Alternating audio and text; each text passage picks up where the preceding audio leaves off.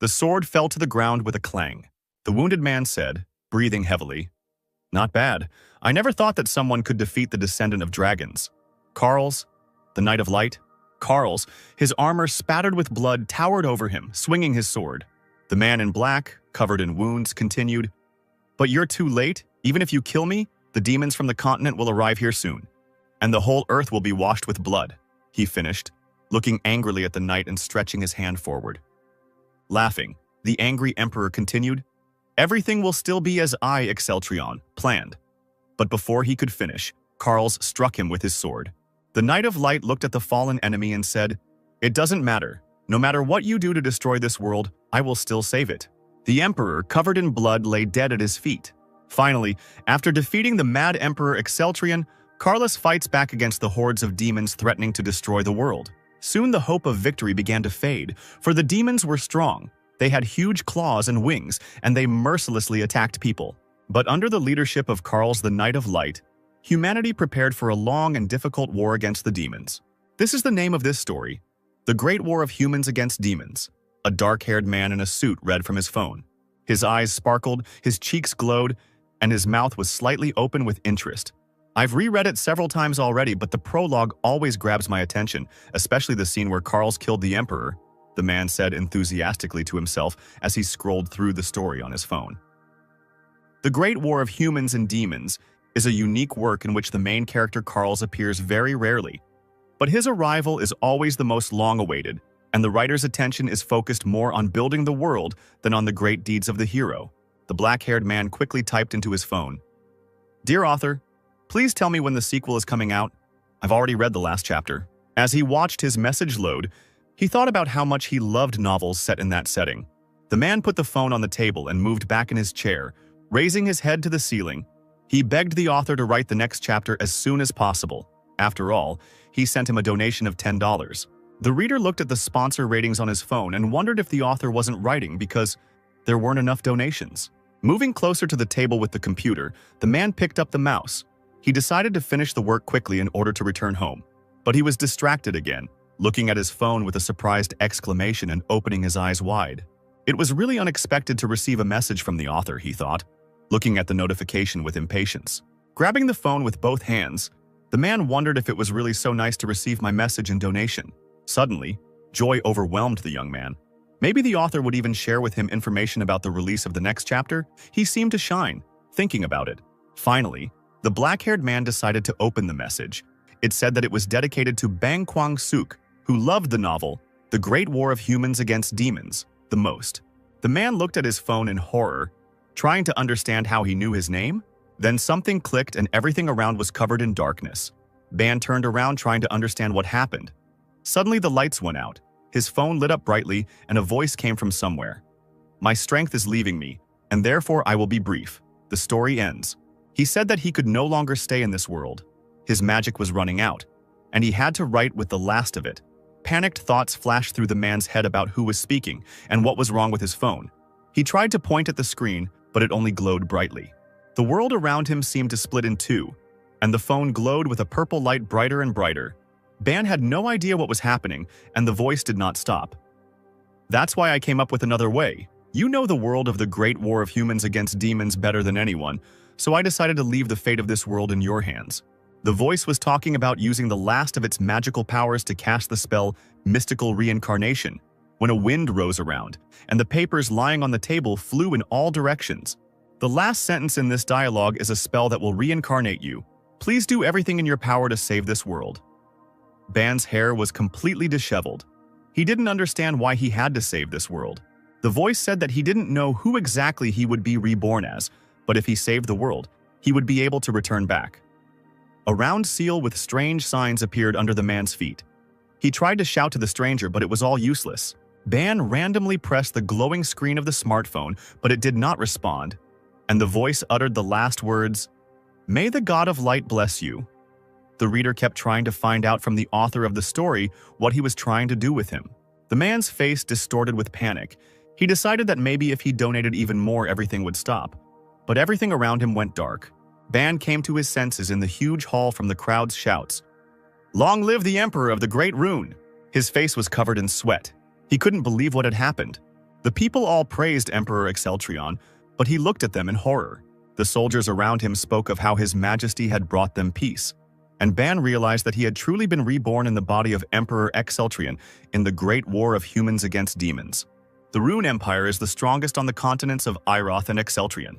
Its emperor looked like a handsome man with golden hair and blue eyes, but also the main villain in the novel, the antagonist Khalsa, covered in the blood of his victims. People with dragon blood are rarely born on the continent. They are called descendants of the dragon. And that was exactly what Exceltrion was, fury burning in his eyes as he fought. Unfortunately, he suffered from madness, which was not at all rare for the descendants of the dragon. Excel tried to deal with this by often being at the bottom of the bottle. But this did not help to drown out the voices in his head that demanded blood. In the end, his madness prevailed, and he led the whole world to destruction. Fear gripped him as he sat on the throne. Ban was in this body, and his subjects continued to shout gratitude to him. When the man was finally about to leave, an important official approached him and, bowing, reported that the infantry would now be seen off to war on the demonic continent, followed by the Knights of the Black Dragon and a supply caravan. The man tried to understand what was happening and asked him if they were really going to the demonic continent. Looking at the emperor with burning eyes, the minister confirmed that the army should have already reached the Wall of Tears, and the clash with the demons would soon begin. Ban stood with his back turned. He remembered this episode word for word. The mad emperor sent his army to the demonic continent. Memories flashed through his head. This happened in the 12th chapter of the novel. The mad emperor invades the continent, and for this the demons will soon mount a counterattack on the empire. Horror gripped the man. He realized that he was somewhere at the beginning of the great war of humans against demons. Then a thought suddenly came into Ban's head. He thought that the author asked him to do everything to save the world, and that in order to return to his world, he needed to save this one. Turning to the soldiers, the newly minted emperor realized that the destruction of the human world began precisely with this fateful military campaign, which would provoke the invasion of demons and confrontation with Carls. Determination lit up his eyes. Ban had to stop this campaign of conquest in order to survive. There is also another good reason to stop the campaign. This official, Enpika. This serious man was a real demon with an evil grin. Send a messenger immediately with my order to turn the troops around and call off the campaign, the emperor exclaimed, grabbing his sword for assurance, and Pinka tried to ask him again to understand what was going on. Do you have something to say? Do you have any reason to believe that I should not stop the campaign?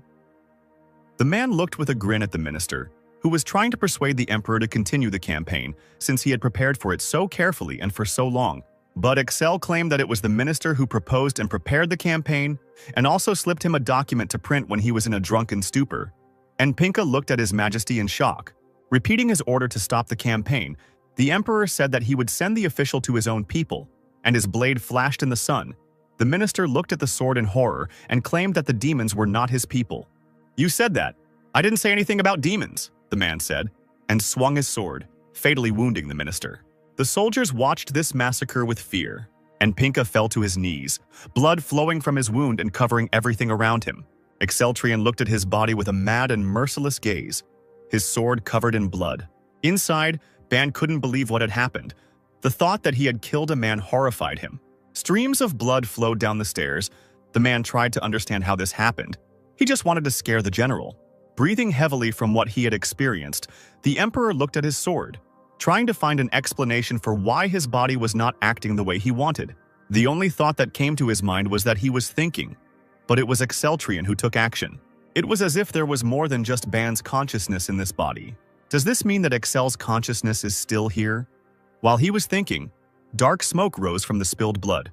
A monster with gray skin, huge wings, claws and horns appeared in place of the dead official. It roared and asked the emperor how he knew about him. Ban thought to himself that he was omniscient because he had read the novel. He even wanted to show the phone with the text, but out loud he said, I am omniscient because I am the emperor, and raised his blade. The demon gnashed his huge fangs in anger. He growled loudly and threatened, stretching out his paw with sharp claws and attacking Excel. The soldiers suddenly rushed to the defense, standing between him and the demon. One of them cut the enemy, and there was even more blood around. The soldier turned around trying to figure out if His Majesty was hurt and was going to protect him. The other knight was trying to figure out how the prime minister became a demon. The emperor angrily called his defenders to silence and, pushing them aside, stepped forward. His blue eyes were blazing with anger. And inside Ban was shocked. He just wanted to ask them to move away, and this emperor was saying that he would execute them. The soldiers fell silent. This man really scared them. Excel squinted as he looked at the defeated demon. The wounded monster felt its strength draining away. The emperor mercilessly ordered to interrogate him and find out who his accomplices were, and if he did not talk, to kill him. The knights obeyed him unquestioningly. I am confiscating the prime minister's property for the benefit of the crown, and you go there and search his house to finish the job. You must execute his entire family, including his parents and children. The man continued to give instructions. The soldier agreed with doubt, not daring to contradict the emperor. Ban pursed his lips. He couldn't control his speech and spoke as Exceltrian would. His will was strong, but controlling the emperor took a lot of effort. Trying to downplay his cruelty, Ban said that the real prime minister was most likely already dead, and the knights immediately confirmed that there had been no contact between him and his family recently. Then he decided to postpone their execution and keep an eye on them. The subjects were really glad that they didn't have to kill the innocent. Finally left alone, Ban gave in to his feelings and grabbed his head, completely exhausted. Sitting down on the huge imperial bed, he thought that if he couldn't restrain Exceltrian, the history of the great war of humans against demons would repeat itself. The country will become a real villain and turn into the bloody empire of Rune, and he will lead all this, the main antagonist. Ban knew this would indeed be a worst-case scenario. Now, realizing how many problems there were around him, the man screamed in panic that he would like to be reborn as someone other than the Mad Emperor. For example, the Knight of Light Carls, the main character. But it was beyond his power to change anything now. Ban tried to calm down and think that, fortunately, he did not yet feel the mental illness of the dragon's descendants that the emperor would suffer from. As he thought, he fingered his fingers and recalled the whole day. Exceltrian, the demon Enpic. He really got into a novel. Maybe the author who sent him here was actually a mage from this continent. Ban imagined him wearing a pointed hat, holding a staff, surrounded by the strongest magic. He kept wondering why the voice asked him to save this world, because he doesn't even know the plot of the novel to the end. The emperor's face suddenly changed, as if he was a different person. With an evil smile, he said that the book about reincarnation and travel between worlds was in the old imperial library. Ban winced, regaining control, worry evident on his face. He realized he hadn't read it, but the man's gaze became stern again. He continued to talk about the fact that he had read this book, and whether the author had descendants. This didn't last long. Ban became himself again and lowered his head. This scared him a lot. It was truly scary to share my consciousness with a mad emperor. The only thing that calmed him down was that his consciousness was still stronger. Grabbing his hair as he tried to come up with a plan to get out of here, he was glad that he had at least stopped the key event, the march to the demon continent. Closing his eyes, Ban realized that he was completely confused by so much information. But one goal was clear: to save this world. A fair-haired man sat in the vast imperial chambers. He was increasingly upset by the memories of the novel. He did not remember the ending, and was in the body of the doomed antagonist. Suddenly, someone disturbed the emperor, saying that Sir Blumhartz was asking for an audience. He perked up, remembering the hero who was from the Order of the White Dragon. In the novel, the Knights of the White Dragon are the emperor's personal guard, and Blumhartz is its leader. Even when everyone turned their backs on the emperor, Blumhartz remained loyal to him until his last breath and died fighting demons. The man was angry again. For him, this man was a stupid old man who only knew slogans about justice and honor. Axel's face was distorted by an evil grin. He would bury this man if he started bothering him, just because he once taught him fencing. When Blumhartz walked in, Ban saw a stern old man with medals on his chest, gray hair down to his shoulders, a beard, and all covered in scars. The knight greeted him, dropping to one knee. "An interesting way to attempt on my life. You want to get rid of me because I'm going crazy," said the emperor. The old man began to apologize, claiming that he was truly angry about the assassination attempt on the prime minister. But Excel reminded him that he himself killed him, although the Knights of the Black and White Dragons should have done this. Bowing his head, Blumhartz knew that as the commander of the White Dragons, he had no excuse. Ban knew it wasn't his fault, and he looked at the knight with sadness, thinking that he was busy guarding the northern border all year round, where he served impeccably and should be rewarded. The man really wanted to thank the knight. Then the emperor, gritting his teeth, nevertheless acknowledged Blumhardt's merits, despite his advanced age. The old man was grateful to his majesty for the praise, and rising from his knees he admitted that the emperor had changed greatly. "I haven't changed. I just decided this time that I won't let the voices in my head do anything," answered Excel. The knight didn't understand what kind of voices were bothering the emperor. Then His Majesty confessed that he was descended from a dragon race, which shocked the old commander incredibly. He remembered how the emperor, with madness in his eyes, said that he would personally execute those who mentioned the dragon race. Standing over a mountain of dead bodies, Excel threatened that anyone who did not listen to him would become like them.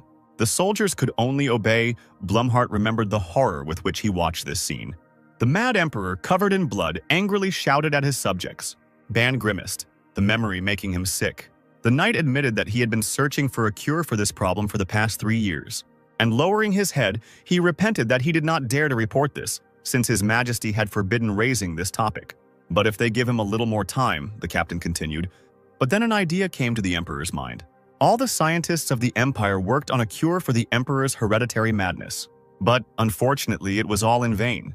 Ban smiled. But they didn't know about the future of this world. It's still possible. The commander had absolutely no idea what the man was talking about and just looked at him in shock. Exceltrion is the strongest of the dragon descendants of his time. He even fought against Carls without armor and weapons, thought Ban, clenching his hand into a fist. He wanted to laugh. He clearly remembered how it was highlighted in the plot. The emperor was filled with joy. Now he knew how to suppress the dragon's heredity and change the course of the romance. Blumhardt tried to understand how His Highness knew this, but Ban could only answer that the knight had come at a good hour, and then he immediately asked to call Senator Duran, for whom there were urgent orders. The old man bowed and went to carry out the order. While shaking his hand, the emperor thought about the fact that it was now the year 427 according to the dragon calendar, and according to the plot, Excel's death would happen in 433. A novel flashed before his mind, a chapter of which was called The Great War of Humans Against Demons, year 433, according to the imperial dragon calendar. He still had about 7 years left in him, Ban thought, as he took off his jacket. During this time, he was obliged to gain control over Excel's consciousness and suppress the dragon's heredity in him. It is also important to avoid conflict with Carls. In the future, he will expose Excel's plans and turn against him, taking the side of humanity. During their fight, the emperor asked, "I am doing justice by exterminating demons. How do you justify your rebellion against me?" To this, the Knight of Light replied, "You have brought the people to the brink of destruction and you still dare to call it justice." Carls claimed that he had gone mad because he was the descendant of a dragon, which angered the emperor greatly. His pride was hurt and he rushed into battle shouting threats. And so the end catastrophic event occurred, which destroyed everything. Banu wanted to cry from these memories. Walking around the room, the man thought that he didn't know when and how madness would take over when meeting Carls. And the right option would be to avoid meetings altogether until a way to suppress the dragon heredity appeared. It is unknown how the plot will change from his rebirth. Taking the blade in his hands, Ban was worried that he would have to kill demons to prevent the destruction of the world. The Emperor's gaze became firm again. Everything was simple. We just need to find some way to deal with the demons, Ban thought. While Excel decided that he would immediately cut them all down and clench the tip of the sword in his fist. Blood was running down his hand. Ban froze in shock. The Mad Emperor must be crazy to be clutching the blade of a dagger in his palm, he decided, holding his injured hand. At this time, Old Man Blumhardt walked quickly along the corridor, thinking that His Majesty was with them again. His stern face sparkled with happiness. He was glad that Excel was again as clear-minded as before. Closing his eyes, he thanked the God of Light for hearing his prayers and giving the Empire hope. In such an elevated mood, the knight walked about the Emperor's business, when Sir Duran stood in the way, greeting the master of the northern borders. "How fortunate that we met. I was just looking for you. His Majesty wants to see you," Blumhardt exclaimed. Sir Duran was truly surprised by this. He was just on his way to the Emperor, because he heard about the reprisal against the Prime Minister and thought that His Majesty had become his former self. The stern knight looked with joy at the minister, who was hoping for a productive conversation. On the way they continued to talk. Duran did not believe that he would finally be able to tell the Emperor about state affairs. But Blumhardt did not let him get too inspired and advised him to be patient. When the two finally stood before the Emperor, Senator Duran immediately dropped to one knee in greeting. Excel ordered the man to stand up and asked if he was aware of today's events. "Of course, I couldn't even imagine that the Prime Minister could be a demon. After all, you personally appointed him to this position." Sir Duran, the head of the Senate and one of the most powerful magicians in the Empire, happily answered. The Emperor looked at him angrily. "I see you still love to twist words." But this didn't upset Duran at all. He just laughed and asked how he could be of help. Having looked closely at the magician, Excel said that he needed to visit one place alone, and while he was gone, he would replace him and hide his absence. Blumhart's frightened voice came from behind him, begging His Highness not to travel incognito, not understanding why anything should change when everything in the Empire was finally stable. The Emperor explained that the purpose of his journey was to suppress the dragon's heredity. "Have you really found a way?" Sir Duran was very surprised when the Emperor agreed. While Excelsior and the Knight were arguing about who would go on the campaign, the magician began to think seriously. Finally, he replied that he was capable of replacing the Emperor for no more than a month. Blumhart turned around, expecting the Senate leader to be on his side, but Duran said there would be a lot of rumors if anyone suspected. "That's more than enough," Ban agreed with a grin. The agitated Knight tried to persuade the Emperor to take some guards. Looking at the old man with a crazy look, Excel refused. "Very few people were a threat to me on this continent," he argued. Becoming even angrier, Ban really thought he was the Mad Emperor. Falling to his knees, Blumhart did not retreat. His only request was to take at least one guard, he begged, banging his head on the floor. The Emperor was speechless. He only looked at the Knight with irritation. This scene touched Bana incredibly. He didn't remember that in the novel Sir Blumhart was such a warm-hearted person. It was impossible to refuse him. When Excel finally got ready, he was met at the gate by the gatekeeper. The Emperor seemed to be impatient to see him out, and he scared the guy to the point of trembling. Ban tried to apologize to himself. Duran came out to meet him with a bundle of clothes, saying that His Majesty had better change his clothes if he wanted to remain unrecognized. The bundle contained shining armor, which surprised Excel, but the magician explained that these were the late Emperor's belongings for traveling incognito, in which he was mistaken for an ordinary mercenary. The Emperor began to take off his clothes. When it came to his pants, he froze. The thought flashed through his mind that it was strange to change clothes in front of everyone. But turning around, Ban realized that no one would think of looking at the Emperor's body. Everyone around turned away and closed their eyes. The doubts and shame of a modern man fought in him with the spontaneity of a fantasy emperor. The Emperor won and asked Duran to help him get dressed. Suddenly, His Majesty remembered the guard that Sir Blumhart had imposed on him. But the minister was informed that the guard would come to the gate. Footsteps and the clink of armor were heard nearby. Duran wanted to say something else about the guard, but a smiling girl in full armor, with a sword and shield, her chestnut hair pulled back into a ponytail, approached them. She apologized and said that she was looking for His Highness. Excel turned around and glared at the female knight. She turned red and shuddered, looking at the man in shock. "This is Sir Blumhart's daughter," Senator Durant finally finished. And the girl was horrified when she realized that the man in front of her was completely naked. Her hair stood on end, and her shield fell from her hands. Her scream echoed through the castle.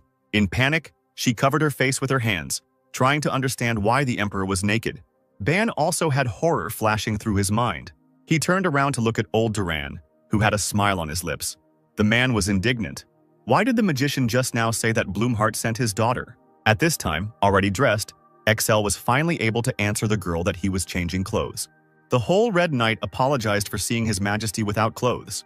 The Emperor was more interested in the skills of Blumhart's daughter. Finally pulling herself together, the girl looked at the Emperor with confidence and assured him that her strength was equal to the lowest-ranking knight of the White Dragon. Her fortitude amazed Ban, but the Emperor looked at her with a grin. He was not surprised at all. She was the daughter of the leader of the knights. The man wondered what the lesser knight of the White Dragon was capable of. "Words alone are not enough for me," Excel said menacingly, drawing his blade, which made the girl opposite her grip the shield tighter. The Emperor shouted that he must test her skills and attacked with magic.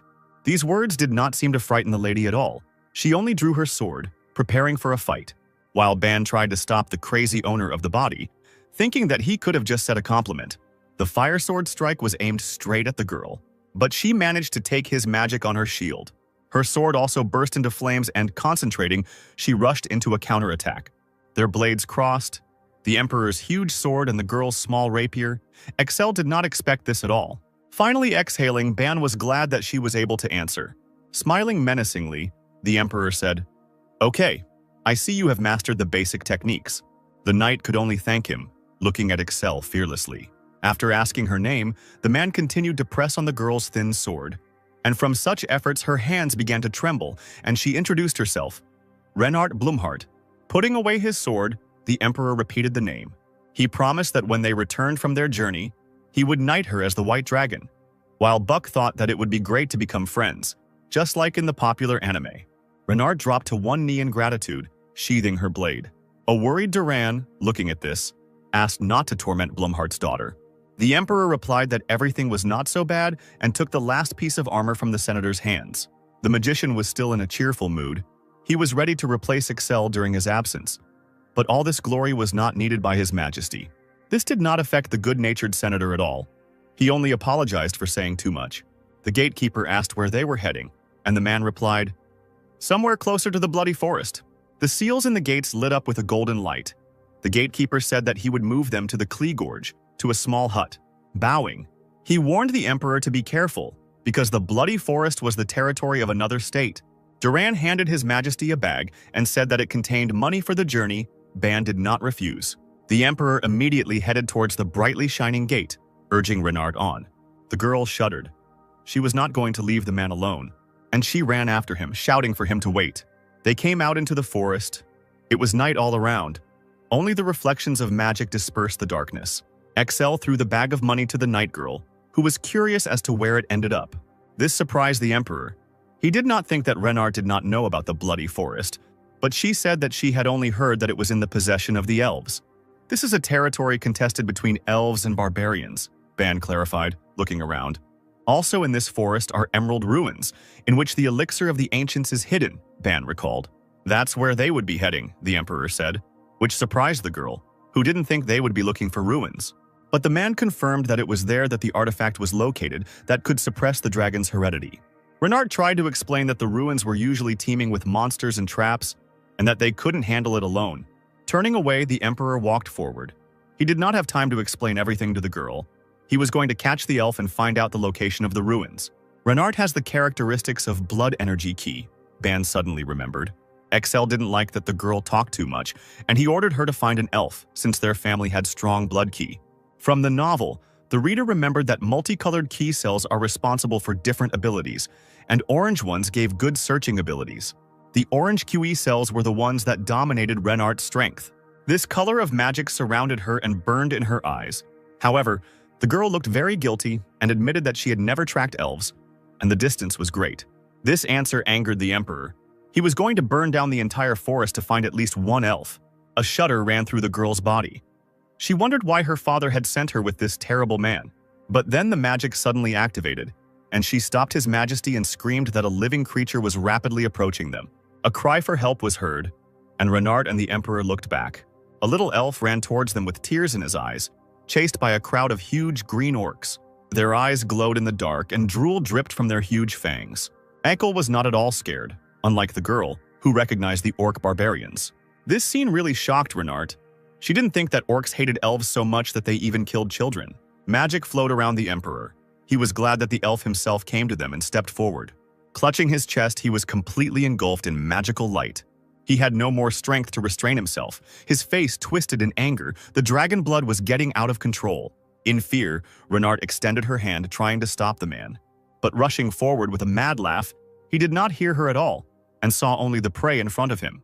The small, fair-haired elf boy didn't understand anything at all, and the girl asked Excel not to touch him at least. The Emperor, looking like a wild beast shrouded in bloody magic, shut her up. In just a second, he flashed through the crowd of orcs and beheaded them all. The bloody road stretched out behind him, and Excel rushed forward, his eyes flashing. All these bodies and blood made him laugh, enveloped in red magic. The remaining orcs surrounded the man, but his magic only grew stronger. He threatened to leave no trace of them. Axes flashed through the air. Covered in blood, the man didn't even seem to notice them. However, the magic did not allow the weapons to even come close, and they bounced back with a ringing sound. This made Excel laugh, and he rushed forward and growled, "Did you really think you could touch me with such a primitive weapon?" With bloody palms, he grabbed two orcs by the heads. With a mad face, the Emperor slammed their foreheads together with all his might, causing blood to spurt out in all directions. With his eyes burning, the man shouted a cry of victory. Ban was also screaming in his soul, but this time from horror. Clutching his head, his only thought was why Excel was such a psycho. Remembering the novel, Ban thought about a beautiful day in the Imperial Castle.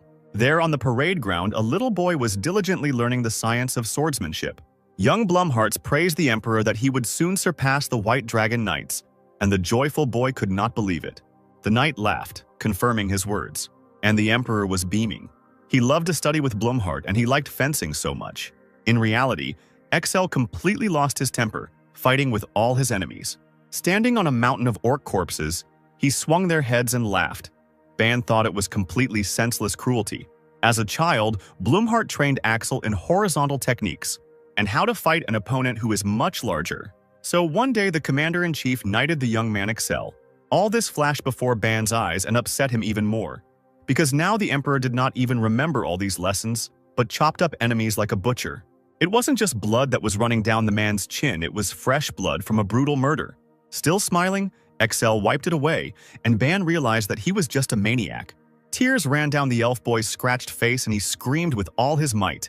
He cowered on the ground, trembling, looking at the mad emperor and calling him a monster. The man froze, remembering the child. But the anger did not leave him. He thought that this was another enemy, and magic sparked in his hand. He tried to grab the elf. Suddenly, Renard stood in his way, covering the boy with her body, urging the emperor to pull himself together. The man's magic gradually subsided, and he spoke her name more calmly. The girl's gaze showed determination to protect the child to the end. A calmed-down Axel looked at her coldly and said, "Don't you understand? I don't want to be recognized. Why did you call me your majesty?" The knight blushed and pressed her hands to her lips, apologizing. Bowing, she continued to apologize, while the man said that it was unknown whether they would need this cub. He didn't know anything. He probably wouldn't even find his way home. Huddled into a ball, the little elf only repeated that he was afraid. Suddenly someone screamed, "Rondo!" Hearing this, the child froze and his tear-stained eyes opened wide.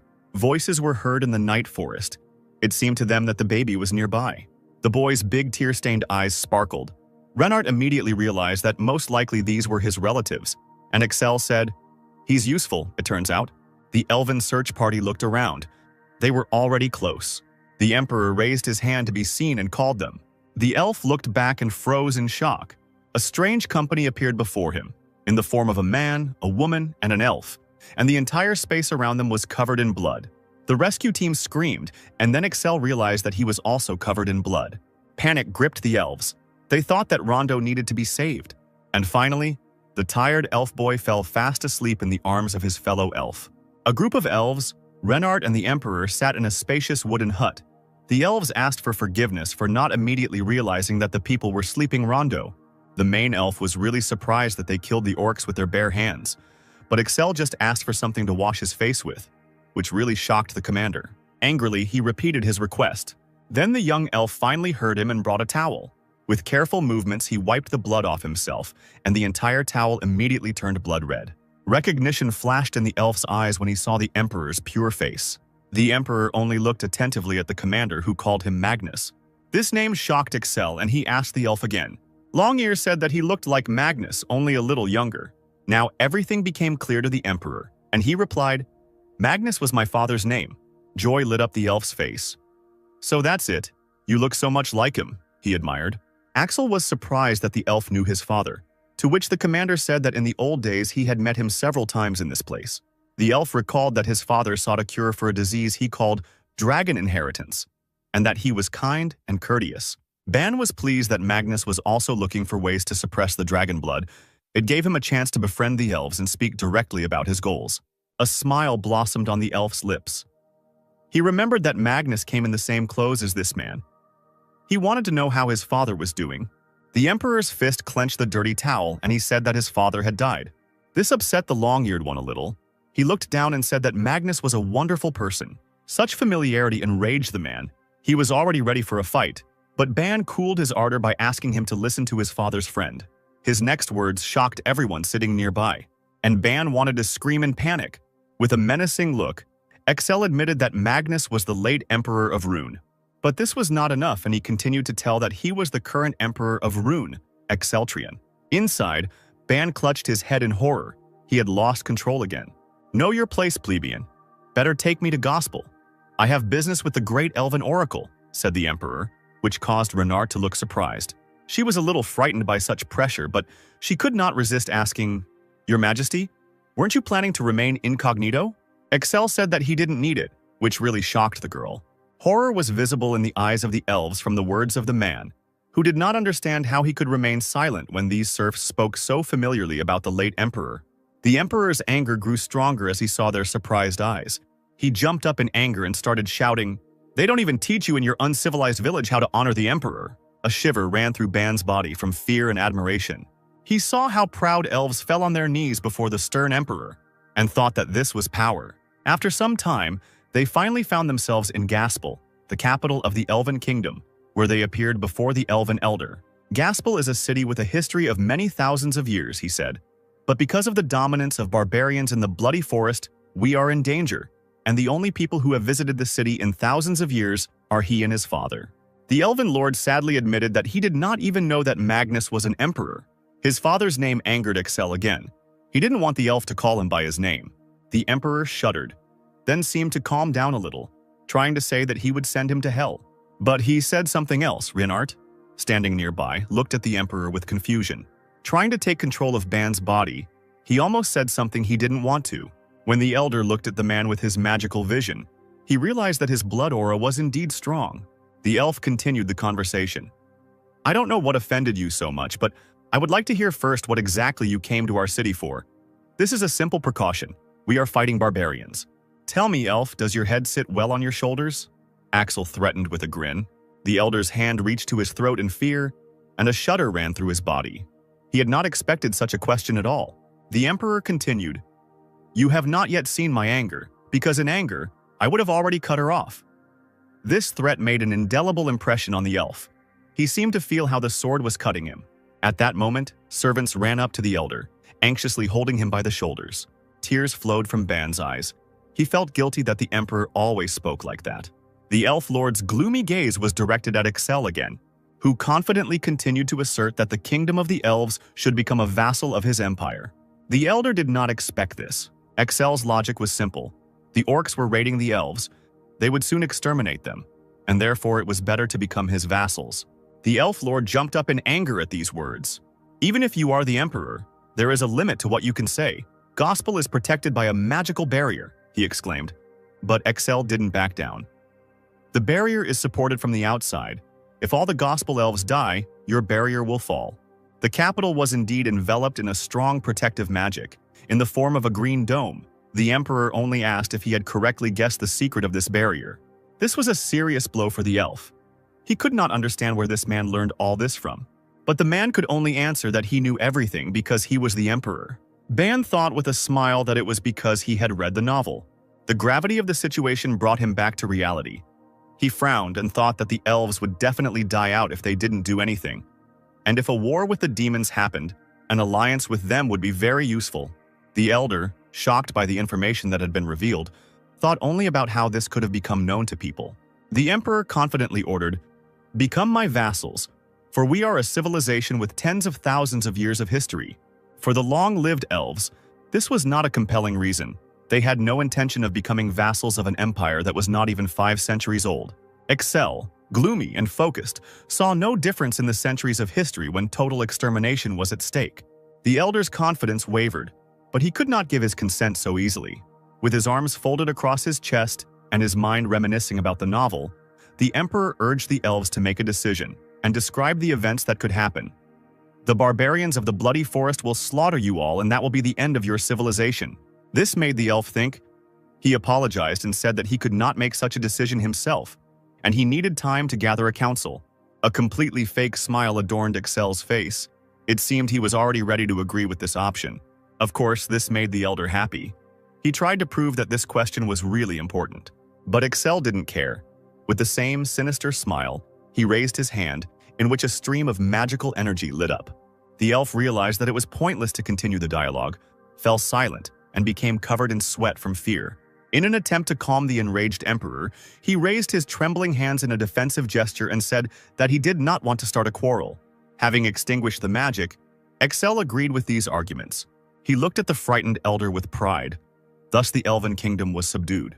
Now the emperor was giving orders, and he needed the elf to convince the elders as quickly as possible. Lowering his gaze, the long-eared one said doubtfully that he understood everything and would do it. This tone did not suit the man, and, looking menacingly, he asked the elder again. The elf understood that he needed to be more respectful, smiling and beaming. He said, "I hear and obey. I will convince the other elders at all costs. You can count on me, sir." This made Excel believe that he was going to send a messenger to Rune and send his knights for protection. Bowing deeply, the inspired elder could only obey the emperor. Having finally settled all the issues, the emperor got down to business. Renard's surprise knew no bounds. The man was still planning to enter the Emerald Ruins, leaving the girl to convince the elders. Excel's desire to enter the sacred ruins, which had been protected from outsiders for thousands of years, caused the elf to go into a frenzy of anger. A mad fire lit up the emperor's eyes. He asked again. Was the elf really against it? The elder was not going to give up just like that. No matter what the emperor did, he would not be able to let him into these ruins. But Excel's lips only touched with a smile, as if he was thinking. The emperor, his eyes flashing and wild, said that he was just a little angry. A red carpet flashed across the ground, and the elves standing on either side bowed, escorting the emperor to the entrance of the Emerald Ruins. Questions crowded in Renard's head. Didn't the elves say that they wouldn't let strangers in? Why were they suddenly so willing to cooperate? But the emperor brought her out of her reverie. She turned around when she heard her name. In His Highness's hand was a letter. He handed it to the girl, saying that it should go personally to Duran, because the life of the elves and the existence of these ruins are connected with it. Renard had doubts. She was worried that it was dangerous to be alone in the ruins. The entrance really did give off a sense of horror, and the girl claimed that she knew these ruins well, because she had been told about them since childhood. Bowing, she asked the emperor to take her with him despite all the dangers. The wind swayed the trees around him, and Excel replied that he understood everything. Pure and faithful, like her father, the girl made a huge impression on Ban with her sincere care. The emperor smiled. He knew he had to go alone to find a cure for the dragon inheritance. Raising her head, Renard looked at Excel with hope. But her hope quickly evaporated when he said that if he was ready to die, then please do so. The setting sun illuminated the smiling face of the emperor. Those who oppose his will must die, he said. The frightened girl tried to prove to Excel that she only wanted the best for him. The arrogant emperor did not agree with her at all, because only he knows what is good for him. He finished, "You think you would have entered the ruins without weighing the risks?" These words helped Renard understand her mistake. The man's attentive gaze pierced the girl. He said that he was giving her a unique opportunity. The girl looked at the emperor, not understanding what he was talking about. As if it were a precious treasure, Renard clutched the message to her chest. His Majesty commanded her to return to the rune and carry out his orders. Then she would receive his forgiveness. Excel raised his hand, threatening the girl. By running his hand over her, the man seemed to separate her head from her body, showing what would happen if he got angry. The girl froze, not daring to move. Bowing to the ground, she obeyed and immediately set out to carry out all orders. The emperor's gaze was calm and commanding. He looked at the girl bowing before him and said, "It finally dawned on you." This conversation upset Bana. In his head, he apologized to her, shedding tears. It seemed to him that the orc blood had provoked Excel, and he had become much more arrogant and hot-tempered. The sun penetrated through the treetops into the clearing where the emperor stood, and the entrance to the cave was no longer so scary. An elder approached him. Excel asked him about the treasures hidden in these ruins. The elf, of course, knew about it. He told a legend that in the depths there was hidden a miraculous elixir for all diseases. That was the plot, Ban recalled. With the help of this elixir, it would be possible to cure the dragon's heredity. Having decided to prepare everything for his return, the emperor ordered to convince the elders and continue his father's research with the elven oracle. The elder did not argue with Excel, specifying when to expect him. This made Ban think. He remembered that the hero had spent a little less than a week in the ruins. So he answered, turning to the elf, who was concerned about what the emperor would eat and drink. But the man did not answer this, and the elder did not dare to insist. "In a couple of days, my warriors will arrive. I sent an order to protect your territory around the barrier so you can sleep peacefully." Excel gave his last instructions. The elf could only thank him with a bow. In conclusion, the emperor ordered that no one should be allowed into the ruins. An unusual wind touched Excel's feet from the half-open gate. He stepped forward, heading towards the unknown danger. The walls and ceiling of the cave were all covered with a layer of bright green moss. Transparent, sparkling crystal scatterings greeted the man in the cave. The moss was unusually bright and gave off a strange smell.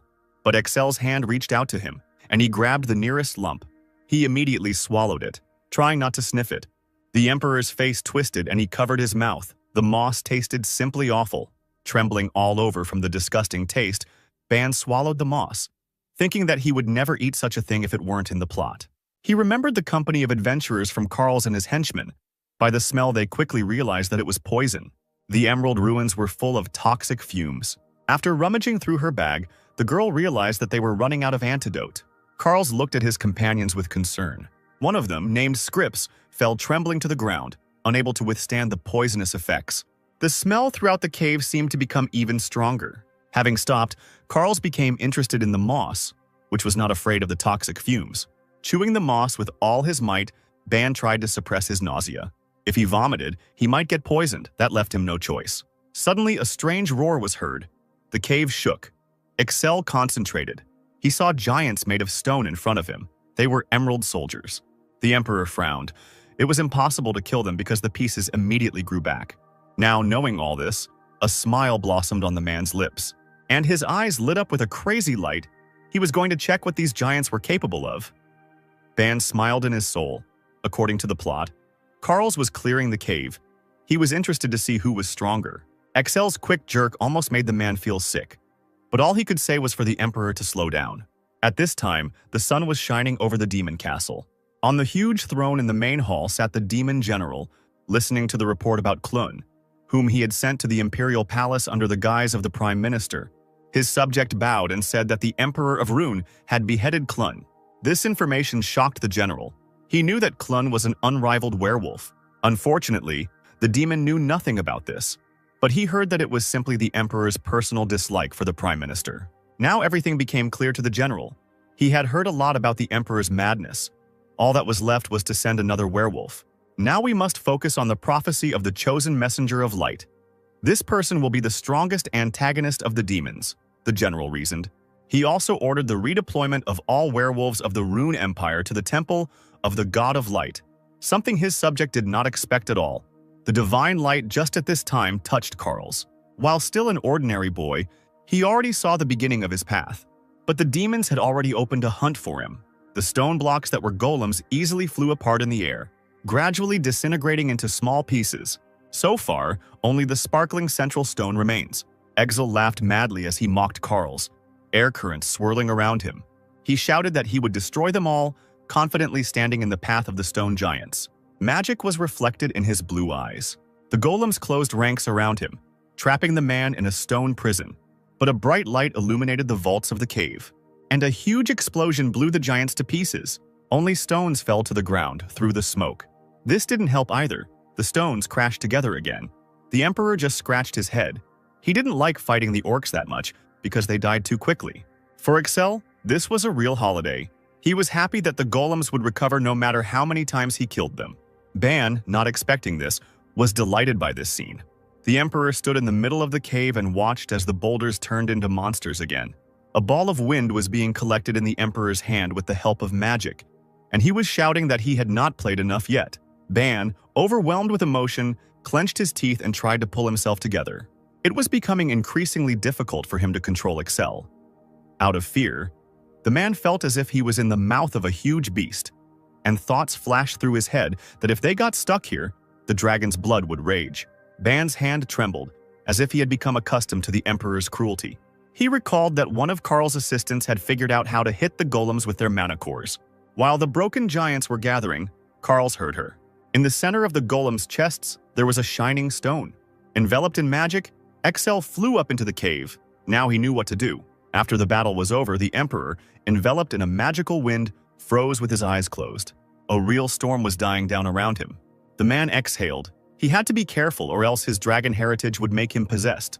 Having rested, the Emperor stepped further, to the next entrance.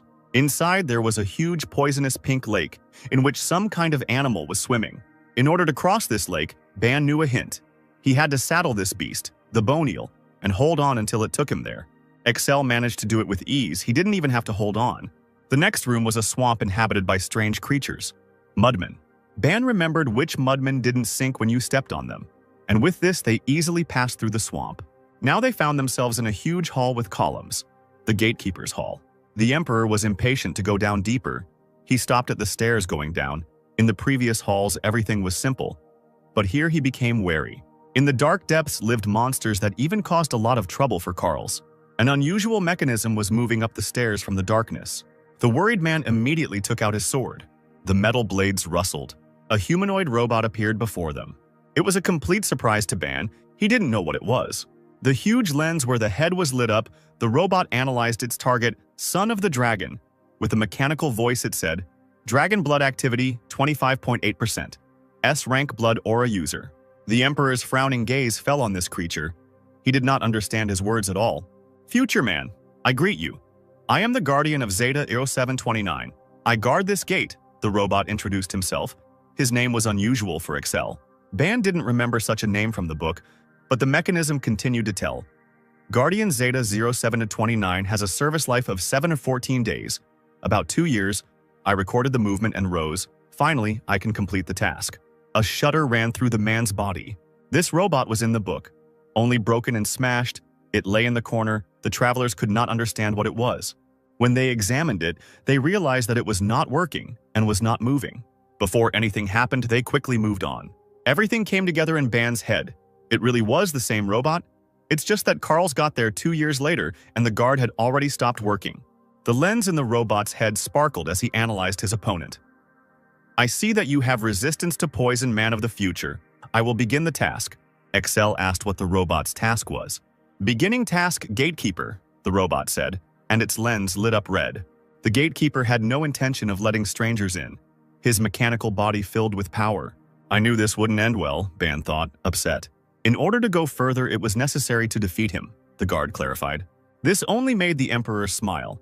Everything became clear to him. A huge sword glowed blue in the robot's hand. Excel had never seen anything like this before, and he prepared for battle. Swinging its light blade, the mechanism jumped up, aiming at the man. The Emperor concentrated and blocked the attack. This shook the man. There was a lot of strength in the guard. Looking into the glowing red lens, similar to an eye, the man understood that this was a dangerous opponent. Retreating, Excel jumped away from the robot. For this attack, the Gatekeeper was able to assess his strength, fighting ability, and the increased level of dragon blood activity. The Emperor's sword became coated with magic, and his opponent realized that it was dangerous. The man was overwhelmed with power. Ban had only seen such techniques in fantasy. Excel had no other choice. He had to use all his magic to not let the battle drag on. With a scream, he sent a huge wave towards the robot, sweeping away everything in its path. Light enveloped the guard. The blow crashed into him. From such force, cracks appeared on the walls of the room.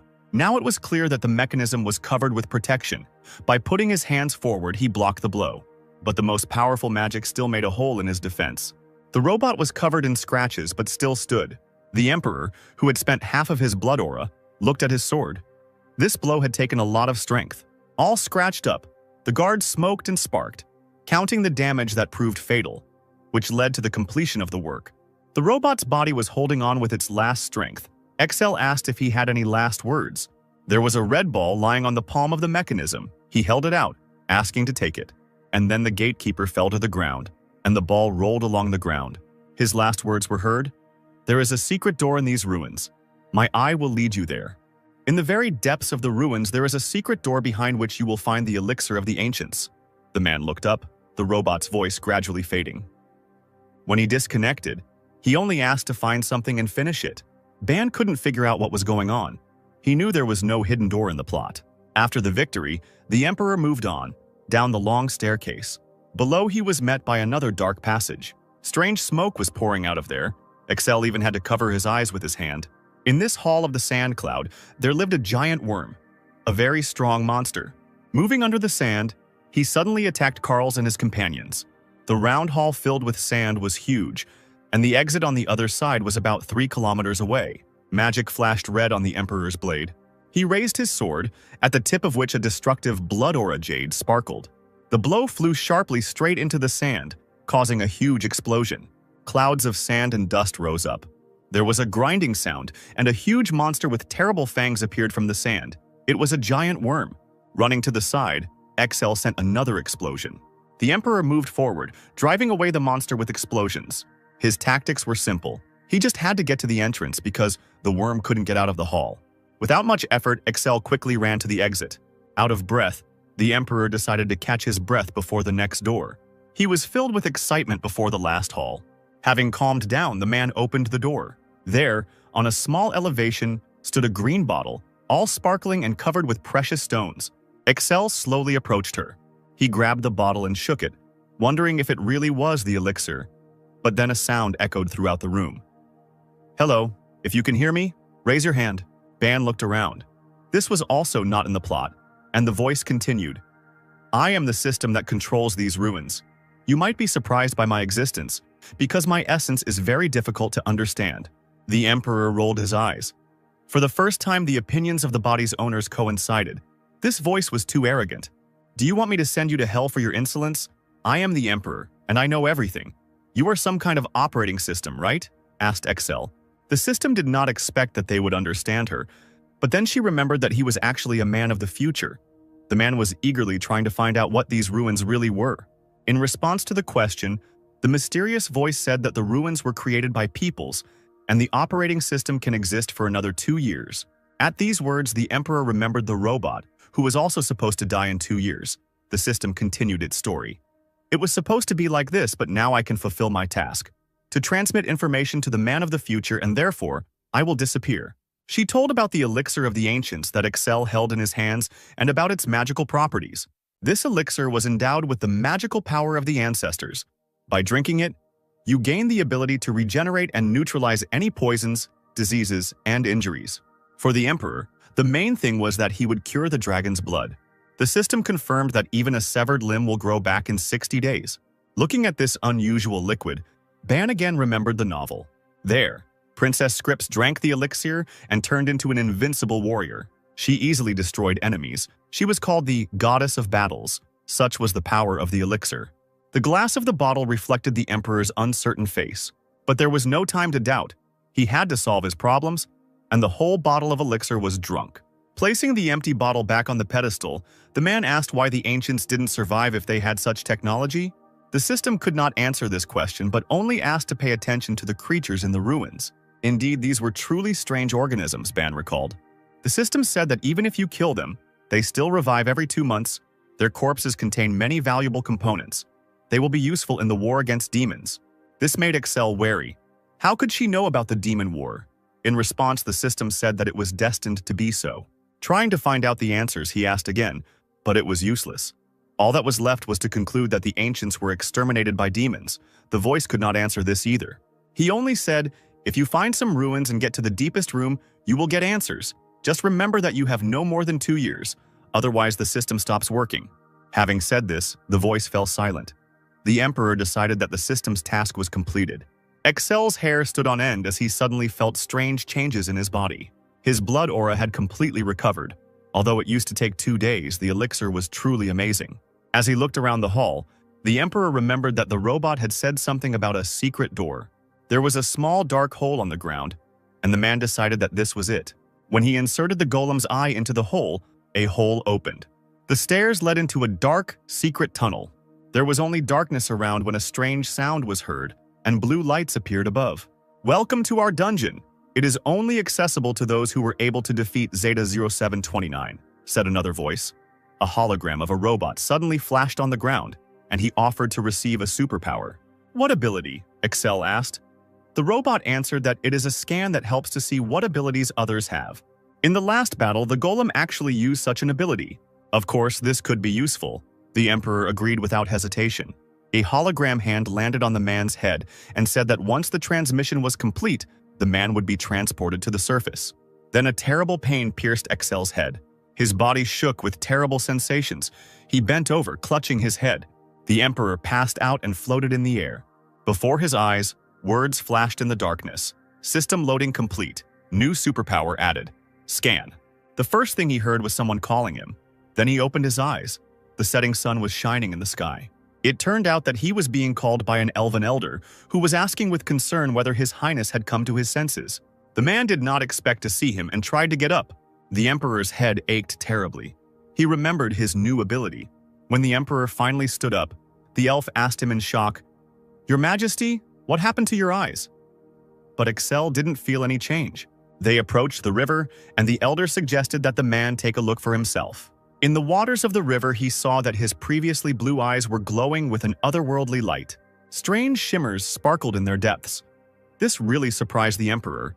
A strange voice inside his head said, "Synchronization completed. The ability implementation was successful." He turned to the elf.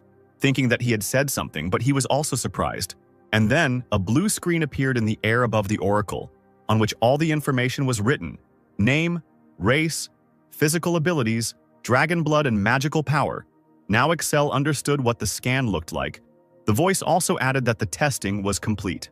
The elf noticed that the glow in His Highness's eyes had disappeared, but the Emperor reassured the worried elder. In the reflection, Excel looked at his stats. The dragon blood was still at a high level. This worried him. But everything was fine.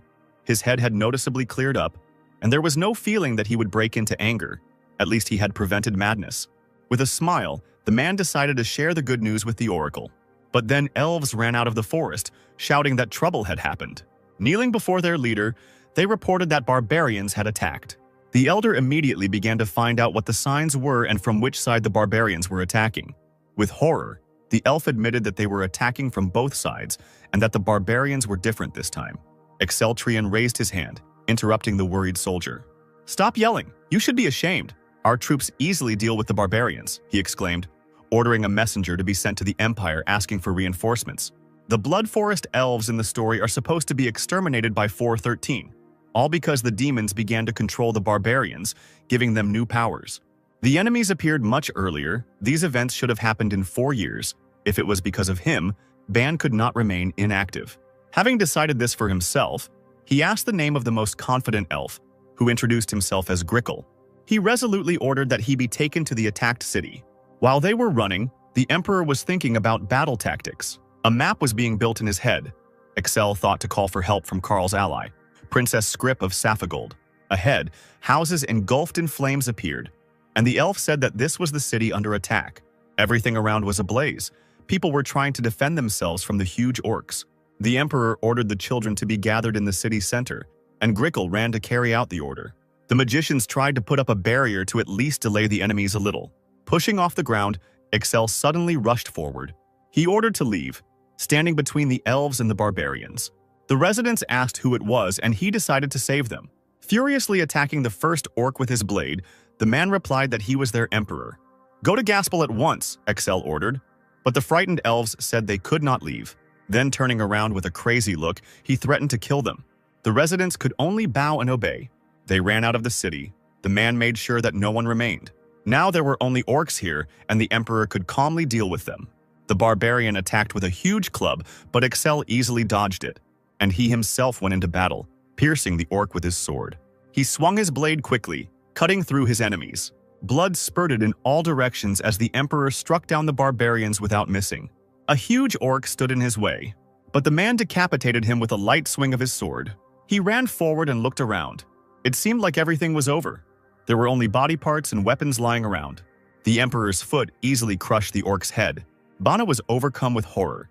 He was not at all used to seeing such bloody scenes. Blood was dripping from Excel's boots. A rustling sound in the bushes made the man turn around. Someone tried to hit him with a huge paw, but the emperor managed to duck. The sudden attack of the possessed trolls shocked Excel, and he did not notice that another one was approaching from behind, swinging a club. A sharp blow sent the man flying. But he managed to stay on his feet, spitting blood out of his mouth. Anger filled the emperor. His pupils narrowed, and his magic went out of control. Ban tried to restrain him, but it was useless.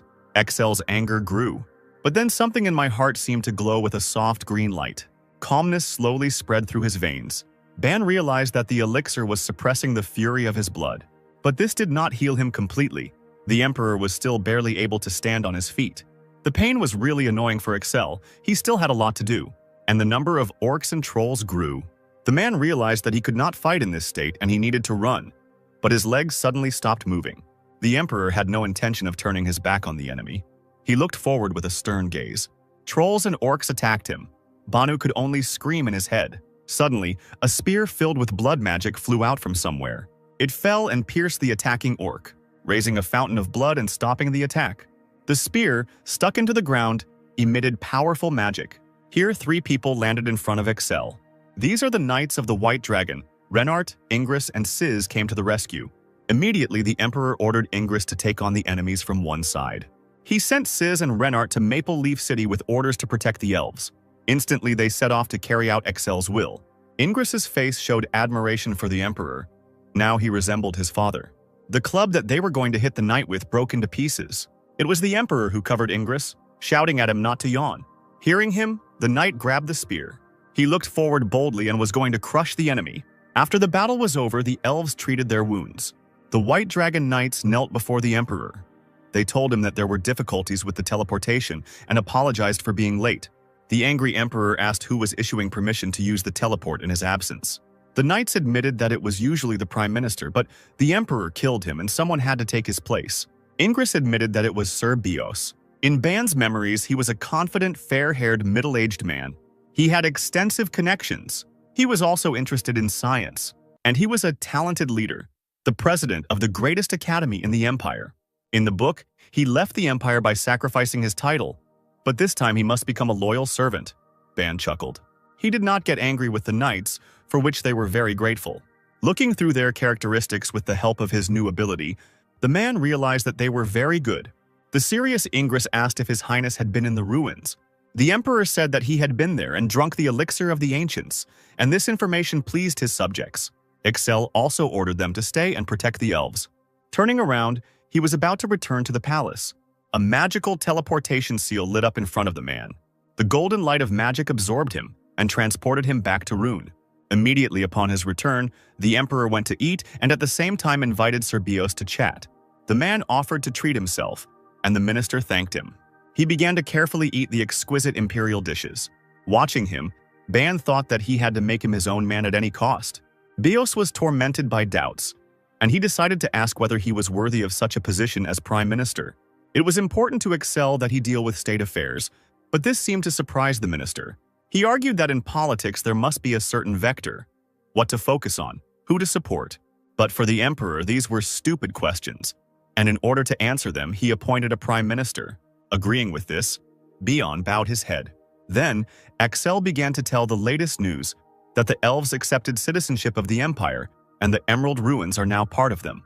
He ordered the monsters from the ruins to be used to prepare for war, to which the minister asked with surprise what kind of war awaited them. In response, the Emperor told about the war with demons, and that there was 1 year left before it began. Bion was shocked by such confidence. Of course, Ban couldn't say that he had read the novel many times, and he just said that he knows everything because he is the Emperor. Perhaps you have spies among the demons, the minister decided to ask. But Excel did not answer and left everything to Bion's imagination. The Emperor was not at all what the official thought. The man chuckled at this, getting up from the table and asked, "Did you also believe that I was crazy?" Sir Bion admitted with the utmost honesty that he truly believed this. But now, having bent his knee, he was going to serve faithfully and truly for the good of the Empire. This softened the Emperor, and he decided not to punish the minister. The Saphigold Empire would soon send its ambassador, as the Blood Forest was their territory, said Bion, who was going to take over diplomacy. Only Excel decided to do it himself. The worried minister was not against it, but he thought it could be a declaration of war. Ban stated with confidence that there would be no war. Soon the ambassador of the Sapphire Empire arrived at the castle walls. This was a crucial moment. The man must not let Bion down and start a war. The door to the chambers swung open with a sharp kick. The man who entered with an angry face began to shout, "You have outraged the Saphigold Empire. We have heard about your madness, but do you really want war?" Shouting at the Emperor, he introduced himself as Barza and said that he would fight him to the end. That name, Ban's memories stirred, was the name of the 5th demon general. In the future, he will betray humanity and side with the demons. Excel grabbed the blade, intending to kill him. Rising from the throne, he easily cut down the ambassador. This shocked the minister, because he thought that the Emperor would not start a war. Barza was mortally wounded. Walking calmly back to the throne, Ban thought in horror that this was the end. His subjects shouted that he deserved it for daring to insult the Emperor. Now that war was inevitable, Bion wanted the Emperor to send a letter explaining the reason for the ambassador's murder. One of the officials objected that Emperor Saphigold himself should bear responsibility for sending some scoundrel. Excel called them to calm down, saying that he would resolve the issue. And he called Bion, who came forward readily. In the Emperor's hand was a letter which he ordered to be sent to Saphigold. With a bow, the minister was about to fulfill the Emperor's will. Bion did not return alone. He went to Exceltrian reading the letter. He thought that the ambassador should not have been killed, but surprisingly Sapphire Gold only sent a letter and a girl. She was chained but beautiful, tall, with dark hair. Knocking on the Emperor's chambers, Bion shouted that the envoy of the Saphigold Empire had arrived. The man immediately recognized the girl. It was Princess Scripps. She only bowed with a sad, emaciated face. In the future, this princess became an ally of Carl's. Already at the age of 7, she showed signs of possessing a dragon inheritance of great power. As she grew older, she lost control of herself and killed many people, and soon she became an outcast in her own country. This sad story really upset the emperor. There was no end to the outbursts of aggression, and she decided to chain herself up. Ban looked at her and remembered that according to the plot, she drank the elixir and was healed. His gaze became completely sad. He felt very sorry for the girl. Suddenly, the princess's eyes rolled back and she staggered, falling. Shouting for water, Excel ran up to her with concern. A glass of clean water was immediately served to His Majesty. With care, the emperor offered it to the girl, who was so dehydrated that she could barely speak. But after thanking him, she refused. Excel asked to explain why. Scripps said that if you drink a lot of water, your strength will return and your dragon blood will rage. But the man did not retreat. He was confident that he could win. He ordered the maids to bring more water. In the letter, Bayon lamented that Emperor Saphigold was asking for the princess to be executed. But Excel decided that it would be better to make her a concubine.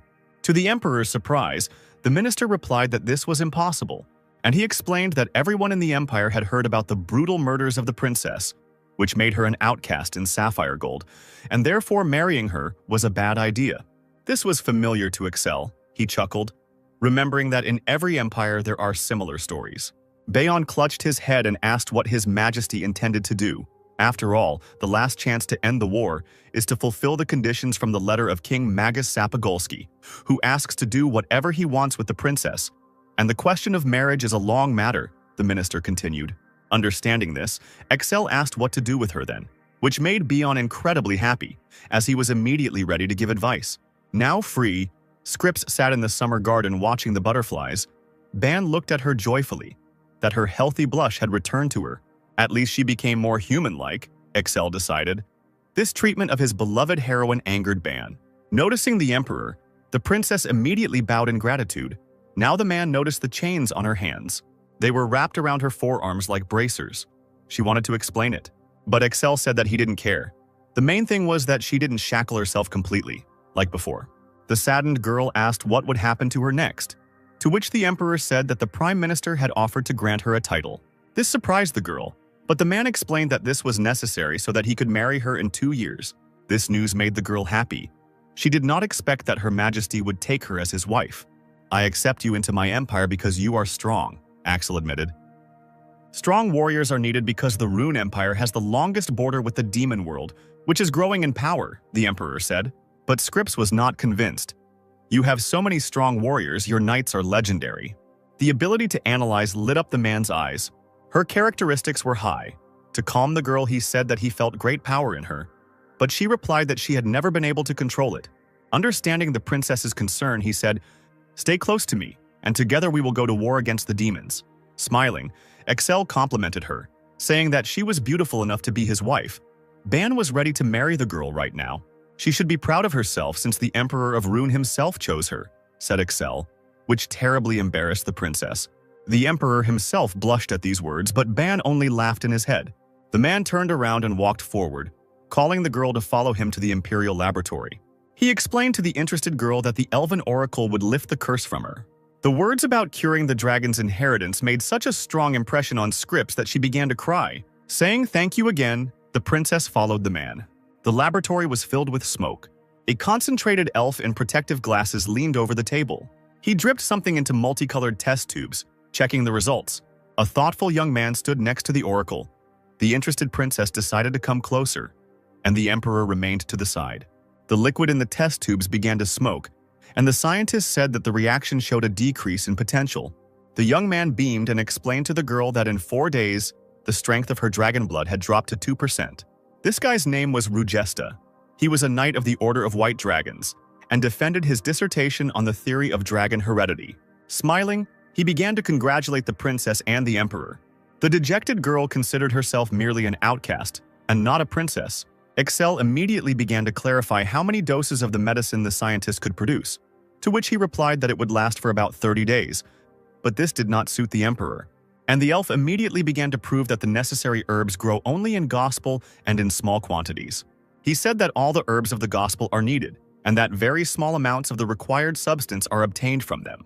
Excel decided to find out if these herbs grow in the Emerald Ruins, to which he was answered in the affirmative. He gave an authoritative order to go into the ruins and collect plants. Rugest bowed and obeyed the emperor. At the same time, magic was shining brightly in the temple. A girl of unearthly beauty sat in the center of the magical seal, and the power tousled her long hair in bright flashes. Priests in cassocks stood around, looking at this with admiration. When the magical light went out, they all headed towards the girl. The saint? Trying to find out what she saw. The gods spoke to her, she replied, but the priests wanted to know the details.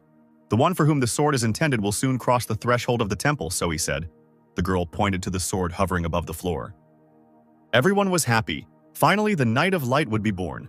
But one monk distinguished himself. He stepped forward, stopping them. It seemed to him that this was not a good sign, and that the future war would be even bloodier.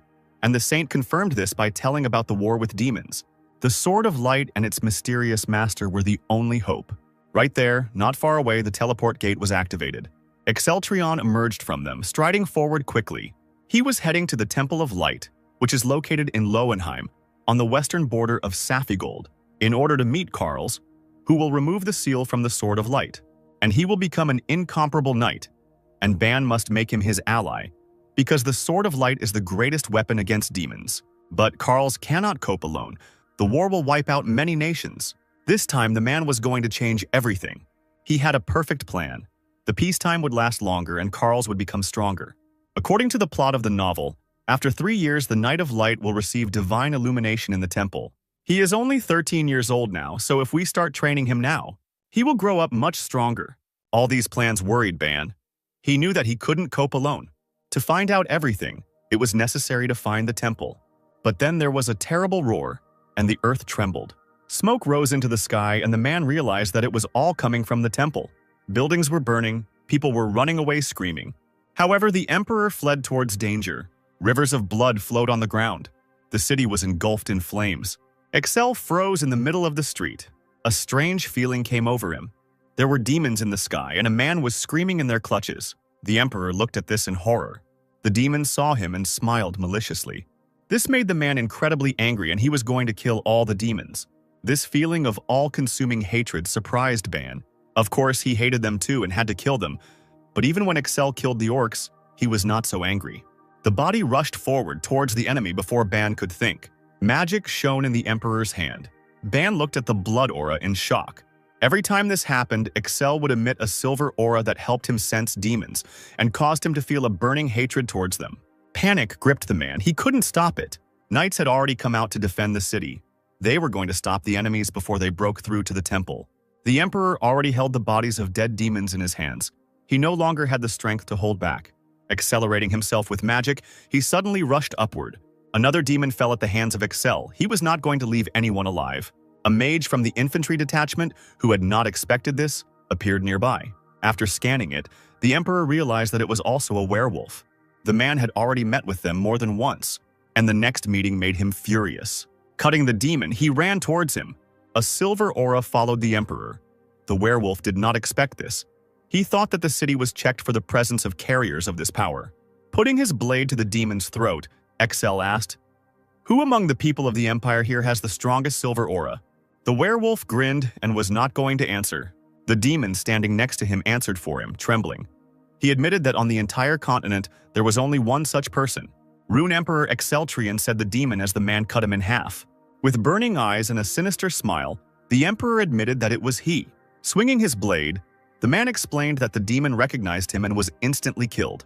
In fear, the werewolf Actus ordered the death of Excel and the demons went on the attack. But the emperor, swinging his sword with ease, did not even let them get close to him. He slashed at demons non-stop. With a smile, he realized that he didn't even need to see them. He felt everything. Suddenly, a spear flew from somewhere, but the emperor managed to dodge. And the spear hit the demon straight. The enemy, covered in blood, fell with a growl. Now only Actus remained in the man's path. Excel chuckled. "Did you really plan to break into the temple with such a small number?" The werewolf's face was filled with fear. He did not believe that his brothers were killed so quickly. Looking up at the sky, he ordered the remaining demons to kill the emperor. Spreading their wings, they rushed at him. Dozens of spears were aimed at the emperor, but he could see perfectly well where they would strike. The silver aura truly amazed Ban. He dodged attacks effortlessly, as if he could see the future. He blocked the sword with a clang. The hand shot up into the air, and Excel grabbed the spear aimed straight at him. The demons couldn't understand what was happening. Even the werewolf was shocked at how he caught the spear. The Emperor enveloped him in silver magic. Power crackled in the weapon as Excel swung, and with all his might he sent the spear upward. Ban panicked and didn't understand why he threw it into the sky. With a grin, Actus thought that the Emperor had missed. The spear whistled into the crowd of demons, and then there was a loud explosion, and pieces of bodies flew to the ground. Ban and the werewolf were speechless in amazement. The Emperor laughed, throwing his head back and looking at the falling parts of the demons. He shouted, "What a magnificent view!" This gave Banu confidence and he laughed too. Gritting his teeth in anger, Actus could only repeat, "How dare you!" Having pulled himself together, the demon ordered the summoning to begin. The remaining demons pierced themselves with their spears. The werewolf also plunged the weapon into his heart. This struck the Emperor. He wondered, are they all sacrificing themselves? Blood continued to flow from their dead bodies, seeming to merge into one stream. It was spinning into an endless bloody spiral. Horror gripped Excel. He felt something dangerous was approaching. He wanted to run away from there, but he heard someone's voices. The knights approached him, rejoicing at their salvation and the killing of the demons. The man looked at them angrily and drove them away, calling them serfs and plebeians. This attitude infuriated the knights guardians of the temple. The Emperor had just said what he had warned when a real tsunami of blood erupted around him. It covered people who didn't understand anything. Unable to escape, they drowned in this bloody ocean. There were cries and requests for help all around. The Emperor, standing on his feet, wanted to help them. But the blood suddenly turned into a river again and flowed. The knights screamed, trying to get out. But it was all useless. It was as if they were being sucked into the depths. When all the blood was gone, a mysterious black hole could be seen. Ban's skin crawled with fear. Blackness began to spread around the strange hole. The earth shook from such magic. A huge hand emerged from the black gate, and someone growled, "More!" Gradually, a body appeared, insanely large, all in folds of skin. Finally, the creature stood up to its full height. It towered over Excel like a tower, and on its belly there was a gaping mouth full of fangs. The creature called itself Epicron and growled, demanding blood. "This is one of the princes of hell, the prince of gluttony," Ban recalled in panic. Not far away in the temple, deep underground, the saint and the monks bowed before the sword, feeling the earthquake. The girl closed her eyes and prayed to the god of light for salvation.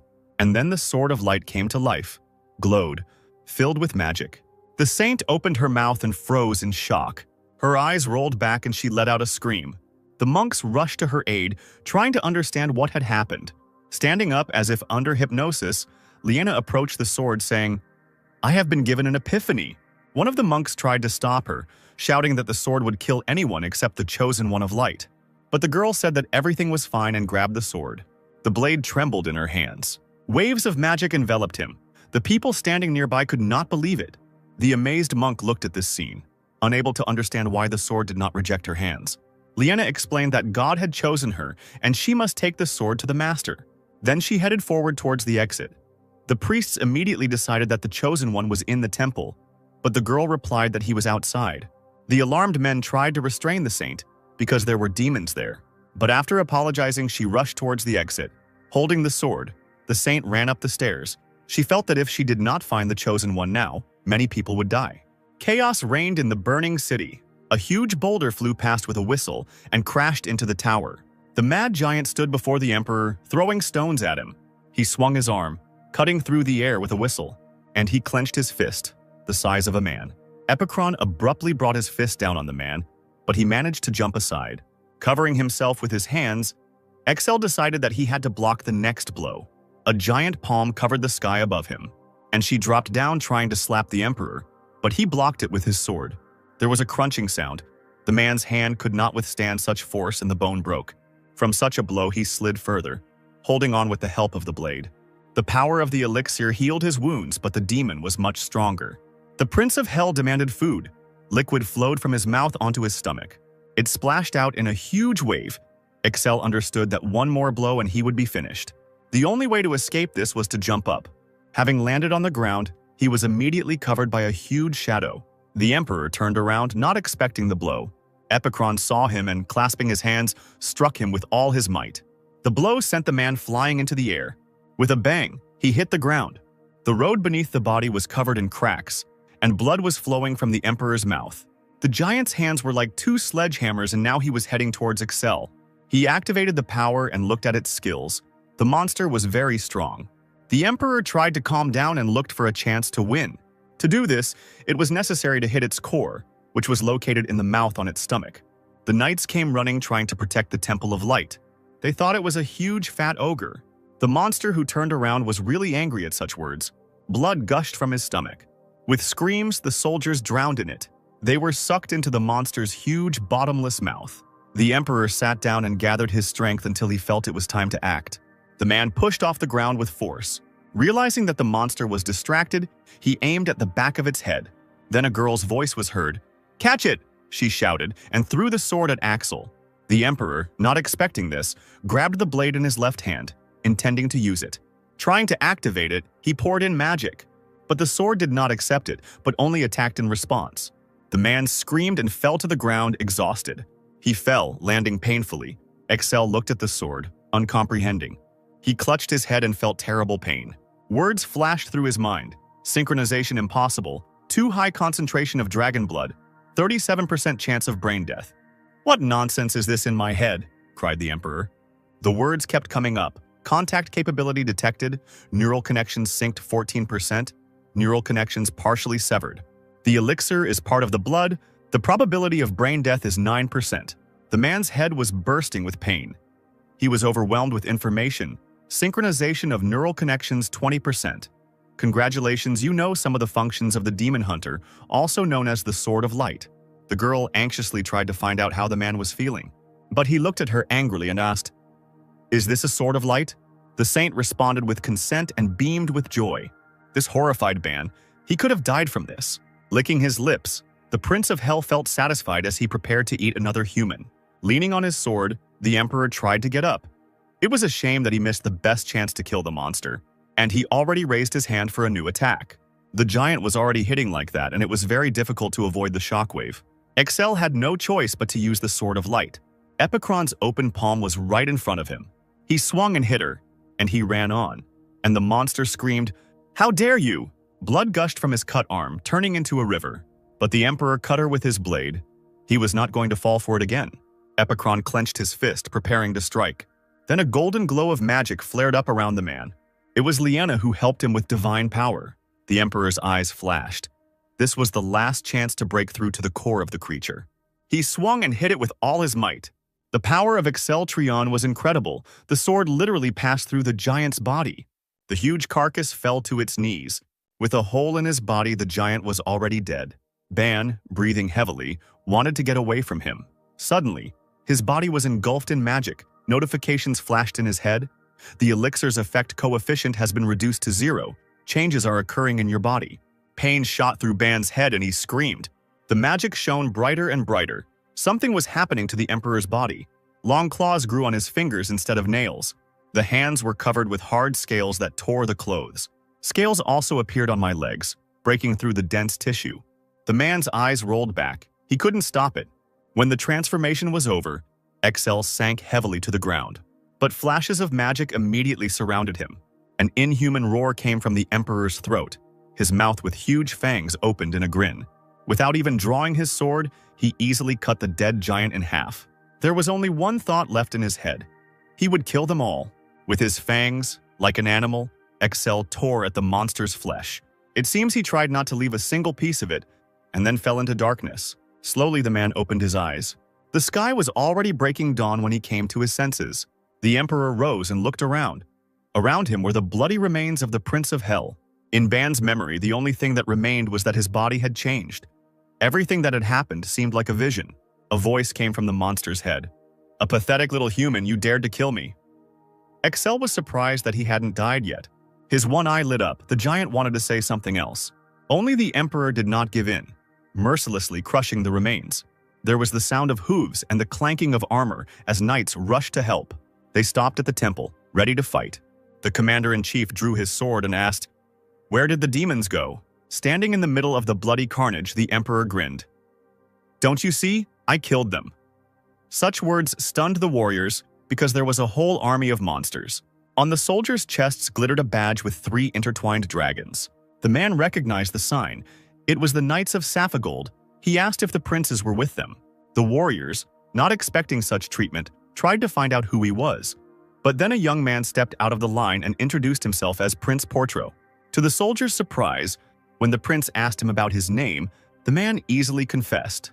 When they didn't quite understand who he was, the man had to say that he was the Emperor of Rune, Exceltrian, and then get down to business, continuing, "I have a way to cure dragon inheritance." The prince seemed to have no idea what the emperor was talking about. Then he turned around and got ready to leave. "As you wish. It's your business. Greetings from Scripps." But Portro stood before him. He dropped to one knee, saying, "Forgive me, your majesty. I admit that I am guilty before you." The knights could not understand why the prince was lowering his dignity in this way. The commander was perplexed as to how it was possible to believe so easily, and what if it was an impostor. But the prince was observant and pointed them to the emperor's sword. Of course, the knight recognized the Sword of Light, so the prince had no doubts, because before him was the chosen one of the God of Light. "No need for formalities," said Excel, for which the young man thanked him. His Majesty's offer to be cured of dragon blood was of interest to him. The fact that everyone believed it so easily surprised the emperor. Smiling at the pleasant words, he called the prince with him, but before returning to Runa, he had to finish his business here. Servants in white robes came out of the temple, and the same girl who helped Excel was hiding behind one of them. Seeing them, he said menacingly, "I order Saint Liena to appear before me immediately. You will not escape responsibility." This frightened the girl very much. Trembling, she recalled how he turned into a beast and tried to understand what had happened. The disciples were surprised that the emperor knew about Liena, since she had become a saint only a couple of days ago. But he was not going to explain anything, and grabbing the sword, he demanded that the girl be given back. The high priest tried to find out what he wanted from the saint, but the ruthless emperor said that he intended to execute her. And in response to the question for what, he said, "For an attempt on the life of the emperor." But the priest shouted that this was impossible. The sword whistled, cutting through the air. An enraged Excel held a sword to the man's throat, threatening to kill him if Liena did not appear. She was in a panic, but there was no other choice. Stepping forward, she prayed for the emperor to put away the sword, but he only called her to silence. Excel wanted to inflict on her the same pain that was tearing him apart. Ban cried, remembering how much pain he was in, and the emperor only ordered that the girl would speak only with his permission. The frightened priest begged to spare the saint. Surprisingly, the man agreed, saying that he would have to do something, and he asked about the town of Pretio. The monk remembered that it was a small mining town north of Lowenheim. Lowering his blade, Excel demanded that the boy Carls be found there and made a novice. The question of why only angered the emperor. He was going to count to 5 so that the priest would make a decision, and he quickly agreed. The man assigned Prince Portro to guard Liena. When they were about to leave, the girl wanted to say something about the battle. Of course, Excel couldn't allow this, and she, frightened, obediently fell silent.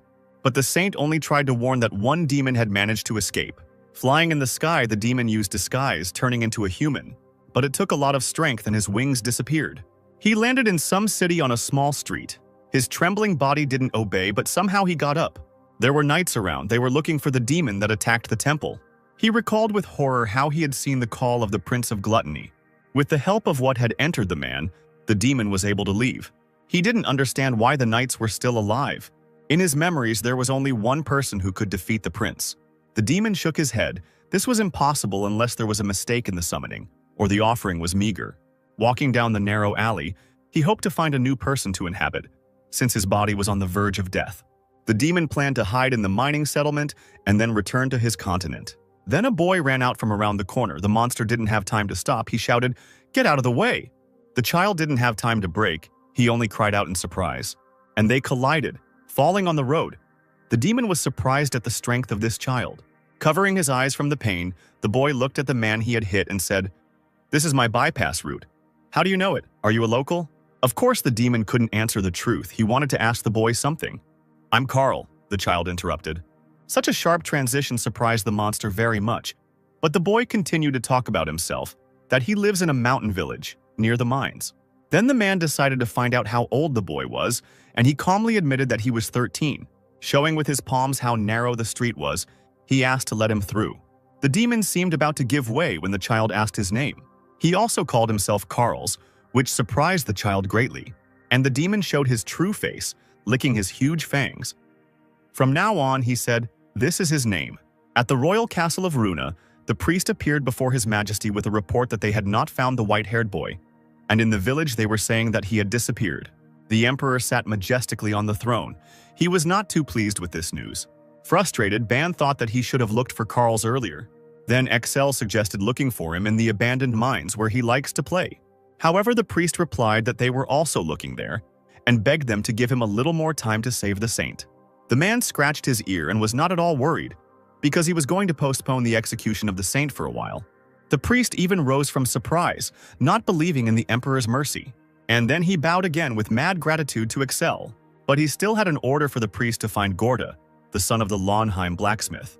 The monk stood up and tried to understand why this boy was needed. The emperor was going to train him for the Order of the White Dragon. The man also ordered to prepare a place for the portals. Before leaving, the monk wanted to talk to Liena, but the emperor said that she was in prison and he would pass on his words. At night, it was hot in the dungeon, like in a bathhouse. Excel went deeper and deeper down. Ban had no desire to go to this steam room. He stopped near the cage with the saint.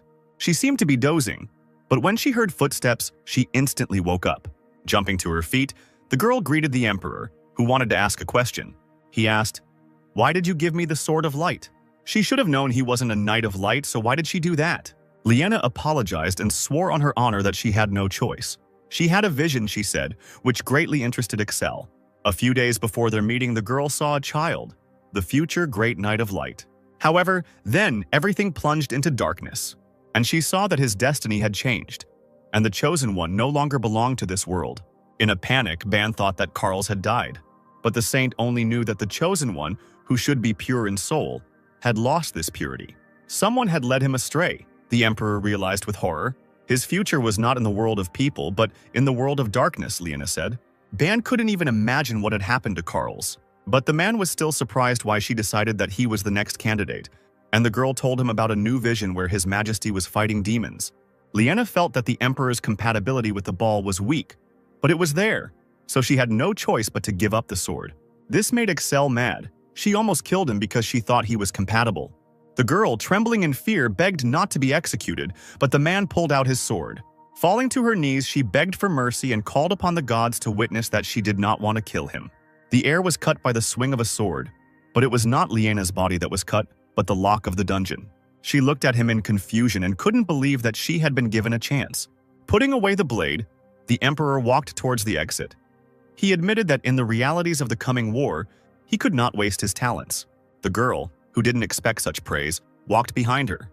Excel was going to use her abilities. Feeling insecure, she said that she was completely inexperienced in magic, and yet she was going to serve the empire without question. The thoughtful emperor only said that he would discuss with the knights how she could help, and Liena was already happily spinning around him, trying to prove her usefulness. The man walked slowly up the stairs, but his thoughts were overwhelming him. He must find Carls as soon as possible. After some time, the emperor and Princess Scripps were sitting in a large room on soft sofas, and the saint sat on the floor. Looking at her, the emperor was surprised why she did not rise from her knees. She explained that she was a sinner and did not dare to sit next to him. But Excel convinced her not to embarrass herself and sit on the sofa, or at least take a chair since she wants it so much. She stood up and walked on shaking legs to get the chair. Smiling, the man introduced her. "This is the saint from the Temple of Light, now a citizen of the empire." The unsmiling princess said that her elder brothers had mentioned her in letters, and she had heard about her great talent in white magic. Surely the emperor remembered how she had strengthened him with magic and helped him defeat the demon. Scripps was concerned that, unlike the saint, she was of little use in His Majesty's affairs. But Excel reassured her, telling her to focus on her studies and asking how training was going. The princess immediately cheered up, blushed, and said that Sir Ingress was very kind and often gave compliments. The emperor immediately asked what kind of compliments he gave. "He's sure I won't lose my cool during a battle," the girl admitted. But Excel wasn't pleased. He only said that she was probably delighted by these compliments, to which Scripps replied that for the first time, someone spoke to her with kindness. Ban thought angrily about what Sir Ingress was doing instead of teaching. But the girl exclaimed that she was training with all her might, and the man remembered that this was indeed so, Ingress reported to him. He beamed with happiness as he told how masterfully the princess controlled the aura of blood, although she had not even been trained in this. That during the mock battle, He felt like it was a real battle. She, like His Majesty, also uses the power of dragon blood. The Emperor decided to check whether Scripps had actually used the power of dragon blood in her training, and she admitted it. She also admitted that even with this power, she was far behind the White Dragon Knight. Then, Excel asked if she was losing control, but the girl said that she had learned a method to partially awaken the power. This impressed the man, who himself was having a hard time maintaining control thanks to the elixir. Here, the sword of light standing next to the sofa began to shake and fall. In an instant, Liana rushed towards him. She grabbed it and handed it to the Emperor, who said, "And you are always on guard of the sword, I see. Just don't throw it next time." Liana noted that protecting the sword was the meaning of her life. Pulling out the blade, he looked at his reflection, activating the scanning ability. In addition to the usual inscriptions about his powers, a new incomprehensible line appeared, which he saw in the Prince of Gluttony, Transcendence. There was a weird hyphen at the end that Ban decided to push. Additional information revealed: Transcendence attribute characteristic, Chaos, rank 7%, skills, space distortion, gluttony. While reading, Ban tried to understand what it was. The system itself gave a hint. Transcendence is a unique skill that violates all the laws of the universe. The man, surprised, exclaimed out loud questioningly, which shocked the girl sitting next to him. He explained that someone had spoken to him. Liana remembered that there were legends that the Sword of Light spoke to its owner, and other people could not hear it. Having demanded silence, the Emperor concentrated, closing his eyes. "Can you hear me?" he asked, and immediately received the answer, "Yes, I am connected to your consciousness." Ban immediately thought that the sword could read minds, and he confirmed it. Many images of what had happened appeared before the man. The sword showed his past. Such power amazed Ban. He decided to check if the sword really showed everything. He then showed how the man dropped it, laughing. Ban apologized. He became interested in finding out why Transcendence appeared. Many images flashed around Ban. Sword replied that according to the data, it appeared because he managed to defeat a creature with such an ability. What does it give, Ban wondered, but what he was told was, the effectiveness of these abilities will depend on their level. But he was still curious about what their effects were. They answered him in the same detail. Space distortion moves objects in space and can be used as a shockwave. The man remembered that the Prince of Gluttony did this. This kind of use of space distortion is only possible after reaching a certain level, the sword admitted.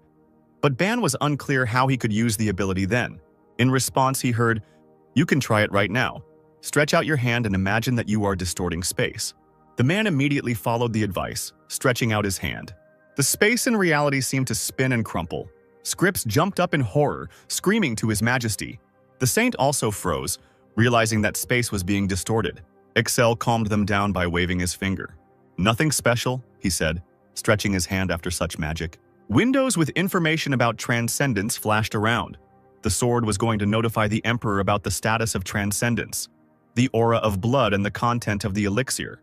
Carefully looking through the information, the Emperor thought that perhaps Carl had seen it too, and that was why his abilities had increased so much. But the sword did not understand the question. Then the Emperor remembered that he was not acquainted with Charles and knew nothing about him. The windows kept popping up.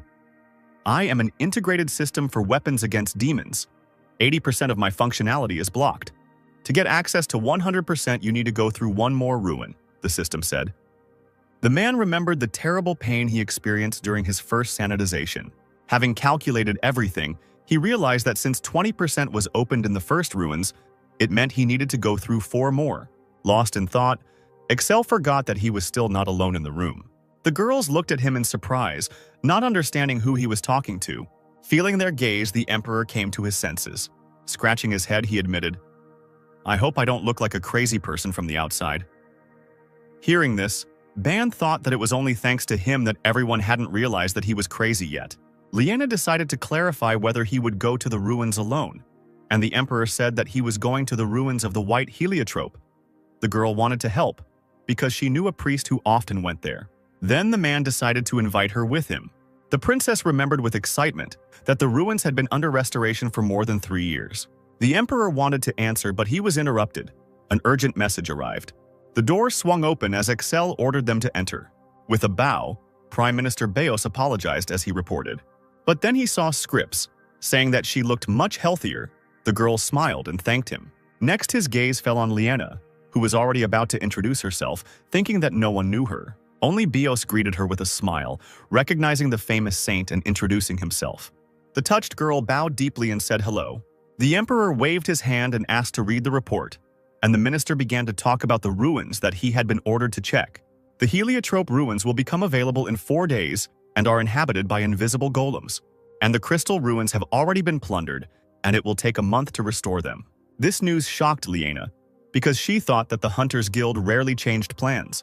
Bios boasted that the Empire's influence extends across the continent, and even hunters cannot refuse them. The girl immediately wanted to know how he convinced the guilds. To this, the minister reported that he had met with the leaders and had indicated to them that they bore personal responsibility and would face the wrath of the emperor. This approach delighted the girl. She knew that His Majesty's threats worked wonders. The minister also added that he used the influence of the temple and said that the priests would refuse them services. Even Excel praised the man who tried so hard because it was not even part of his duties. The minister was flattered, although he did not like intrigue, but did everything possible for the sake of the goal. What was the purpose? The emperor was surprised, and Bios told him that it was all part of a grand plan, and now everything was clear to him. The inspired prime minister explained that such a blow to the demons would send a signal to the entire world that the Rune Empire was a stronghold in the fight against the underworld. Liena was stunned by such obvious flattery. Who knows how His Majesty would react? But the man even liked it. He noted the wisdom of the minister. Ban was also surprised that it worked. Smiling, the princess appreciated Excel's ability to appoint the right people. The men showered each other with compliments, and the saint was even a little frightened of the minister. She trembled as she remembered the angry emperor, and this man spoke to him so easily and threatened the hunters' guilds. Getting up from the sofa, Excel warned Liena that she was going with him to the ruins, which greatly excited the girl who jumped up after her. She didn't think that they would go right now. He also added that they would be accompanied by a knight, and Scripps asked if she could go with them. In response, the emperor said, "You have something to do." The girl decided that he was talking about training. However, the man was not talking about this. He was instructing her to resolve disputes with the Sapphire Empire. The princess was saddened by this. She did not really want to meet with her relatives, but she could not disobey. With a mad grin, Excel turned to Liena and threatened, "It's your turn to prove yourself. Get ready." The girl was horrified by this. At the same time, in the Demon Kingdom, which was once inhabited by people. However, after the war with the dragons, 6 demonic principalities were formed there, and everything created by people was destroyed. Since then, demons have been coming to Earth and trying to take over the world. But the Rune Empire always thwarted their plans, but the demons did not give up. They called upon the general, and he turned the demonic state into a military stronghold and began to seize lands.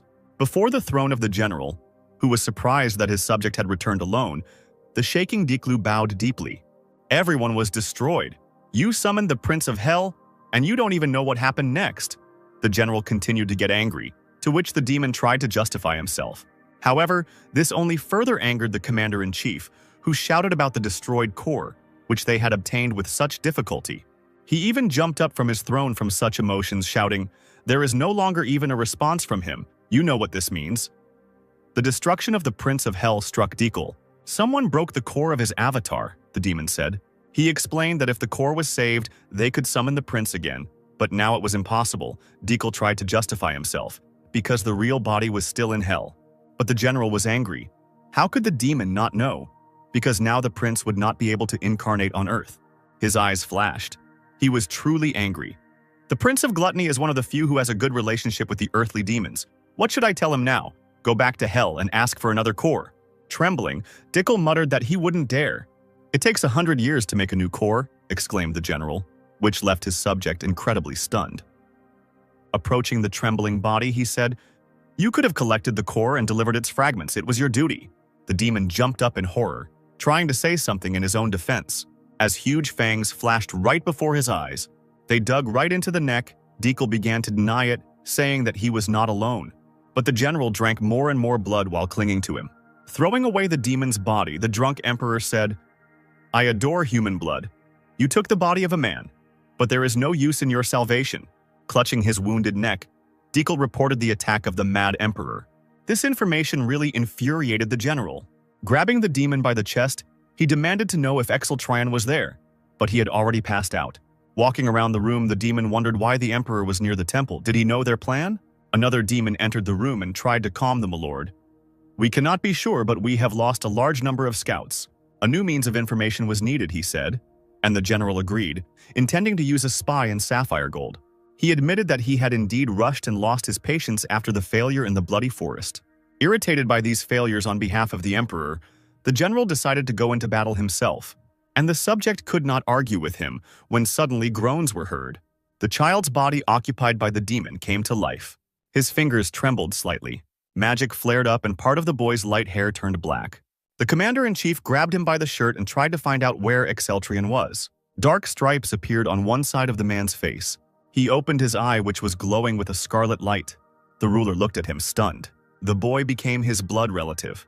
The demon standing nearby could not believe how the werewolf became a vampire and tried to understand what happened. And the general said that the child regained control of his body and was transformed by a vampire bite. The boy was breathing heavily, holding his throat, and the demon was surprised at how the man had driven the werewolf out of his body. Then, the milord explained that his soul was crystal clear.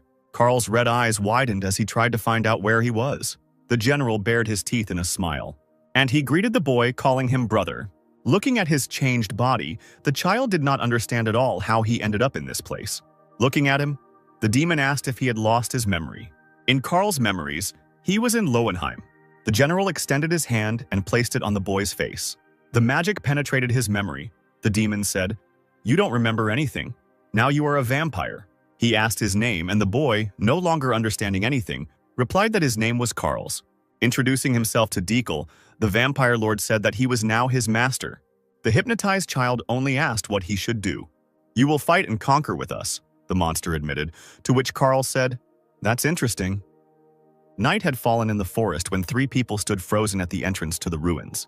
These were the majestic ruins of White Heliotrope. On the continent of Iroth, these are the very first ruins discovered by man. Many hunters have tried to explore them, but in vain, because invisible golems live there. You can't enter them in a large group, because the ruins are so deep that provisions run out towards the end. But attempts are still being made to this day, because there are many heliotropes hidden in these ruins.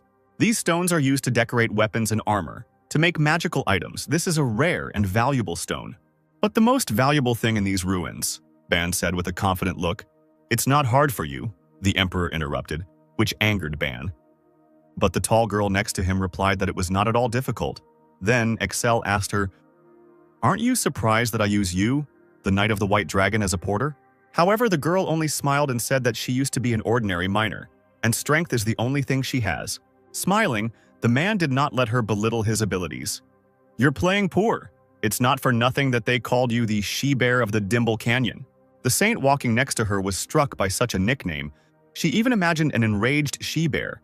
And the emperor recalled rumors of how the girl single-handedly protected an entire village of miners. He admitted that his father loved to talk about her exploits, which surprised the girl. "I took over his attitude towards you," Excel clarified, and she lit up with such an honor. Touching the wall, the man asked Elam what she knew about these ruins. This question seemed to embarrass the girl, but she immediately smiled and said, "I know that they are called the ruins of White Heliotrope." Laughing, she simply admitted that she didn't know anything else, and the man even doubted why he had taken her. "And yet I decided to ask differently. You are a miner? Do you know the properties of heliotrope?" The girl knew that it glowed in the dark. Ban just nodded his head. "This is the key to the ruins." When suddenly he was interrupted again, Lena leaned over tiredly, asking to stop for a rest. Another interruption infuriated Ban. The man said out loud, "We were resting 3 hours ago." Holding her heart, the saint complained that most people get tired after 3 hours of walking, and that she was not a warrior at all. Looking angrily at the girl, the emperor suggested that she return to prison since she was so tired. Bowing to the angry emperor, she apologized. However, returning to the dungeon no longer seemed such a bad option to her. At least it was just hot there. Turning away, Excel said, "We'll rest when we reach the entrance to the lower floor." Although this angered Liena, she couldn't contradict the emperor. Then the man suggested that she use white magic to strengthen her powers. This opportunity surprised the girl. After all, the priestesses told her to use white magic on herself only in extreme cases. That was true. Excel knew that white magic increased its power in proportion to its original physical strength. Thus, it would be more effective to use magic on Elam. Only the emperor was not concerned with moral dilemmas, and he ordered Liena to take care of herself. The girl immediately began to use magic, and a golden light enveloped her. Happy that she now had strength, she rushed after her companions. After a while, they stopped to drink water. The girls carefully collected various ingredients. They went very deep. The torch barely dispersed the darkness. A strange gate with a human face appeared in front of them, and it was immediately clear that this was the entrance to the lower floor. Looking around, Elam remembered how many hunters turned back. With fear, they read their messages left on the walls. Only death lies ahead. Moderate your greed. Invisible golems are invincible. Here, I lost all my friends. Standing in front of the door, the Emperor gave his final orders. Liena, stay close to us. No matter what happens, Elam, leave everything and take only a bag of white heliotrope. Opening the gate, the man entered first. It was very dark inside and there was no way to light a torch, as this would attract all the golems. Elan stepped forward, scattering heliotrope powder, which helped to clear the darkness a little. As Ban explained his plan, he felt like a teacher to ungrateful children. Suddenly, footsteps were heard nearby. This made the girls and the Emperor wary. Excel grabbed the bag of crushed heliotrope from the girl. He threw the crumbs sharply into the air, and then something began to appear before their eyes. It was camouflaged with the help of light magic. Without a second thought, Elam jumped on the golem floating in the air and grabbed its leg. But the enemy extended his hand forward, on which a dangerous light began to glow. The girl's companions cried out in warning, and a beam burst from the golem's hand. It was aimed directly at Elam. The blow sent smoke into the air, and the Emperor and the Saint could not see if the girl was okay. There was a gaping crater on the ground next to Elam. It seems she barely dodged it. The golem's hand was charging magic again, and he was about to shoot. The girls were about to use the powder, but the Emperor remained silent, looking at the enemy. Pushing off, he jumped towards the ceiling of the cave. With a swing of the ball, cutting off a huge piece of heliotrope. Right there, before the stone fell, Excel applied distortion to it. Under the influence of magic, the crystal began to crack, disintegrating into small pieces. Dust enveloped the golem and the team saw it. The Emperor easily jumped along the walls heading towards the enemy, but he was already prepared to attack. The shot hit the man directly, and the girls screamed with concern. But Excel was also strong. He broke the beam with his sword, and he cut the golem in half. So he broke through without difficulty. When the Emperor landed, fragments of the golem and heliotrope flew from above. Worried about his majesty, the girls were already running to him. Having calmed them down, Excel said that he was safe. The moon shone above the castle in the demon world. There was a boy standing by a huge mirror with gargoyles. He looked at his changed body in panic. Until now, the boy could not understand what was happening, how the monster did not eat him. The memory of it gave him goosebumps. Calming down, Carls tried to remember what happened next, but he only remembered how he woke up and turned into a vampire. His heart no longer beat. The eyes became red with a vertical pupil. It seems like all the strength has left the body. Carls walked in circles near the mirror, thinking that this was all definitely because of Diclarin. Until now, his influence has been very strongly felt. The boy walked up to the torch, bending his face over it. Flames engulfed his body. Carls was not going to blindly obey the demon in everything. It seemed that the vampire's words had no effect on the boy. He laughed happily, realizing that the demon had easily told him everything, believing that he could control him. Remembering the situation where everyone on the way bowed to Diclarin, one could guess that he was the leader of the demons. The strongest demons did not dare raise their heads when they saw him. He crouched down, anticipating how difficult it would be to escape. Carls thought sadly that he should not have gone to Lowenheim to explore the mine. But then he remembered why he did it at all. It was as if someone was calling him from there. In his loneliness, it seemed to him as if the gargoyle on the mirror had spoken to him. The boy even shouted at her, trying to figure out what to do if his pretense was discovered. Having threatened the statue, he decided to speak about himself for safety, and the statue seemed to be asking if he could leave. But Carls couldn't, because he didn't even know where he was. And even if Diclas escaped, he could track representatives of his race, so he would find him immediately. Besides, the vampire is incredibly strong, and someone stronger was needed for protection. Carls knew that in order to be freed, he had to find such a person. At this time, crystal fragments continued to flash under the vaults of the cave. Elam was surprised that there was a flying golem here. The Emperor sat on the ground looking at the remains of the monster. He also did not know that it would fly. He had encountered a golem before in other ruins, but this one wasn't a guardian.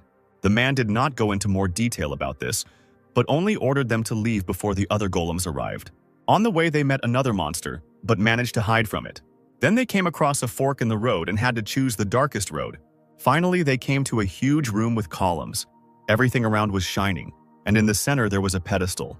As they walked forward, they realized that this seemed to be the end of the dungeon.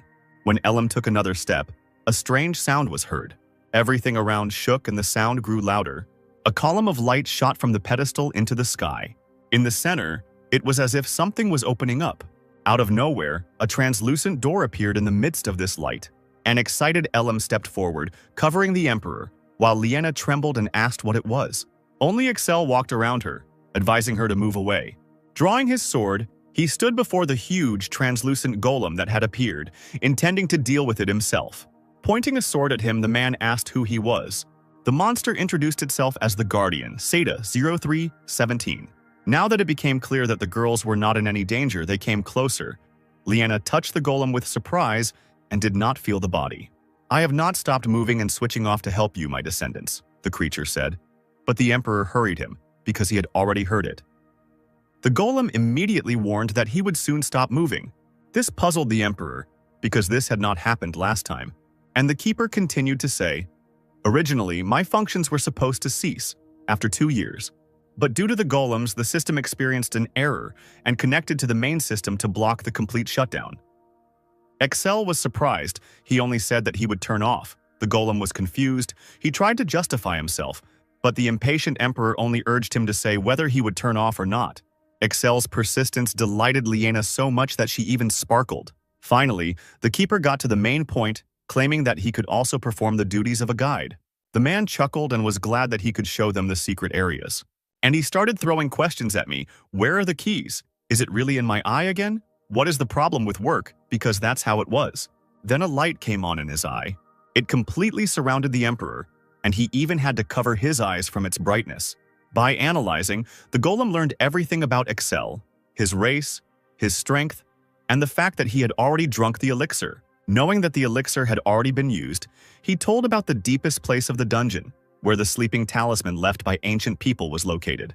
And he continued, "We need to go past the anus and find the talisman and destroy the bomb." Having said this, the robot disappeared. Only the red ball, which was the key, rolled on the ground. Not understanding anything, Elam just scratched her head, but the Emperor himself certainly didn't know anything. He just squatted down to pick up the ball. "It seems there is some kind of system left behind by ancient people," he explained, holding up the key. He also added, "These are some kind of artifacts." All this information amazed Liena, even though she said that she knew everything about this dungeon.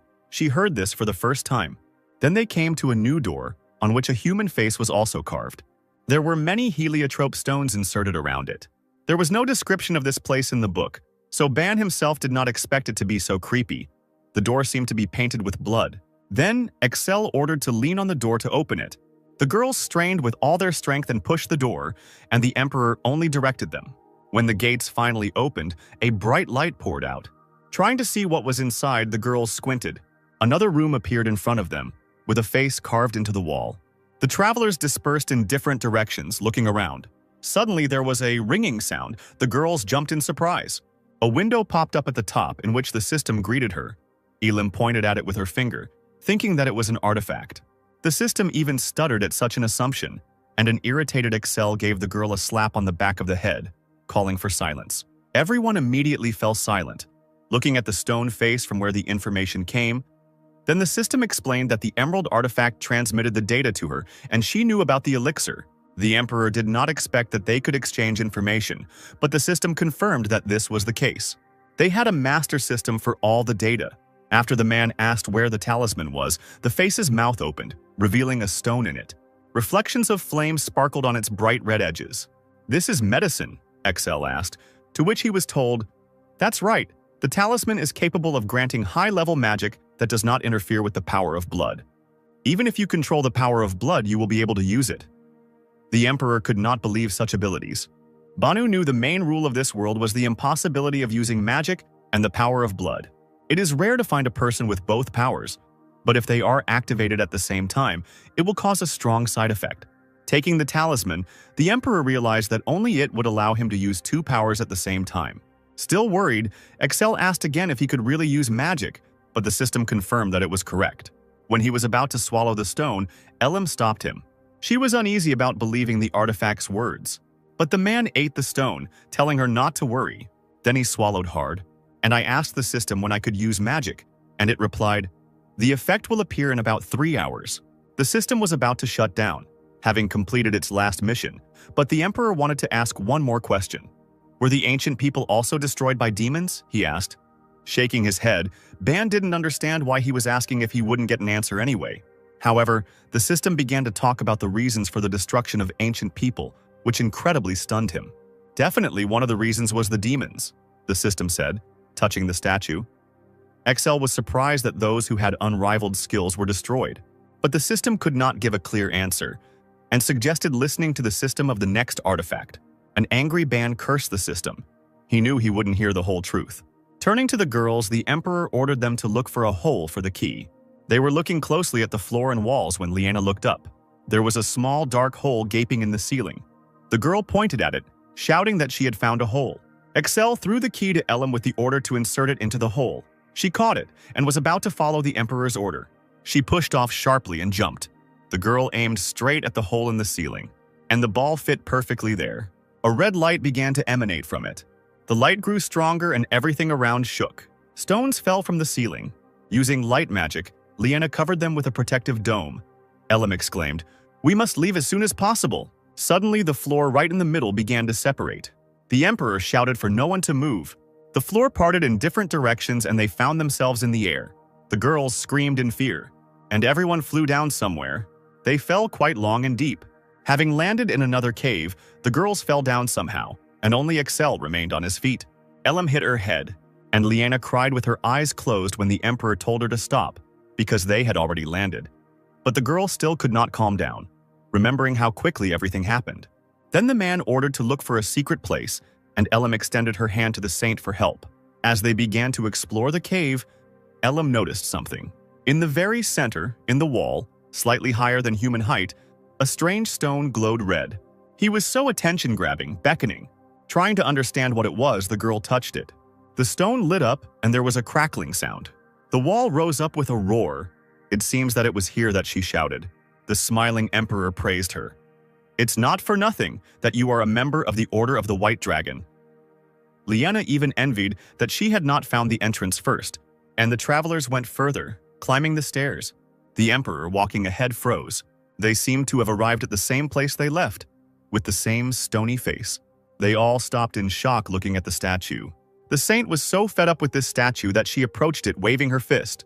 She slapped his face, swore that she almost died, and asked what he had planned. But suddenly the statue shook slightly, and her eyes glowed red. This really scared Liana. She thought that she had angered the statue and began to stutter and apologize. Opening its mouth, the statue welcomed them into the secret area. An angry Excel didn't care about the pleasantries.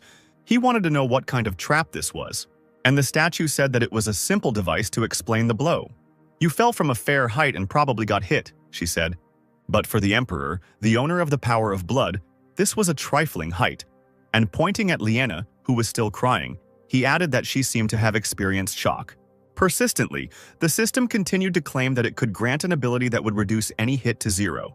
Noticing that the statue was sweating, Ellum, who looked like a huge bear, glared at it, threatening to break it. Already frightened, Liana couldn't take it anymore and fell unconscious. In a panic, Ellum ran to her, trying to help but only frightened her even more. The saint completely switched off, and the system was even glad that she managed to escape. While Ellum was anxiously trying to bring Liana to her senses, the Emperor was wondering if maybe this time he would get physical abilities. The man decided to approach the statue, and she told him that the skill was called Psycho Barrier. "It allows you to set up a force field that absorbs and softens the impact," the system explained. This did not look like blood or magic, the Emperor realized, and asked how it worked. Then the statue began to tell, "The Psycho Barrier has the same structure as the scan. It is imprinted in the brain and activates the connection with the system." Excel still remembered that crazy pain, but he still wanted to try. Ban was shaking in fear. His head was also hurting, so why do they decide everything alone? Finally, the system asked, "Do you want to acquire this skill?" And the Emperor agreed.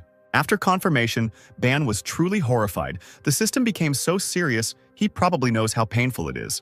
Then the statue said that the skill transfer process would begin in 10 seconds, and after completion it would transfer them upstairs. Excel asked to take care of the girls, who did not hear anything at all. Lena was unconscious, and Elam was trying to wake her up. The system agreed and began the process, light pouring from its eyes. The beam hit the Emperor straight in the forehead, who gritted his teeth in pain. His brain seemed to catch fire. Ban clutched his head and screamed. Hearing this, the girls rushed to His Majesty, trying to understand what was happening, but the system was not going to explain since it was not being listened to. A red light swirled around them. Magic flared, turning everything white. Ban felt like a volcano was erupting in his head. His brain was melting and becoming liquid like lava. But then sounds were heard around. Someone was calling His Majesty, and the Emperor opened his eyes. Half asleep, it seemed to him that a huge bear was asking if he was okay. In a panic, he began to drive it away, but then his vision cleared, and he saw Elam. The saint next to him even laughed, realizing that the man was also afraid of her. After looking around, he asked where they were, and the girl replied that they were at the entrance to the dungeon. While the Emperor was unconscious on the street, it was already deep night. Standing up, the Emperor said that they needed to get back to the Empire as quickly as possible. He angrily threatened Liana. "If you laugh again, I'll send you to prison." But she only continued to smile. Suddenly, Elam noticed that there was something wrong with the Sword of Light. It seemed to be glowing. And then a voice spoke in Excel's head. "You were unconscious. In order to heal the consequences, a large amount of elixir was used. Currently, the filling rate of the elixir is 14%. It is restored by 25% daily." The man grabbed his head from such a flow of information and asked the system to speak more slowly, because he was not going to fight now. To which the system replied that it would look at the subsequent danger. When the Emperor agreed to this, she began to literally squeeze out the words. The dissatisfied man immediately hurried her, and the girls standing nearby were surprised by his shout. Lena even thought that he was out of his mind. During the skill transfer process, you acquired an additional part of the neural network. If you wish, I can synchronize it, the system said. Of course, Excel wanted to use up to 40% of his abilities and ordered to start synchronization. It was as if something was beginning to change in his brain. The system was gradually establishing a connection. When everything was over, the Emperor exhaled heavily. Ban also sighed, glad that everything was finally over. He looked at his palms in surprise, feeling as if something had become different. The girls even became worried that something was hurting him. He spent so long looking at his hands. But Excel admitted that nothing hurt. Elam looked at him and exclaimed, "Your Majesty, your eyes are shining." This had happened before, the Emperor remembered, and said that it would soon pass. Then the system said, "Connection complete. Testing is being activated. Raise your right hand." The Emperor obeyed and raised his hand. Immediately, a blue glowing barrier surrounded the palm. He looked like pieces of a polygon, the man realized. Liana was surprised when she heard him. She didn't even know what a polygon was, but he ordered her not to think about it. Excel thought that this was the psychological barrier, and the system confirmed that everything was correct. She also added, "This skill can be transferred to any part of the body, but its use may be limited in a confined space surrounded by metal or underground." Looking at the sword, the Emperor thought about using the skill without it. The blade shook all over and stuttered that the transfer was possible. Then there was no need to protect it with a barrier, the man decided, to which the sword lit up, trying to prove its usefulness. He even shouted, "With my help, you can reduce your blood consumption." Axel had to cover his ears from the volume, and Ban just shrugged his shoulders and thought that the sword's irritation looked suspicious. The Emperor spread his hands with a grin, but the blade continued to shake, expressing his indignation. Liana was no longer frightened by such a smile. She only thought that His Majesty was intimidating someone again. Suddenly, Elam remembered that Sir Duran had asked her to pass on something when they got outside. Very excited about the event that was about to take place, he asked to bring Excel to the Empire immediately after leaving the dungeon. Ban immediately guessed that he was talking about the Zhelong Festival. Facts about it floated into his head. It is the biggest holiday in the Empire. It is held annually. However, the Emperor interrupted him, saying that there was nothing special about him. This attitude towards his efforts and ignoring him angered Ban, but Excel was already getting ready to return to the Empire. When the travelers approached the teleportation gate, the man even thought that someone sighed with joy that they didn't have to listen to his tirade. And then the light of the teleporter flashed in the Imperial Palace. They finally returned home. The next moment, Sir Duran ran out to the Emperor in a panic because the Zhelong Festival was tomorrow. Excel was surprised at how long they had waited for him, but the minister was truly worried that His Majesty would not make it in time. The man waved it off and was about to go eat and rest. He praised the happy girls and ordered them to rest too. Duran turned to Elam. "I told you to bring him as quickly as possible," to which the girl only apologized, saying, We're not late. Approaching the stairs, the emperor was about to go up to his chambers. Only the minister did not leave him alone, telling him about the festival and that the ministers were not happy with his long absence. The tired man was irritated by all this chatter. What difference does it make to them? Lately, all they've done is drink. It's better to go out somewhere than sit here, said Excel. Sir Duran responded by explaining that the situation was different now, and he asked to think about his health and state affairs. Raising his head, the minister realized that His Majesty was no longer nearby. The emperor had almost reached the end of the stairs, leaving Duran behind. He rushed after him, shouting, "You heard what I said!" Stopping, Excel turned around and said the man's name, causing him to freeze abruptly. Looking menacingly at the minister, he said, "I have entrusted state affairs to the chancellor. Do you think I can handle politics better than Bios?" "Of course not," Duran replied, instantly becoming serious. This answer upset Ban a little. The minister admitted that the new chancellor was doing a good job, which pleased the emperor, and he said that Bios should then engage in politics. However, Duran added that there were many dissatisfied ministers on this matter, but Excel only chuckled at the suggestion to adapt to the ministers. Walking behind the emperor, the minister suggested treating his subordinates without singling anyone out, to which the man said, "I don't single anyone out, they just feel superior." The minister also asked to pay more attention to the events of the palace, and Excel promised to come to the festival, but Ban did not like at all that Duran followed him. And then the minister remembered last year's Zhelong festival, when the emperor got drunk and was dragged by the elders. But Excel just waved it off and said that he didn't remember anything. But Ban now understood Duran and why he was following him. Sighing, the minister hoped that everything would go smoothly this year, and Ban said to trust him. In Excel's memories, the Zhelong festival was the last place he visited with the previous emperor. They were then standing near the dragon statue and talking. Excel looked at his father, who was saying something. He remembered well his voice at the end when he said, "Holding the ceremony at the festival is the emperor's duty. It must be held every year." Approaching the door to his chambers, the emperor froze. He asked Duran to organize tomorrow's ceremony, and the minister, of course, was going to do it. Entering the room, the man said that he was going to rest and sent the official to rest as well, and the door finally closed. But the emperor did not sit still and opened the secret door. As he ran down the corridor, he thought that he couldn't miss this day. His target was Princess Scrip's chambers. He then gave instructions to the maid to call Elam and Liana. At this time, Duran was walking to his room, confident that everything would go smoothly this time. A chandelier was burning brightly in the large room. The girls and the emperor gathered at a huge table with treats and wine. They laughed and drank. Ban really wanted to celebrate the end of this day. When Duran decided to check what was going on, he stood in shock on the threshold, watching as Excel got drunker and drunker. He felt like a complete fool for believing the emperor. Joyful cries were heard throughout the palace all night long, and only towards morning everything became quiet. On unsteady legs, in a terrible state, the emperor left the room. With a feeling of nausea, a disheveled Ban realized that he had drunk too much. Looking around, he wondered if there was anything here to cure a hangover. And then a dish with a shining, golden liquid appeared in front of him.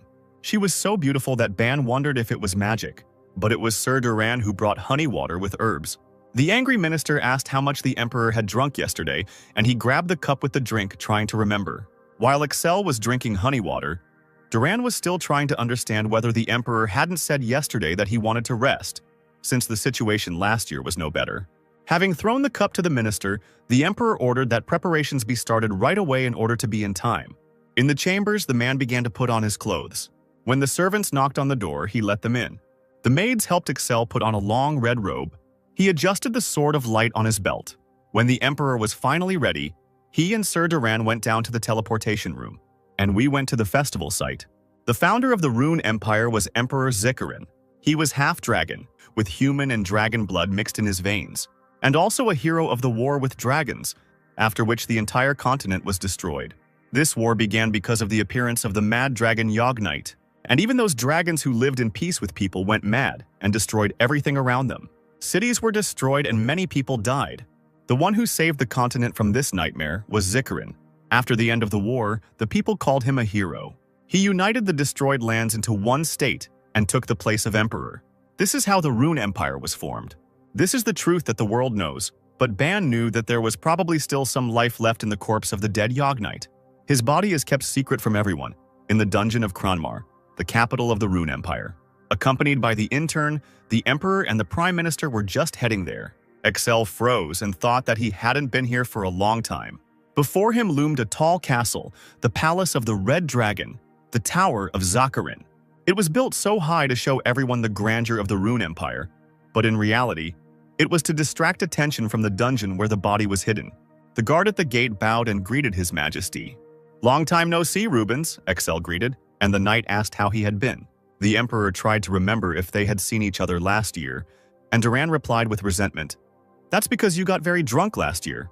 Clearing his throat in embarrassment, Excel praised Rubens, to which he bowed gratefully and replied, "As the senior guard, I will guard this place so that nothing happens during the festival."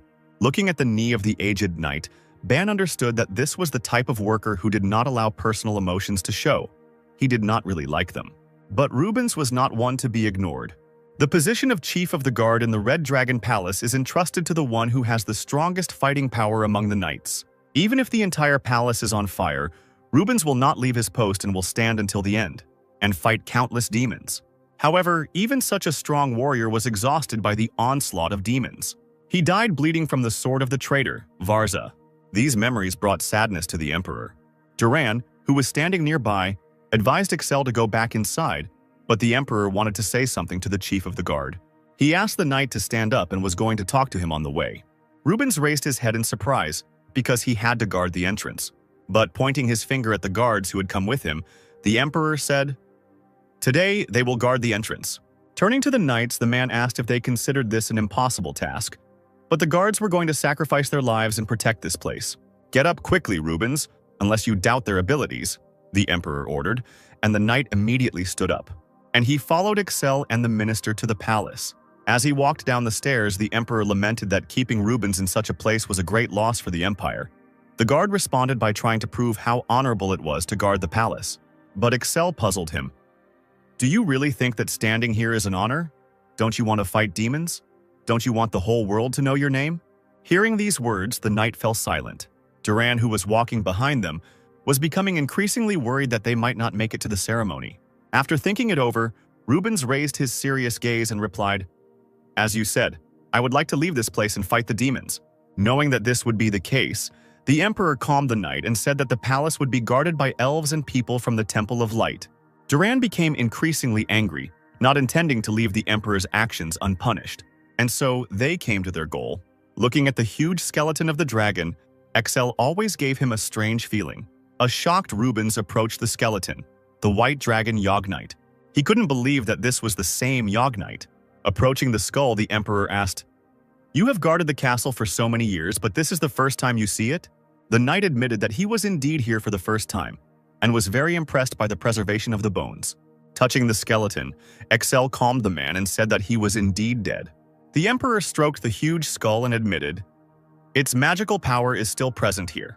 The dragon was truly gigantic. The skull and horns alone were striking to the imagination. Even the claws on his wing were preserved.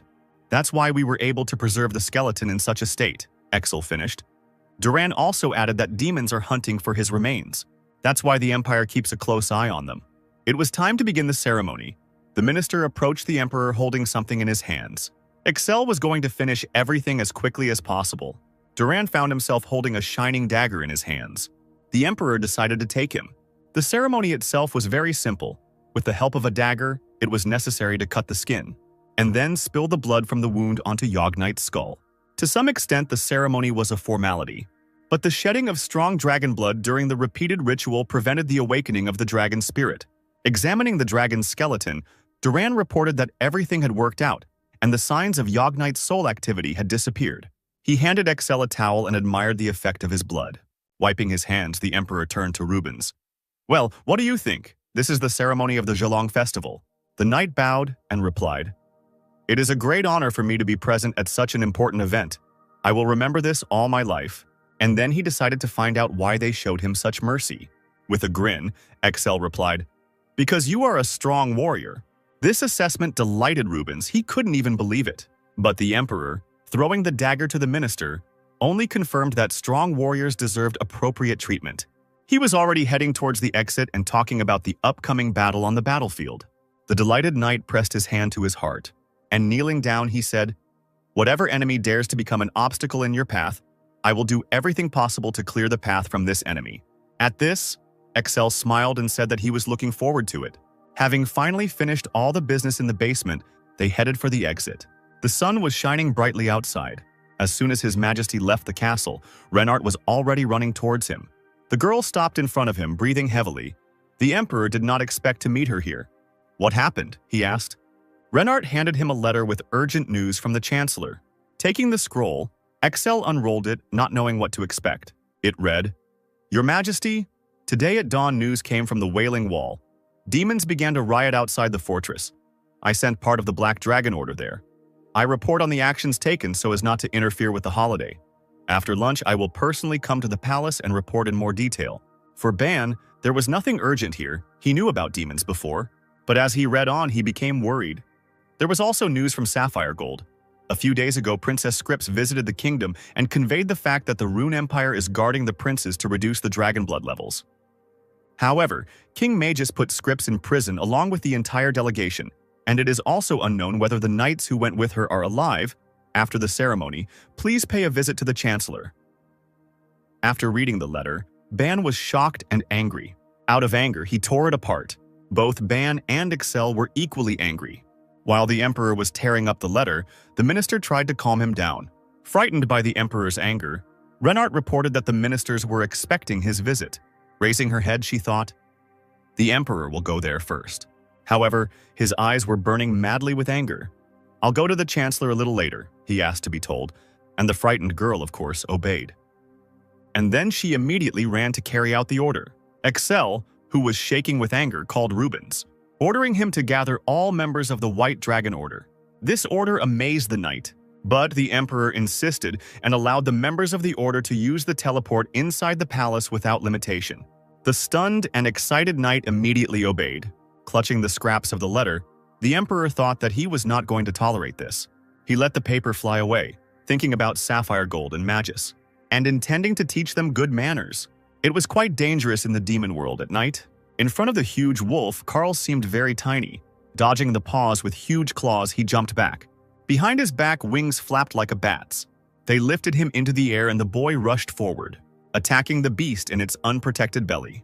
The wolf whined in pain. But Carl's didn't stop there. He went back into battle. A magic circle glowed on his hand.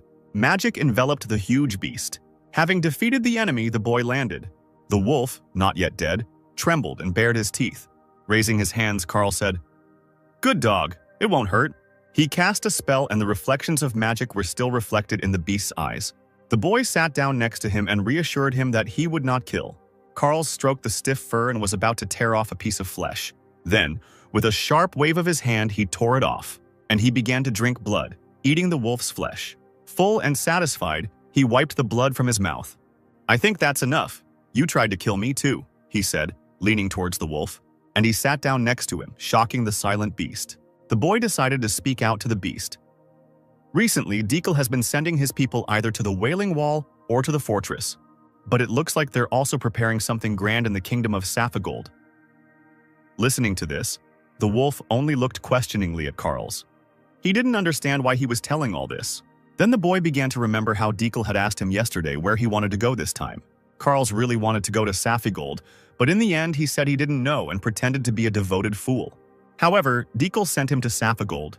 This piece of luck made the boy extremely happy.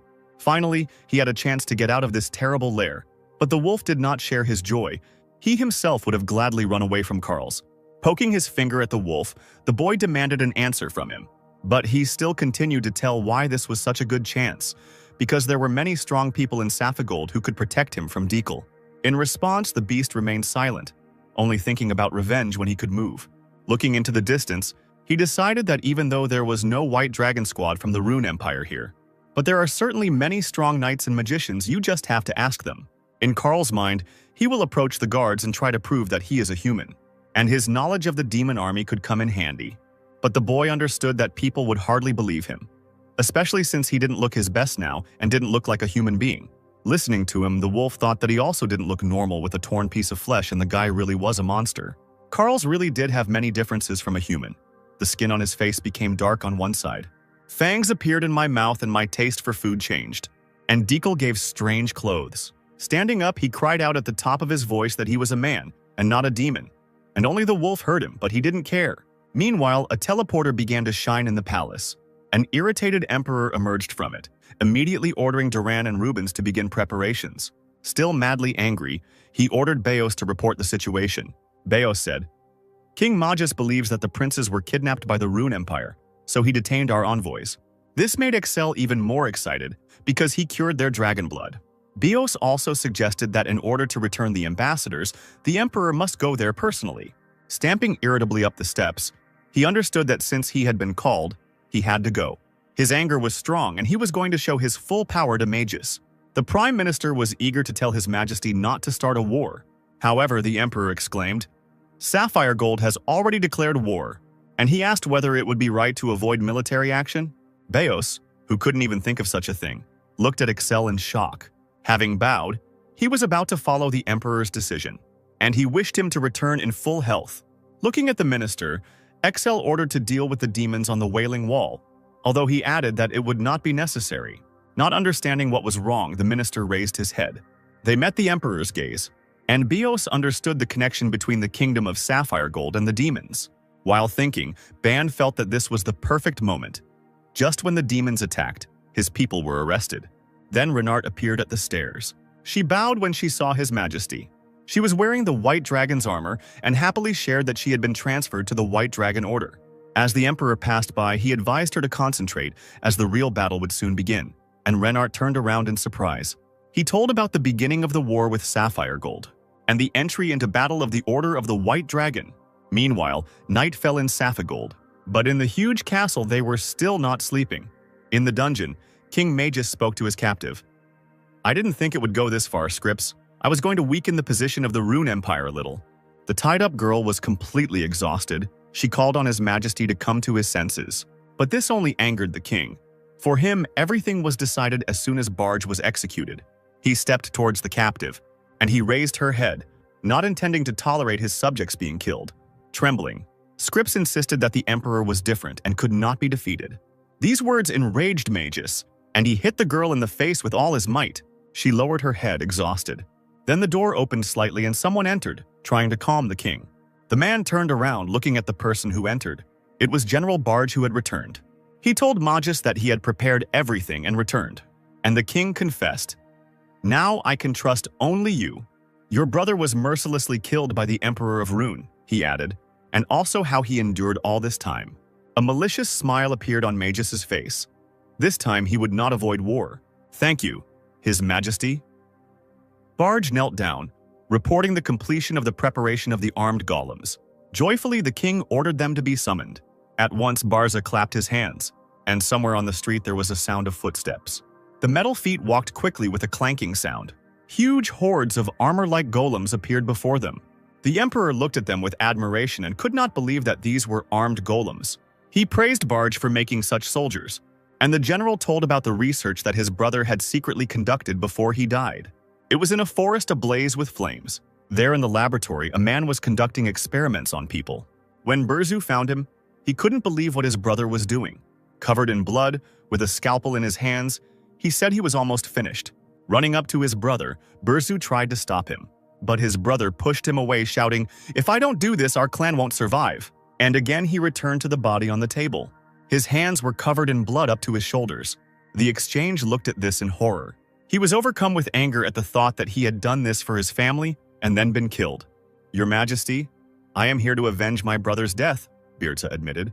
He also added that he spent his entire life in seclusion, studying magic and family techniques. "If we add these warriors invented by my brother, they will definitely be able to defeat the Rune Empire." Looking at the king, he asked what his final decision was. Magus admitted that he was afraid of the Rune Empire. However, he realized his mistake, and he turned to the general. "Tune in to great deeds. This war will show which kingdom is the strongest on the continent."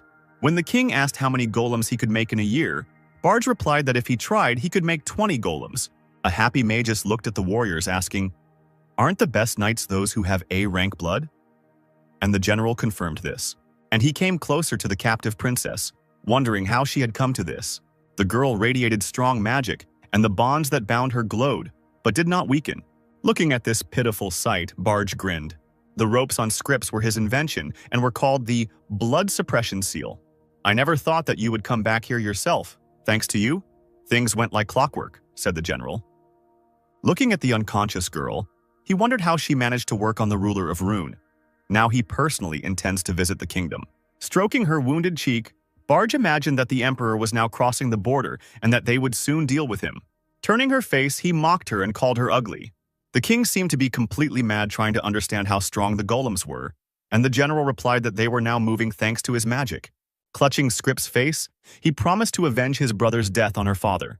Suddenly the girl came to her senses, and this surprised Barge, because the dragon's blood was probably also sealed. Opening her eyes with difficulty, she tried to shout to His Highness, but the man covered her mouth with his hand, telling her to wait. She closed her eyes and tried to free herself, realizing that this man could not be trusted, and Barza only grinned at these attempts. His eyes glowed with a dangerous demonic light. Then someone showed up with a report. The man made his way through the golem formation with difficulty, and bowing, he reported, "The ruler of the Rune Empire and his retinue have just crossed our border." Magus was shocked by the speed of the emperor. He didn't expect the White Dragon order to arrive so soon. Having finally released the princess, the general began to calm the king, and he advised to listen to the messenger to the end, who said that there were no White Dragon knights among the retinue. It was indeed strange that the Emperor of Rune had come to them without the order of the White Dragon, and Barge added, "Once he reaches the royal palace, everything will go according to plan." Hearing this, Scripps couldn't believe that Excel was coming after her. One look at the golems was enough to understand how dangerous it was to go here alone. Not wanting to become a burden, she bit her lip until it bled. Seeing this, the shocked speaker screamed. The king turned around and ordered something to be done. Magic erupted from Barge's outstretched hand as he ordered the binding.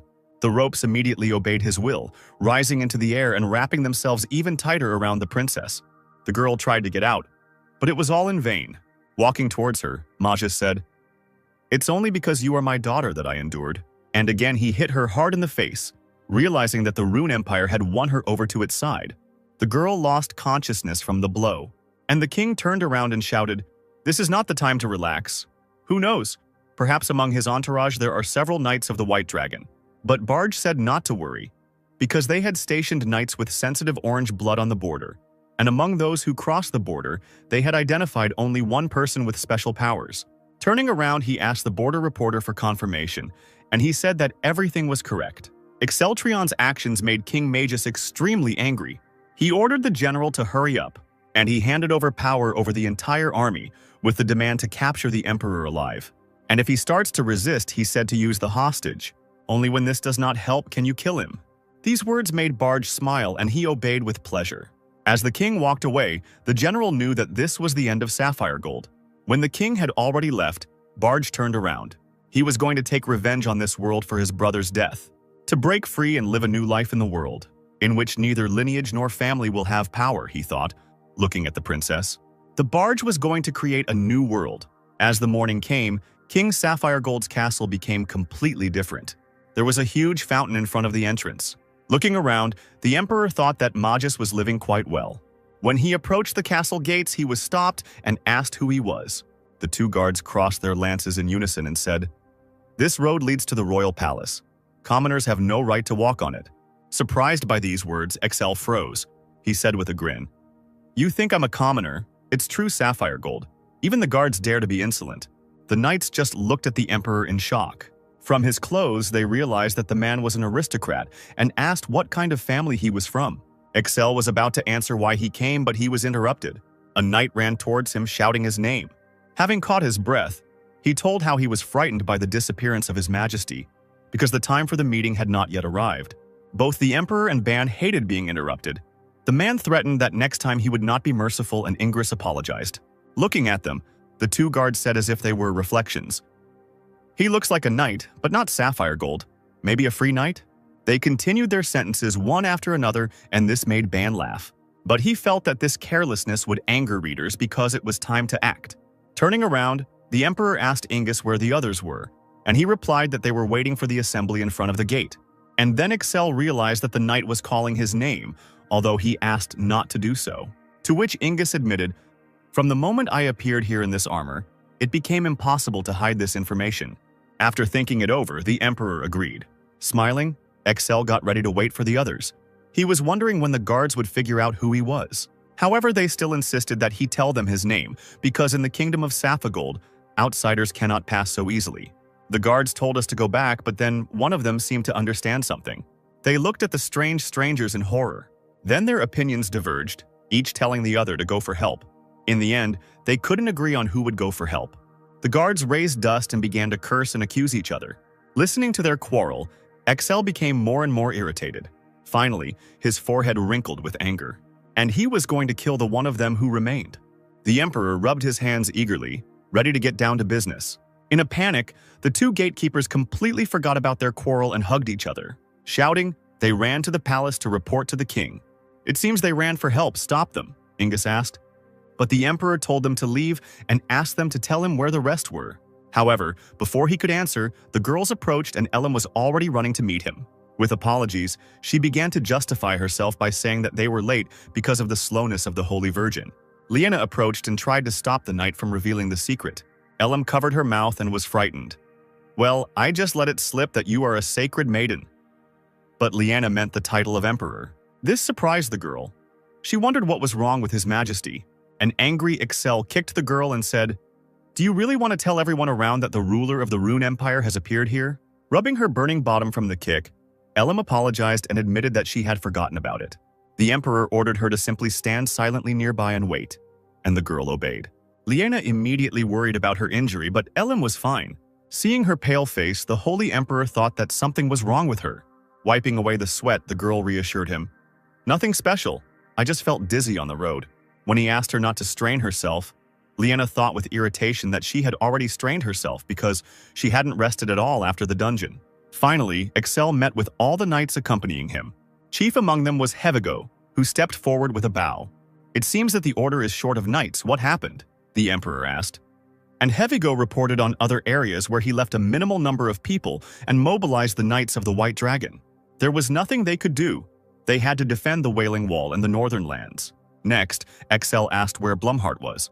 Renart replied, "He took command of the Wailing Wall instead of Hevigo," and the knight added that the rest of the warriors were holding back the orcs. Then they talked about the Wailing Wall and whether there were any problems there. Hevigo said that everything was fine before he arrived, and the Emperor began to explain his plan. "This time we will split into two detachments. One will stall for time, and the other will go to the palace." The knight listened to Excel's order with joy. Now Hevigo really believed the rumors that the Emperor had become a completely different person. Now he gave orders with confidence and everyone obeyed him. "You must destroy all who block your path. It doesn't matter whether it's a knight, a warrior, or an aristocrat.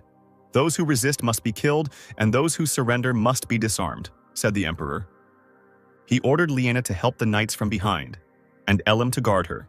Hevigo remembered the former Emperor with nostalgia, and I waited impatiently to see what would happen to the Rune Empire, but in the meantime the war was beginning. Meanwhile, the guards had already run into the palace, interrupting the general with his shouts, who was drawing something on the floor. He said, "The king had business and went to the queen's chambers. What happened?" And the knights admitted that the ruler of Rune had appeared before the royal palace. This information shocked Barza and he asked again, but they only confirmed everything. The general shouted that this was nonsense. The emperor had only just reached the border. The journey to the palace would take at least 2 days. However, the guards themselves did not understand anything. But they definitely saw a knight in the armor of the Order of the White Dragon. A mug of ink standing on the edge of the carpet fell over. Horror washed over the barge. Was the Order of the White Dragon really here? Because he didn't feel any other energy except the emperor. As the ink spread across the carpet, the general wondered if they were deliberately hiding the power of their blood. Everything was happening faster than he had expected. Suddenly, he thought that they might have used the teleportation gate. And if they secretly connected the gates with the palace chambers, although nothing suspicious was noticed on the border, Barza recalled in panic. The gatekeepers did not understand what to do now, and the general asked, "Do you know how many people he brought with him?" After they said that there were 10 people in the emperor's retinue, Barge was delighted. It was the same number that was noticed at the border. But the knights added, "They say that they were all wearing armor with the pattern of the Order of the White Dragon. We ourselves saw one of them." The general could not believe it, because there were not even 20 people in the order, and several of them were commanders and could not leave the order empty. However, the guard insisted that it was true, and the commander-in-chief must give the order for the enemy to attack. Suddenly, the door to the chambers began to shake. Screams were heard, and the guards suffered losses. Barge only smiled maliciously at this. He was angered that the emperor wanted to push through even though it would start a war. The general laughed and exclaimed, "Just 10 people are trying to start a war in the kingdom." On one side, they were attacked by Excel and his knights. Meanwhile, others, under the command of Heavigo, distracted attention. Barge had no intention of retreating. He was accepting the challenge of the Mad Emperor. Saphigold's army prepared to detain the knights of the Rune Empire. The commander gave orders that enemies had entered through the teleporter and that it was necessary to protect the king. The sound of soldiers' feet ready for battle could be heard in the chambers. The guards, realizing that knights were stationed in all the alleys, were going to take the king to a safe place. But the general became angry at such a willful division of the knights and ordered that they all be placed in front of the entrance to the palace, and also send a letter to send reinforcements, and the guards of course obeyed. However, they noticed a strange boy nearby near the barrel and began to ask who he was. Holding their noses, they complained that he emitted a strange smell like rotten blood. The angry Barge did not answer and shouted at them to carry out the order. The stunned gatekeepers looked at each other and left. When they finally emerged, Barge turned to face the boy. With a grin, he admitted, "They can also control blood. It seems they sensed your magic." The child who turned around was even surprised by this. It was Carl's, and after turning around, an amulet in the form of a red eye appeared on his neck. It delighted Barge, because it was worn by all of the blood race, and the man saw it for the first time. This amulet had a huge power that Carl's hid, which is why it had such an effect. The general recalled how he had once received part of an amulet from a representative of the blood race, but it had taken him a long time to restore his strength. Looking at the large one standing against the wall, the boy asked, "What is inside?" In response, Barge revealed that he had hidden Princess Scripps there, sealing her powers with a magical chain and amulet so that she would not escape. Wanting to say something, Carls looked at the man. However, he completely lost his temper, intending to take revenge with the help of the princess for all the insults. Such madness surprised the boy, but Barge continued to repeat how he had been living in the body of this little man for 40 years. Carl's attempts to tell the general something completely failed, and the man sent him to rest. And he himself took out a bottle filled with a strange liquid and said that this would be quite enough. In the blink of an eye, he started drinking the liquid. The boy tried to stop him, but Barza quickly finished the liquid, which even ran down his face. Carls just sighed. It was dangerous to drink. Having finished drinking, the man began to calm him down with a smile, getting ready to greet the guests alone. Throwing away the flask, Barge said, "Neither the Emperor nor the Order can cope with the demonic race," and a powerful magic ball shone in his hand. The pentagram that the general had been so painstakingly drawing lit up with overwhelming power. He added that he would not need Carl's help, and the boy simply remained silent in response. Looking at all this, he felt a gloomy mood, and the magic became stronger and stronger, enveloping the entire room. And Barge smiled, feeling as if he had already won. Meanwhile, screams were heard outside. The battle continued, as if explosions had scattered people to the sides. It was impossible to see anything in the dust. In fact, it was Elam, waving a huge shield with Liena running after her, screaming to be taken with them. Nearby, 3 knights were also fighting hard. One of the girls was worried about Renard, for whom this was her first battle after joining the Order. But Renard was confident in herself. Things weren't going so well for the enemies. They were wounded and could barely stand on their feet. The Emperor and Commander-in-Chief Hevigo were indeed strong. There was no hint in their eyes that they could lose. One of the commanders stepped forward, trying to protect the soldiers. In a panic, he realized that they couldn't even touch the Order of the White Dragon, and there were many more knights than in the report. Trying to pull himself together, the captain tried to figure out where their weak spot was, and then he saw his target. These were 2 wounded knights. It was definitely possible to break through them. The man commanded to attack them immediately, but the Order of the White Dragon had already come to the rescue. They could not be underestimated. Looking at the wounded, Rubens realized that he could not advance further with them. He ordered Rugster, who had come with him, to go to the front to the Emperor, but the knight asked what to do with the victims. Raising his huge spear, Rubens was ready to take care of them himself and asked them to trust him. Rugster obeyed him and was about to leave. He was already running quickly to the front line, but the warriors were ordered not to follow him, but to concentrate on those who remained. And immediately they went on the attack. Rubens's eyes shone with magic. With ease, he swung the weapon, which sparkled like lightning, directing all force into enemy soldiers. The attack flew further, straight at the captain. However, he managed to dodge and the blow hit the wall, exploding it. Looking back, The man thought that they were hunting for him. Rubens did not have a single wound. He stood confidently on his feet. The captain cried out in horror. "Stop them!" Smoke poured out of the chimney, surrounding the palace. Reinforcements were already rushing towards the enemy. 3 knights fought in the very center. The warriors were going to block their passage. Among them were Renart and Scripps, who were breathing heavily and trying to hold on a little longer. Another knight was also already tired, and the number of enemies was growing. The local defense corps was armed with maces, and the knights could not get close to them. The huge mace was covered with many thorns, and they would die immediately from one blow. But then Elam broke through the line, waving her shield. The enemies scattered in different directions, and the knight even felt a little sorry for them. On the other hand, things were not so good. The maces were still attacking the knights. Renart tried to dodge, but weapons came from different directions. It was difficult to block him, and even shooting him down wasn't always possible. The sharp thorns surrounding the girl scratched her face. She realized that she would not last any longer. After all, it was too early for her to join the Order of the White Dragon. But suddenly, a magical light appeared from somewhere and gently healed her wound. It was Liena who was casting intense spells to encourage the warriors not to give up. The saint enveloped the girl in divine magic, and she looked at it with delight. With renewed strength, Renart went on the attack. Thanking Liena, the girl's shield now emitted magic. He grew to enormous proportions, pushing away everyone in his path. The blow caused the soldier's helmet to crack and blood to flow from his mouth. The enemies retreated, and the saint joyfully praised Renart, who replied that it was all thanks to Liena. "But why don't you help Elam?" the girl asked in surprise. And Liena explained that she herself was doing just fine, controlling her shield. One of the military leaders, clad in armor from head to toe, looked at the battlefield with horror. There, the Knights of the Order of the White Dragon were dealing with the soldiers in full force, and the man realized that the rumors about the Order were true.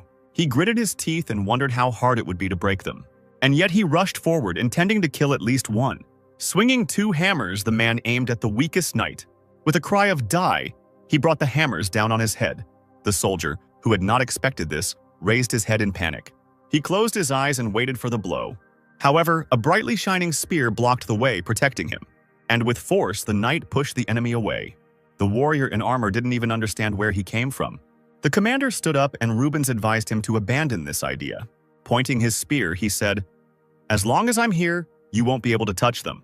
The soldier called to him, and the knight turned around, telling him not to yawn during the battle, not to give up, and not to make him regret his salvation. The warrior regretted that he had become an extra burden. But Rubens never considered him as such. He was a worthy comrade of the Rune Empire. Tears flowed from the soldier's eyes, and he thanked the knight. Now he was ready to help Rubens until the end of his days, and the knight believed him. Another soldier helped the wounded man up, and then their enemy made himself known. He was dragging 2 huge hammers along the ground and saying, "Are you having fun? Do you think that in war the life of a comrade is the most important thing? You are wrong. There is nothing more important than victory," he exclaimed. Pointing to the knight, the man added that if he, with his outstanding abilities, were to die, it would be out of compassion. In response, Rubens just looked at him calmly. The commander felt sorry to kill him alone, but he went on the attack, shouting that it was for the sake of victory. The knight, expecting this, blocked the hammer, and he struck back but also failed to inflict wounds. They continued to exchange blows, but the knight did not miss a single one, although it was difficult. The warlord laughed. Rubens was moving too slowly for him. After all, he improved his heavy weapons with the help of blood energy. This increased the speed of his actions and compensated for his shortcomings. With a smile, the hammerman said that he knew the knight's weak spot. Hearing this, Rubens looked at him in surprise. Seeing no point in fighting, the man looked at the 2 wounded soldiers standing nearby, and the next moment he disappeared in a blue flash. Looking around, the warriors could not understand where the enemy had gone. A blue fire flared behind them. The commander swung his sword, intending to hit the soldiers. The blow hit the target precisely, and there was a cracking sound and groans. The man called them idiots with a smile. But the warriors were alive. Rubens managed to close them and received a blow himself. Thanks to the armor, he managed to squeeze out, but was seriously wounded. His body shook with tremors. The hammerman was sure that the knight would not be able to move. "It may not have been long, but it was fun," he said again, filling his weapon with power and preparing to attack. "Farewell!" cried the commander, and the mad blow seemed to shake the earth. However, Rubens still stood on his feet, and golden magic enveloped his body. The man with the hammer's hands began to shake. He was shocked by this enormous power. The air around the knight sparkled and shimmered. The emperor, who was very close, felt his magic and turned around. At last he had shown his strength, he thought. Back in the Rune Empire, Rubens was reluctant to use the power of blood in this battle. Of course, Excel could not agree with this and ordered to fight with all his might. Then the knight explained that there would be ordinary people there, albeit from another kingdom. He left the Red Dragon Palace and followed the emperor to stop the demons from killing everyone. Rubens had no intention of using the power of blood in this war, but even without it, he could suppress the enemy. Without arguing with him, Excel allowed him to act as he wanted. But he reminded that such an action could lead to losses. Now Rubens remembered these words and realized that because of his carelessness, his comrades almost died. He no longer hesitated and released all his power. The frightened enemy was sure that the knight was just lucky. He angrily threatened Rubens, intending to smash his face. And so they went on the attack at the same time. Their magic sparkled, pushing the enemies forward. The hammer and spear met in the air. The soldiers on the ground watched in shock as the two men collided in a flurry of magic. Renard couldn't even keep track of how fast they were moving. It was clear that the one who fought Rubens also possessed extraordinary skills. Watching this battle, she hoped for the knight's victory. Another ringing sound of weapons clashing was heard. The commander felt that he was inferior in strength to the knight. He was going to increase his speed and wait for a convenient moment. On the ground, he saw those two wounded knights and wanted to use them as a distraction. By increasing his speed, the knight turned into a blue flash, so he could definitely deal with these guards. Rubens's gaze immediately spotted his target, and he too rushed forward, leaving a trail of his magic. The knight was prepared and did not fall for the same trick. Standing in front of the guards, he protected them. The commander, who had not expected this, froze because Rubens had just given in. How had he managed to get ahead? Gripping his sword more tightly, he thought that there must be some kind of mistake here, and I decided to try to use maximum force again. The two clashed again using all their magic. Bright flashes of magic filled the entire sky, and the guards could only watch. Meanwhile, the knight felt that he could not win. He had difficulty defending himself from the knight's spear. The hammerman rolled back from the blow, shouting, "Why can't I throw him back when I'm faster thanks to the power of my blood?" Rubens was even surprised that he considered his blood power to be stronger. He admitted that he had never used the power of the golden blood before. These words shocked the military leader beyond measure. He remembered with horror how he had fought off his blows without using the power of blood. The knight, gritting his teeth, could not believe it. After all, he knew that all the owners of the power of golden blood died in the war with the dragon. There was to be no one left on the mainland with golden blood. Then the knight said, "I am the last descendant to possess this power." He remembered how Sir Blumhart had helped him survive, carrying him out of a fire as a child. Power enveloped Rubens, and he said, "You tried to kill my comrades who could no longer fight." Raising his spear, he attacked, shouting that he would lose this battle because of his cavity. The angry captain tried to prove that in battle there is nothing more important than victory. By unleashing all his power, he could not lose to someone who did not take war seriously. Releasing all their strength, they went on the attack. And then a scream was heard. Hammers and blood flashed in the air. The soldier remained standing, but he no longer had a weapon or one arm. The soldiers looked at the fallen deputy commander in panic. Realizing that he could no longer defend himself, they rushed to help. One of the soldiers ordered to cover him and broke through the enemy formation. Rubens was already ready to kill the deputy, who was shaking in fear on the ground. Closing his eyes, the knight was ready to face death. But then there was a clang. The surviving deputy captain watched in shock as the soldier blocked the spear and said, "Run from here. I will hold him off." The unexpected defender stunned him, and he wanted to ask something. However, he said that they would not survive without him and ordered them to flee. The pike clanged and rose, not continuing the attack. This sacrificial act of the subordinate aroused Rubens' admiration. To the surprise of the soldiers, he decided to leave them alive if they would no longer interfere in the war. Turning around, the knight advised them to leave here. As he left, he didn't even look back at his enemies. Finally, the warriors and the wounded commander came to the camp of their troops. Feeling incredible pain in his severed hand, he understood how the course of the war would change because of him. The commander bit his lip, filled with pity. Meanwhile, Renard was already running towards Sir Rubens, admiring his abilities. She seemed to be glowing with the honor of seeing that very golden blood that she had heard so much about. Closing his eyes, the knight calmed his magic. He didn't see anything special in what had happened, because something else was more important now. Indeed, the two knights fought off the enemy attack. The girl knight shouted, "Renarda, what are you standing there for? Are you planning on being distracted by the war?" Having apologized, the girl immediately ran to help.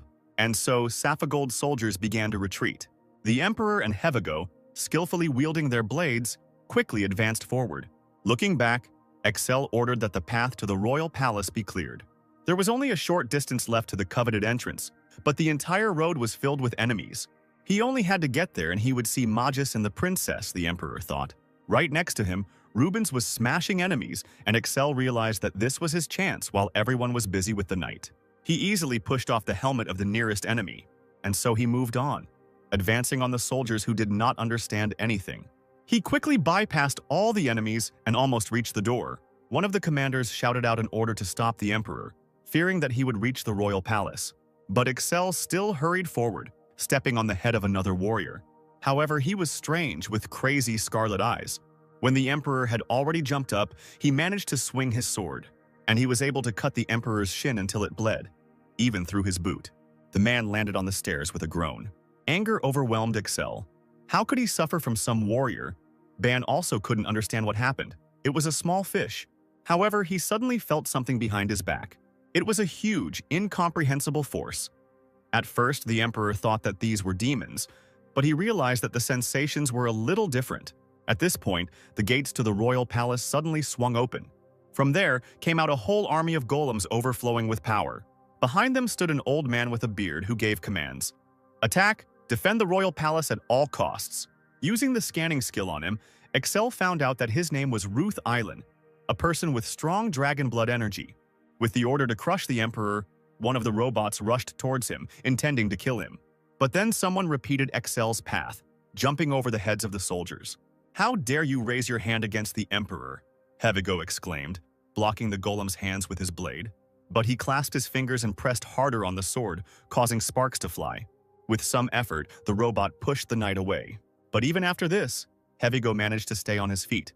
The magician solemnly introduced, "Look, these are the knights of the royal palace of Saphagold, armed golems." Suddenly there was a cracking sound, and the golem's seemingly strong armor was covered in cracks. Iceland looked at this in horror and could not believe it. The golem quickly fell apart, the arms falling off first.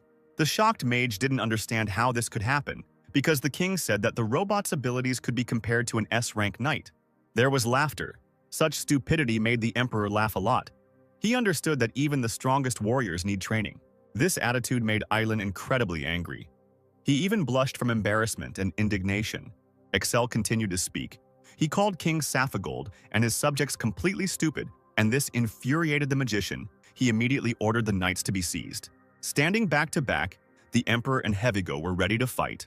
Excel began to fill the blade with his magic. Red flashes of power also sparkled around the knight. Even surrounded by enemies, they had no intention of losing. With incredible speed, the Emperor and his knight rushed forward. Beautiful golden sparks glittered on Excel's sword, and Hevigo's power burned with a bloody red fire. By joining together, they removed all obstacles around them. The frightened magician trembled with horror. And then he decided to use magic. Putting his hands on the ground, the man attacked the enemies. At this time, the Emperor gave the knight instructions. "Our goal is the King of Saphagold. If you find him, do not kill him." Here, huge boulders fell from above, preventing them from going any further. More and more stones fell along the path. They split, sending clouds of dust into the air. Iceland was breathing heavily from using such magic. Everything around was covered in dust, preventing him from seeing what had happened to the enemies, because after that they could not have remained whole.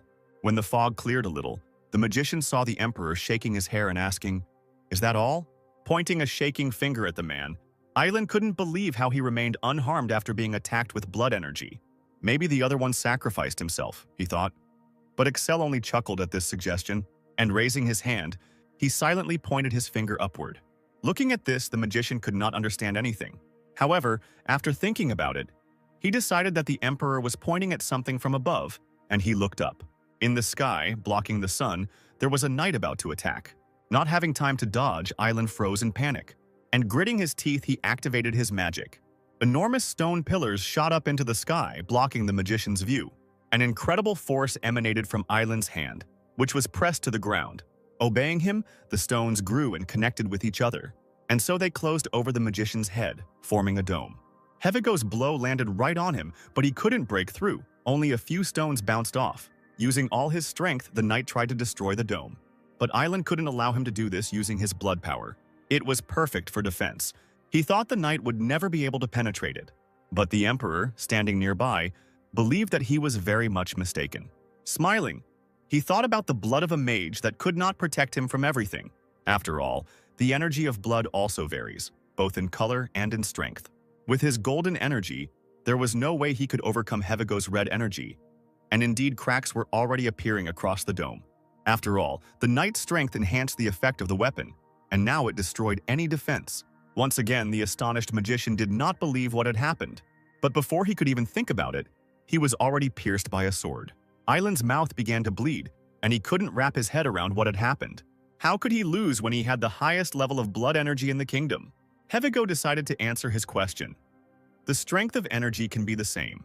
However, in all other respects I am far superior to you, he added, drawing his blade. The magician's body, losing blood, fell to the ground. Looking at it using Excel analysis, I really saw how much higher the Hevigo's characteristics were. After all, they finally found themselves at the entrance to the royal chambers, and the knight invited the emperor to come in. He agreed, but first decided to ask Hevigo if he was injured. We are at war, after all. Such scratches are mere trifles, replied the knight. Believing him, Excel added that he felt the aura of demons here. This surprised Hevigo, and the emperor wondered if it might be Magus. First, he ordered the door to be broken down to see what was going on there. Obeying the order, the knight swung his sword filled with the power of blood. A few red, glittering strokes flashed by. The door fell apart, and strange purple smoke billowed out from behind it. It gave off a pungent smell and the soldiers had to cover their faces. Even Ban closed his mouth in horror, unable to bear such a stench. Standing in front, Hevigo called out to his majesty, who looked forward in shock.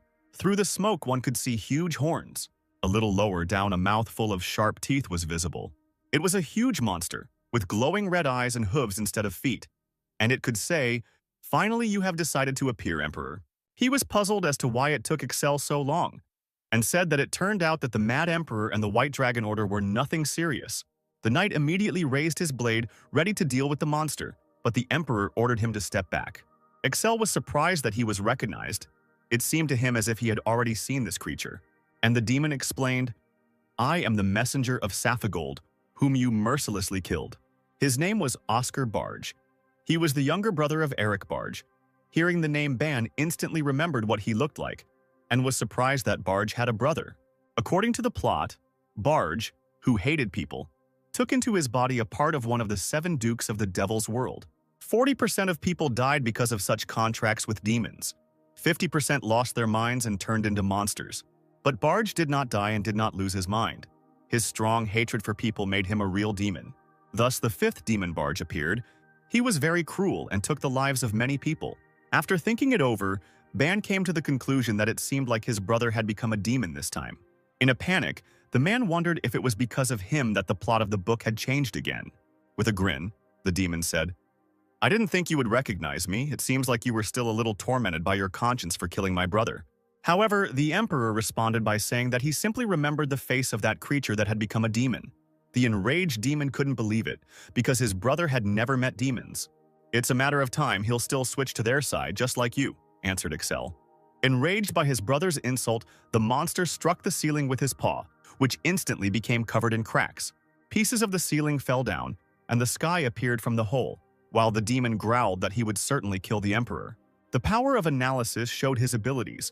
Barge had enormous physical and magical strength, and the blood energy was also above normal. Realizing how dangerous this creature was and how different it was from the others, Hevigo stepped forward, ready to protect the Emperor. But the Emperor knew all this himself, and having drawn his sword, he was going to fight. The blade of light was enveloped in magic, reacting to the demon's power. Looking up, Excel felt something else. There was an aura of other demons there too, and the power of the demon hiding in the shadows was much greater. This made the Emperor frown in irritation.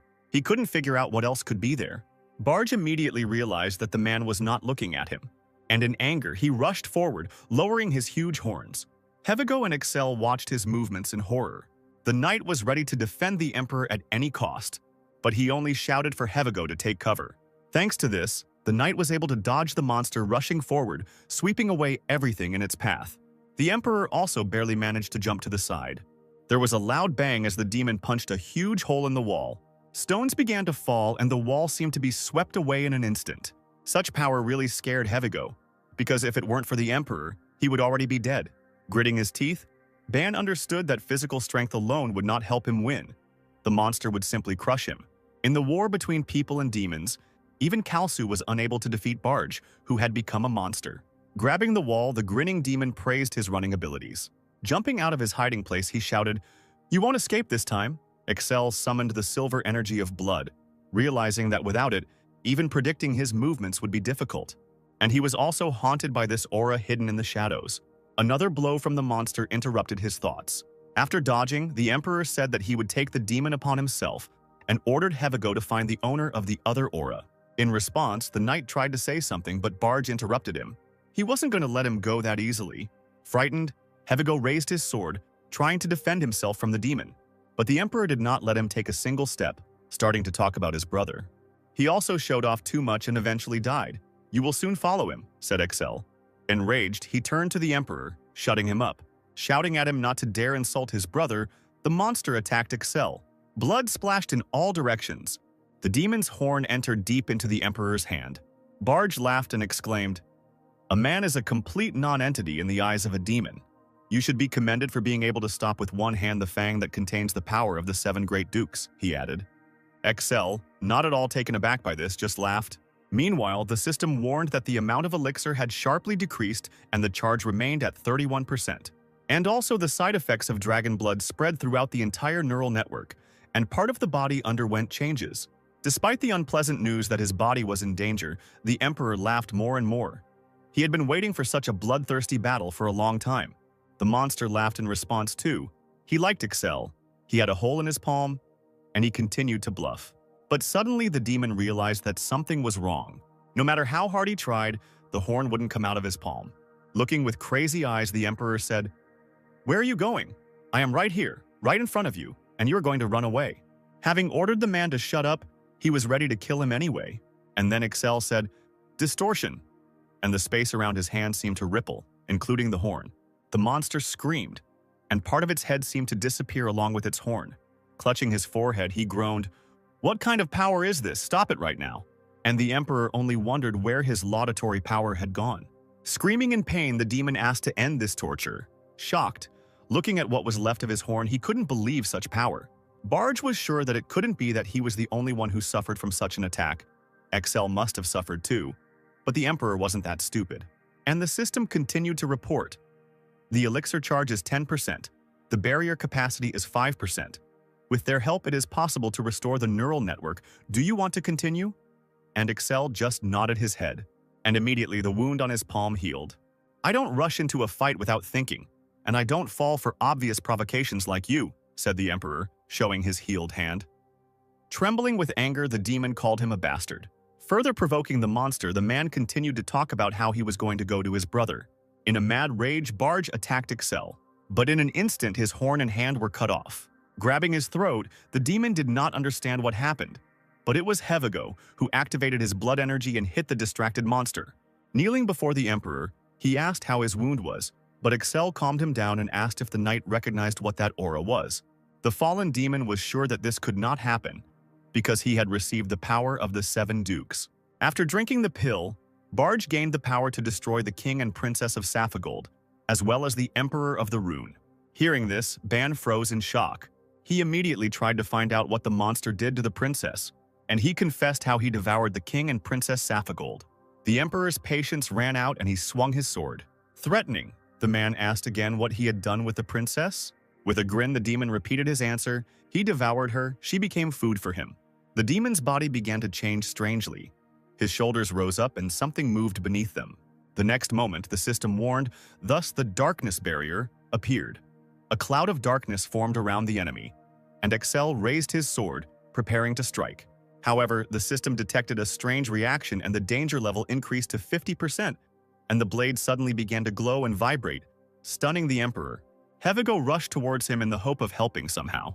But suddenly something incomprehensible happened to the monster's body. The knight and Excel looked at this in horror.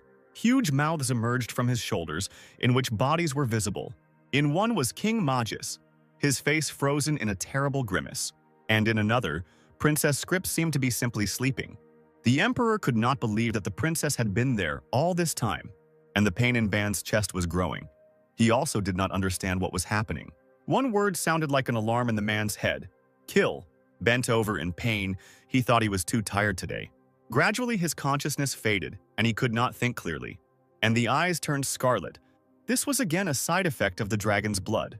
Screaming, Excel fell to the ground. Hevigo just looked at him with confusion, and the demon rejoiced. Finally, you have run out of strength. It seems the rumors about your madness were true. By rushing into the attack, he intended to put an end to the Emperor's suffering. Trying to cover Excel, the knight shouted for him to move to the side. He fought off the attacks, but he couldn't predict from which side the monster would strike, and another blow missed Hevigo. His target was a weakened, defenseless Emperor. The knight screamed and tried to warn the Emperor, but the attack quickly overtook him. When the dust from the attack cleared, the system notified that the elixir was completely used up. Recharging was required. The side effects of the dragon's blood caused the body to overload, and it underwent changes. Excel's sword remained lying on the ground. He could no longer use it. The jubilant demon exclaimed, "In the end, you yourself suffered from the demonic power." "Well, I was the only one who saw this ridiculous spectacle. What a pity," he added, while Hevigo looked at the Emperor in horror. The monster felt that Excel's power still hadn't disappeared, and the knight looked at the Emperor in panic, also feeling his aura. The man's body changed. His hands and face became covered in scales, long claws grew, there were small horns on his head, and crazy eyes. A terrible bloody force enveloped the Emperor, and he bared his teeth angrily. It seemed like there was nothing human left in him. The demon was puzzled as to why the almost dead Excel had taken on such an inhuman appearance. The Emperor's aura seemed to suppress the monster. It was already seriously injured. Watching their fight, Hevigo tried to comprehend how much His Majesty had changed. He understood that these movements were not like human techniques. Once again, the defeated demon screamed. Princess Scripps and the king found themselves lying on the floor. The knight tried to wake up the princess, who seemed not to hear him. Running up to the girl, he didn't know if she was okay. Raising his head, the knight heard her breathing. Hevigo tried to bring the girl to consciousness with his shouts. And finally, the princess heard and opened her eyes. She was surprised to see a knight in front of her. Scripps jumped up and shouted about General Barge, but Hevigo calmed her down by saying that he was dead. And indeed, his body was cut in half. Now Barge looked like a human again and apologized to his brother as he died. Tears streamed down his cheeks as the man thought of him for the last time. Turning to the knight, the princess asked, "What about the Emperor?" And Hevigo said that Excel became very strange. The girl and the knight looked at the changed Emperor with horror, and Hevigo suggested, "Perhaps this is a side effect of the dragon's blood." At that moment, Scripps rushed forward despite the knight's cries. She was worried about Excel's condition and wanted to check on him. However, when he turned around, the man didn't seem to even recognize her. Hevigo warned her that it was dangerous, and the princess froze in panic. Scripps trembled and asked His Majesty to believe her and return to his previous state. But he screamed angrily and exclaimed, "Don't come near!" The cracked wall from the pressure of the magic began to crumble even more, and the knight kept shouting how dangerous it was. The beautiful blue carpet was now covered in bloodstains. From the torn demon lying nearby, however, the princess said that she was fine and tried to make the Emperor come to his senses. Holding his head, Excel tried to control his magic, and he didn't let the girl who wanted to help get close to him. Power overwhelmed him, and he seemed to glow with magic, and he shouted for Scripps not to come closer, since it was dangerous near him. The aura of blood literally turned the man into a dragon, and he growled in pain. Ban understood that he urgently needed to suppress the power of the dragon's blood. However, the system could not do anything. It only gave endless error messages. He urgently needed the power of the Sword of Light. But his body no longer obeyed, and the man mentally ordered the blade to appear quickly. It seemed as if the sword heard him. A golden light sparkled around it. The blade trembled. The blade rushed towards its owner. And so he rose into the air. The flight mode was activated. The sword flew straight into the Emperor's hands. The princess and Hevigo noticed the golden flash and did not have time to say anything. As soon as Excel grabbed the sword, the neural network began to recover to 40%, and the elixir level became abnormally high. The system asked, "Apply temporary cyber barrier protection," and the Emperor, of course, agreed. The deployment of the cyber barrier began, and a blue dome covered everything around. It was woven from thousands of tiny honeycombs, completely enclosing the man inside. His body seemed to hang in the air, covered in blue reflections. The level of the elixir gradually decreased, and Excel became human again. At first, the claws and scales disappeared, and the wings fell apart and the elixir reached 20%. And the Emperor, sitting down on the ground, reached a stable level. Slowly, he opened his eyes, coming to his senses. Excel gripped the sword tightly, knowing that he wouldn't survive without it. Hevigo and Scripps were already running to him, asking if His Majesty was safe. The princess sat down before him and began to cry, saying, "You started the war because of me." She was saddened that the Emperor had put himself in danger, but Excel extended his hands to her. Hugging the girl, he calmed her down and said that she was okay. "It's not your fault, so don't worry," the Emperor said excitedly. But Scripps was very ashamed that she was not stronger. In response, Excel assured that in the future she would definitely become stronger. Hevigo, who was standing nearby, tried not to look at their cooing, feeling embarrassed. Suddenly, footsteps were heard in the room and someone apologized. The princess and the Emperor interrupted their conversation, looking back at the newcomer. The knight was also surprised by the unexpected guest. It was a strange boy, radiating a demonic aura. Immediately, Excel grabbed the blade, thinking that he was a demon. A knight stepped forward, ready to fight the enemy himself. He remembered feeling this aura before. This child didn't look like a normal demon. The rustling of wings was heard, and the boy moved them slightly.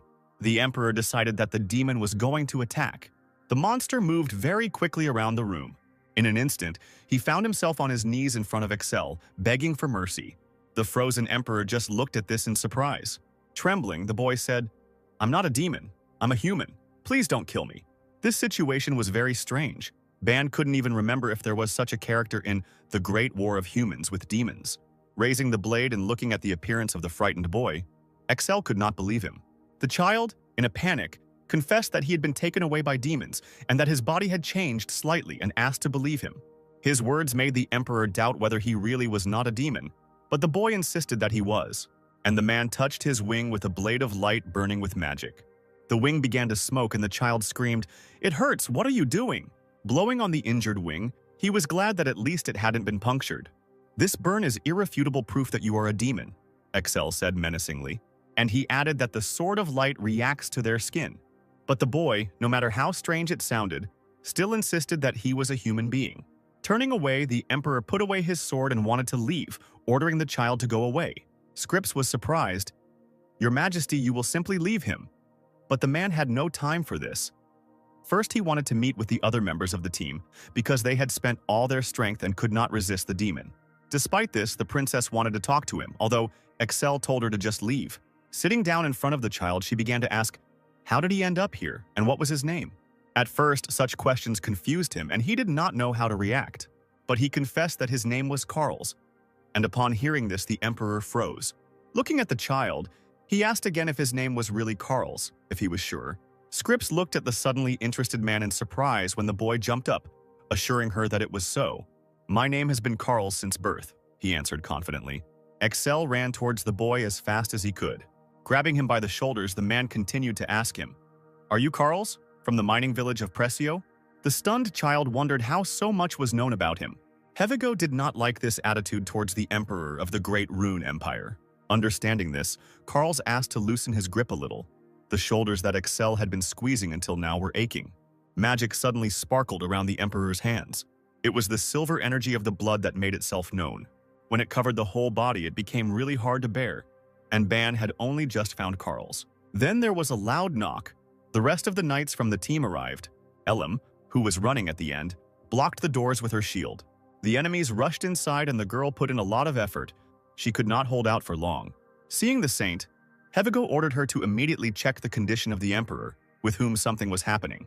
The girl immediately noticed Excel, who was standing surrounded by silver light, holding his head.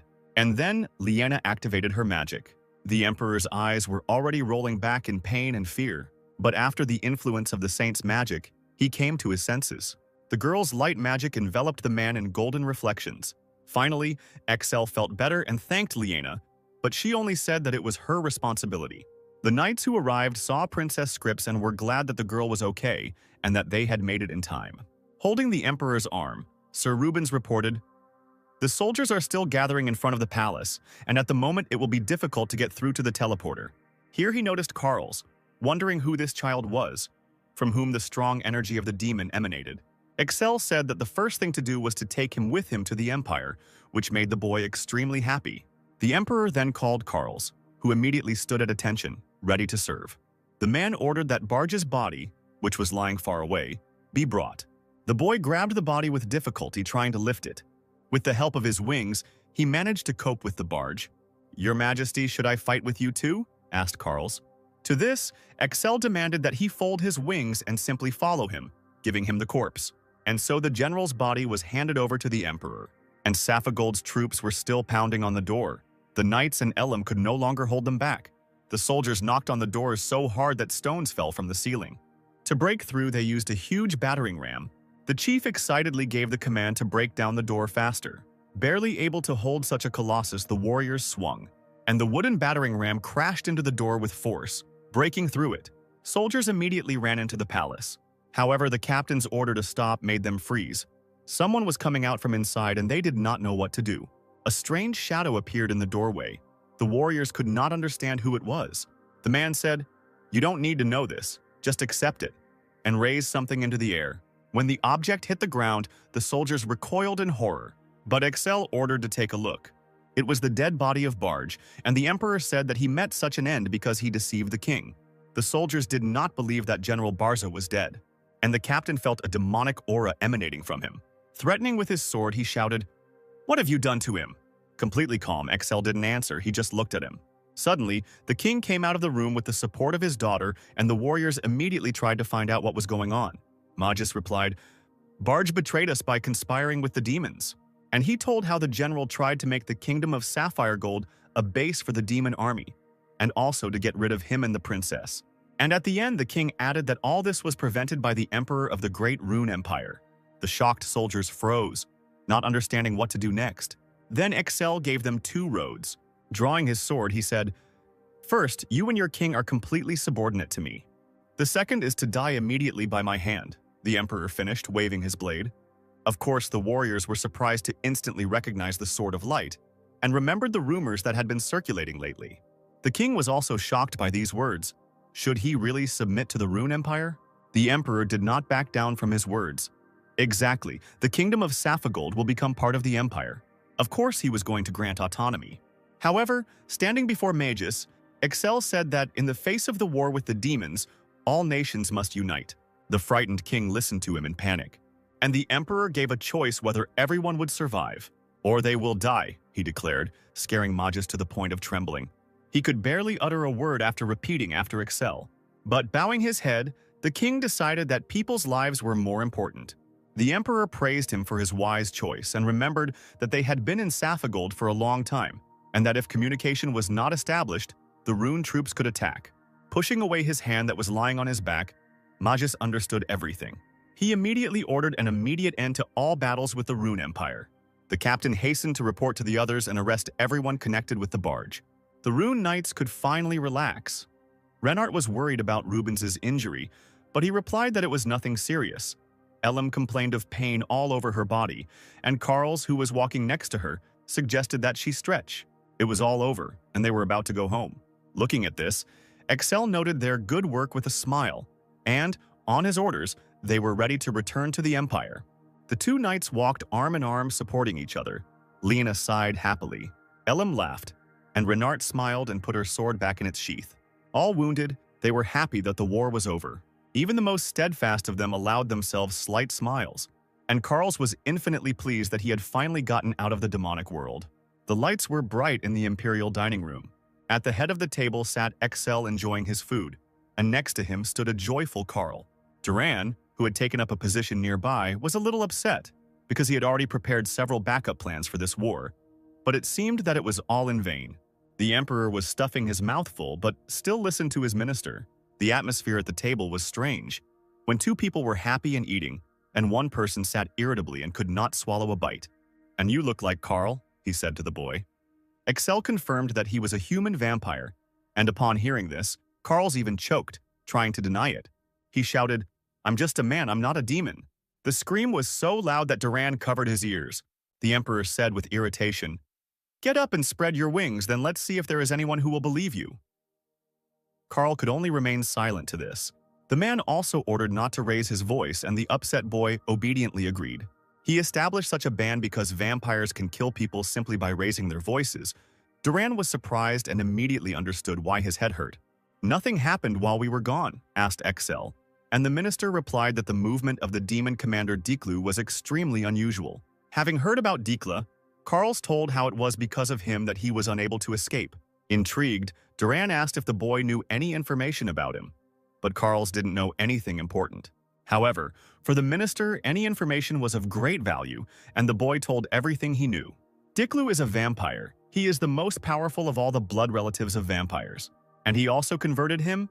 It all started in Rayanum, the autonomous city of the Temple of Light. There he was captured by a man who was a werewolf monster. Somehow, Carls was able to absorb it. He fought on his own and was able to endure. Excel was amazed how, having become a werewolf, the boy turned back into a vampire. Thinking about it, Carl decided that although it seemed impossible, a miracle had probably happened to him. For Ban, this was not just a miracle, he knew how pure the boy's soul was, not containing dragon blood. Thanks to this, using the Sword of Light, he played an important role in the war between demons and humans.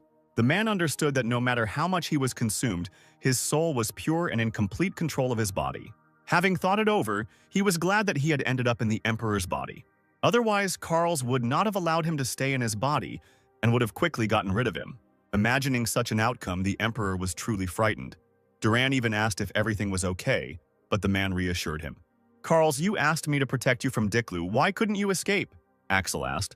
And the boy explained that related vampires sense each other's location.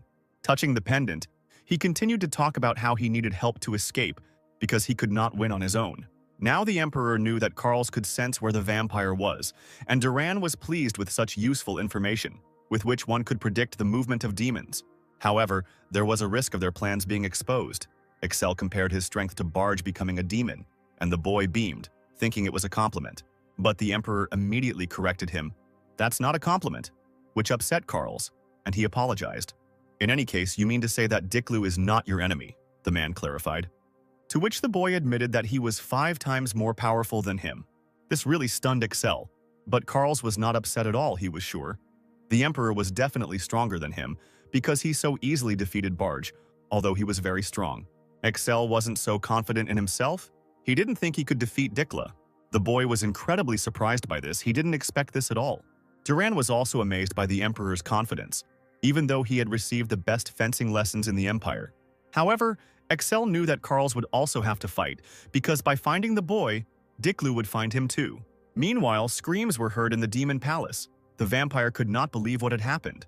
The subject tried to calm him down, but the commander, knocking down the torch in a fit of emotion, sat down next to him. The boy was related to him by blood and could not escape. The fire from the torch grew stronger as the Emperor grew angry at such betrayal. Feeling an insane rage, the vampire threw the remains of the torch at the wall. The demon next to him spoke worriedly. "We haven't figured anything out yet. Maybe there was some confusion." But the angry Diklu immediately shut him up. He felt Carls in the Rune Empire. What other explanation could there be? Blood vampires had no right to disobey him, and such behavior caused the general's insane anger. But then a voice rang out across the room. "You are trying to justify your failure, Diklu. The ruler of the world will simply turn a blind eye to betrayal." This was said by a beautiful demoness with red hair. She saw Dikla like this for the first time, and he even attracted her.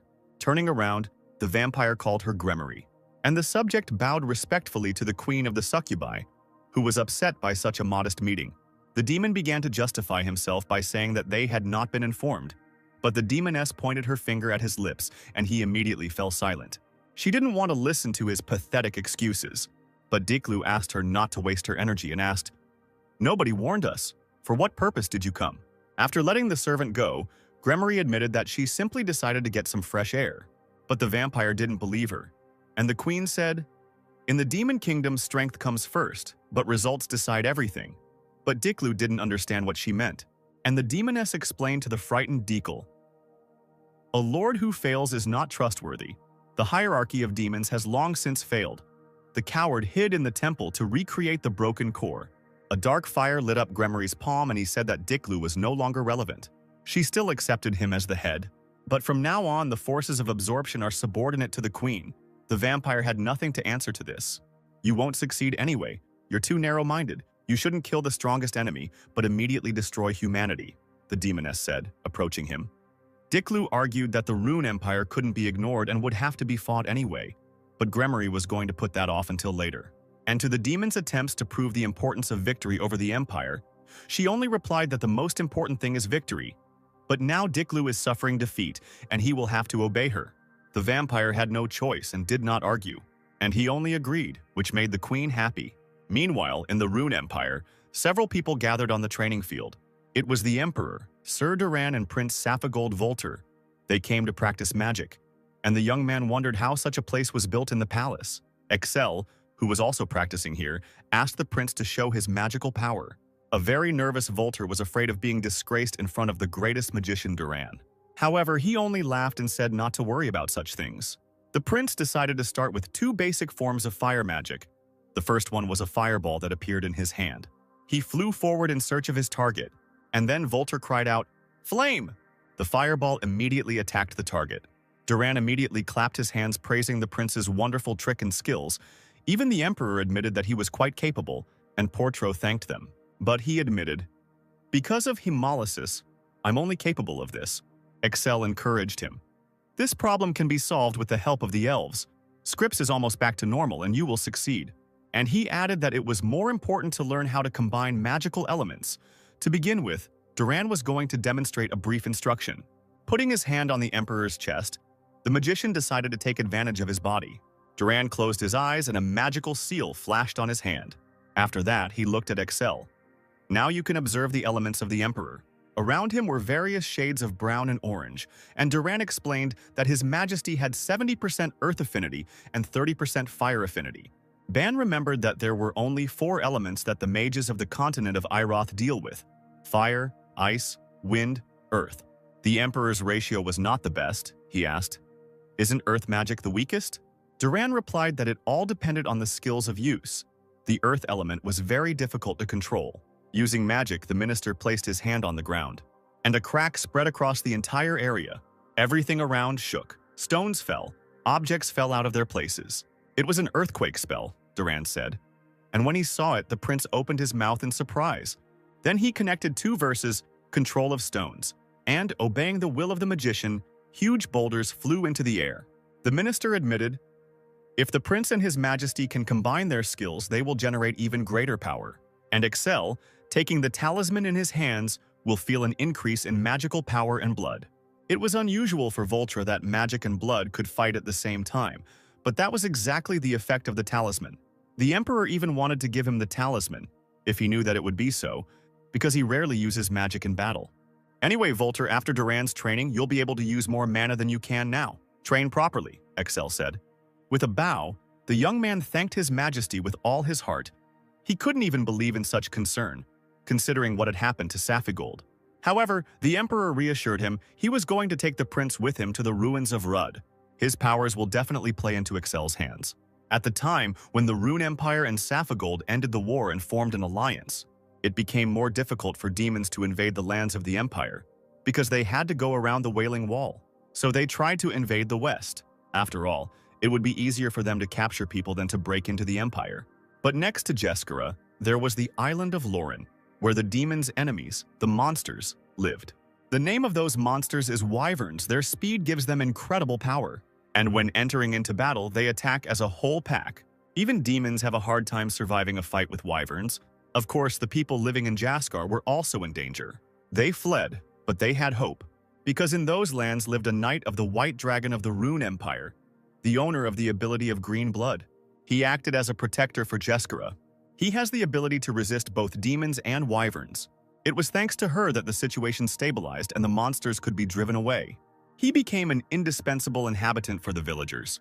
The sun shone from a shining sky, reflecting on the ocean waves that washed the beach. From somewhere in the cave, Excel's voice was heard. From now on, everyone behave quietly. Especially to you, Carls, he added. And the boy covered his mouth with his hands. Scripps and Volter, who were walking next to him, only looked at him in surprise. He whispered to the princess why His Majesty was so cruel to him, to which she advised him to understand him, because in this place there lived many wyverns with a keen sense of smell. At this time, the emperor was looking closely at the sky, and he ordered that he be immediately informed when a wyvern was discovered. The princess and the prince immediately agreed. Not hearing any confirmation from Carls, Excel turned around, asking for his answer. However, he was no longer nearby, although he had just been standing there. A boy's voice came from above. "Your Majesty, there is a wyvern here," he shouted, hanging from the ceiling of the cave. Carls pointed his finger at a monster with huge wings flying nearby, carrying the body of a demon in its paws. The Emperor immediately exclaimed, "Carls, come down, right now!" But the boy was too far away to hear him.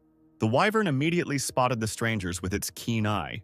Throwing the demon aside, she flapped her wings and flew after her prey. There was an angry roar, and the wyvern bared its huge fangs.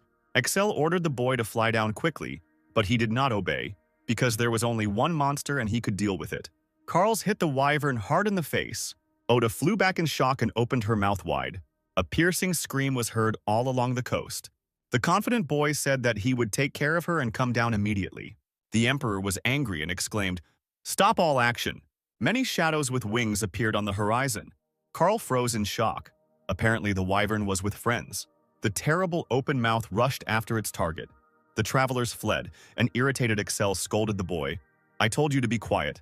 And he closed his eyes and apologized endlessly. Scripps and Volter used magic in an attempt to hold off the monsters.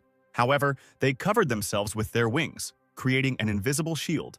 The wyvern's eyes glowed maliciously, and she didn't let anyone near her. The Emperor knew that such attacks would not defeat them. To begin with, they were going to hide in the forest. A cave was visible in the thicket, where the fugitives headed. Excel entered first, followed by the prince and princess. Having caught his breath, the man looked to see if everyone had arrived. And then he realized that someone was missing. "Carls, where the hell is he again?" the Emperor exclaimed angrily. It turns out that he was grabbed by the wing, and the boy tried to get out, assuring that it would happen soon. He pounded on the clawed paw, screaming to be let go. And when Carls was finally free, he immediately flew into the cave. But then a magical light began to emanate from the wyverns, and the boy didn't even see it. Scripps tried to warn him of the danger. However, the bright light from the throats of the monsters had already struck Carls. But something strange happened. Huge roots started crawling along the walls. The prince kept his magic ready, intending to cover them. But the Emperor stopped him. There was no need for that. A man was hiding in the shadows. The divine guardian of the forest had appeared. It seemed like the magic would hit the boy right on target. But roots and vines were already crawling around him. The blow found its target. An explosion was heard. Leaves and wood fragments flew in all directions. But Carl still remained alive and looked around the area with surprise. He didn't know what it was, but it saved him. A long-haired man standing on a tree branch shouted, "It's dangerous here. Leave quickly before the others arrive." Indeed, the wyverns outside were trying their best to get into the wooden dome. The boy waved his hands, saying, "Wait, there's still a group of people with me." The man did not expect that the child was not alone. Looking around, he noticed the Emperor, and it shocked him. How did he end up here? Excel greeted Just and said he was looking for him. "I have received no information about your arrival," the keeper said. And with the help of a scan, the Emperor saw that his indicators were all S rank and greatly exceeded the norm. The wyverns in the sky continued to attack them with magic.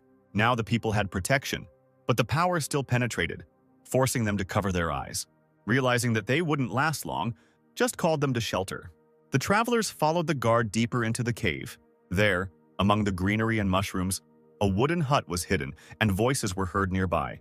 Excel ordered them to be taken to the ruins of the stone ore. But Just was worried it was too dangerous to enter the ruins without some preparation. But the Emperor was sure. "You have excellent information about this area, and besides, talented people of the Empire have arrived with me." Just claimed, "The remains of stone ores contain a lot of light-absorbing element. It is more difficult to find there than in other runes," while Scripps was meanwhile enthusiastically examining Carl's wings. In response, Excel asked Walter to demonstrate his powers. A bright flame lit up on his hands. With its help, the Emperor was going to illuminate the ruins. The Guardian was still unsure, because maintaining magic required a lot of mana, and he would have to fight monsters in the dark. Then Excel turned to Carls and asked him to come over. As he approached, he immediately began to ask for forgiveness for his behavior. But the Emperor grabbed him by the hands and ordered him to come to Just, and the boy was angry that he was being pulled by his new clothes. Looking at the child with curiosity, the keeper asked, "Is he really a demon?" Excel clarified that he is a half-demon and can clearly distinguish things even in the dark. Laughing, Carls boasted, "I have excellent night vision." But the Emperor, holding him by the scruff of the neck, corrected him that it was not a compliment. The boy was offended, and Excel threatened to return him to Dekel. A lot has changed in the Empire while I was away. I think your preparation is sufficient, concluded the thoughtful Just. Having released Carls, the Emperor also added that Princess Sapifigolda, Scripps, was with them. He praised her handling of dragon blood and her fighting skills, which greatly embarrassed the girl. Bowing slightly to her, the keeper said, I have heard of Ingress, and you handled chains easily. However, the modest girl believed that she was far from the Knights of the White Dragon. Finishing the conversation, Excel ordered them to rest today, and tomorrow they would move out into the ruins. The next day, the sun was still shining and exotic plants were growing all around. The team followed Just, and they still had a little way to go. Seeing the princess looking around, the Emperor told her not to get carried away by the scenery, because these were the second most dangerous ruins. Yes, Your Highness, this time I will not be a burden to you, Scripps assured. Little by little, they moved further and further into the forest. There were dangerous plants along the way, and the absent-minded Carls had to be protected. And then their guide froze. The travelers finally arrived. They stood in front of a huge tree, in the trunk of which there was an entrance, and above it hung someone's skull. Excel gave the order to enter and for everyone to be on the alert. So the team obediently entered the terrible opening following the Emperor. It was already dark at the entrance. Walter asked if he should use magic, but the Emperor told him to save mana. Shivering Carls complained of the cold, and the princess advised him to fold his wings. When the Emperor shouted at him to go on foot, he obeyed. And with surprise, I saw something strange ahead. It was a huge expanse. It seemed like a small mining village.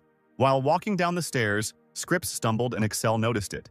He grabbed her hand and advised her to be more careful, and the princess thanked the man. Looking at their clasped hands, Carls was offended that he did not receive so much kindness from the Emperor. Just looked around in confusion, feeling something strange. When he reported this to the Emperor, he agreed with him, also feeling the aura. There were shadows in the ruins, and he remembered there were wolves at the entrance to the ruins. And indeed, they were met by a whole flock with glowing yellow eyes. There was a cry, "Volter, fire!" and the prince immediately summoned magic. The wolf was very close. It seemed like he was about to attack.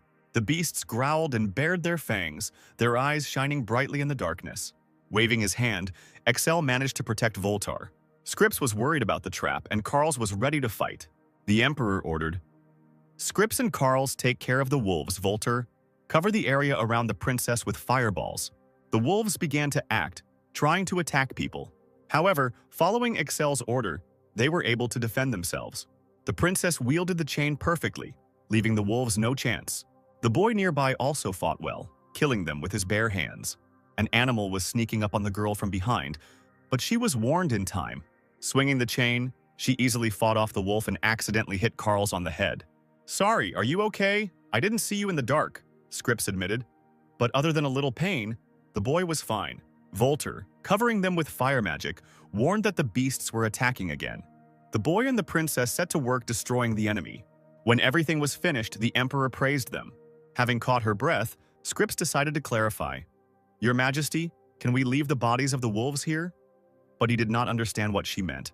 I heard that their hearts and claws are of great value, the girl said, and Carls even thought they were tasty. But now it was not important for Excel. The first priority for them was to get inside the ruins, and he called the boy to go further. They headed deeper into the darkest cave. The deeper the team went, the darker it became. Excel decided to ask the sword if it was wise to use it, but he answered negatively since his effectiveness in the ruins was reduced by 2%, and recommended not to take out the sword since recharging was not possible. And Ban decided to use fire magic if necessary and put the Sword of Light aside for emergencies. He was worried that after the wolves, they would definitely appear. He needed to conserve his strength as much as possible. The Emperor sent Carlos ahead to guide them with his night vision, and I decided to look at his abilities, which were high, with the exception of Dragon Blood. Here the boy tensed, feeling something ahead. From the dark depths came terrible screams. On the Emperor's orders, Volter sent a fireball there. The fire hit the living creature but did not kill it. The monster, which had 3 snake heads, roared. Carls realized that the blow only made him angrier. A terrible anger shone in the monster's eyes, directed at the magician. Volter flinched, realizing that he was the target. The monster opened its mouth wide and tried to grab the prince. However, the boy stopped him by grabbing his body.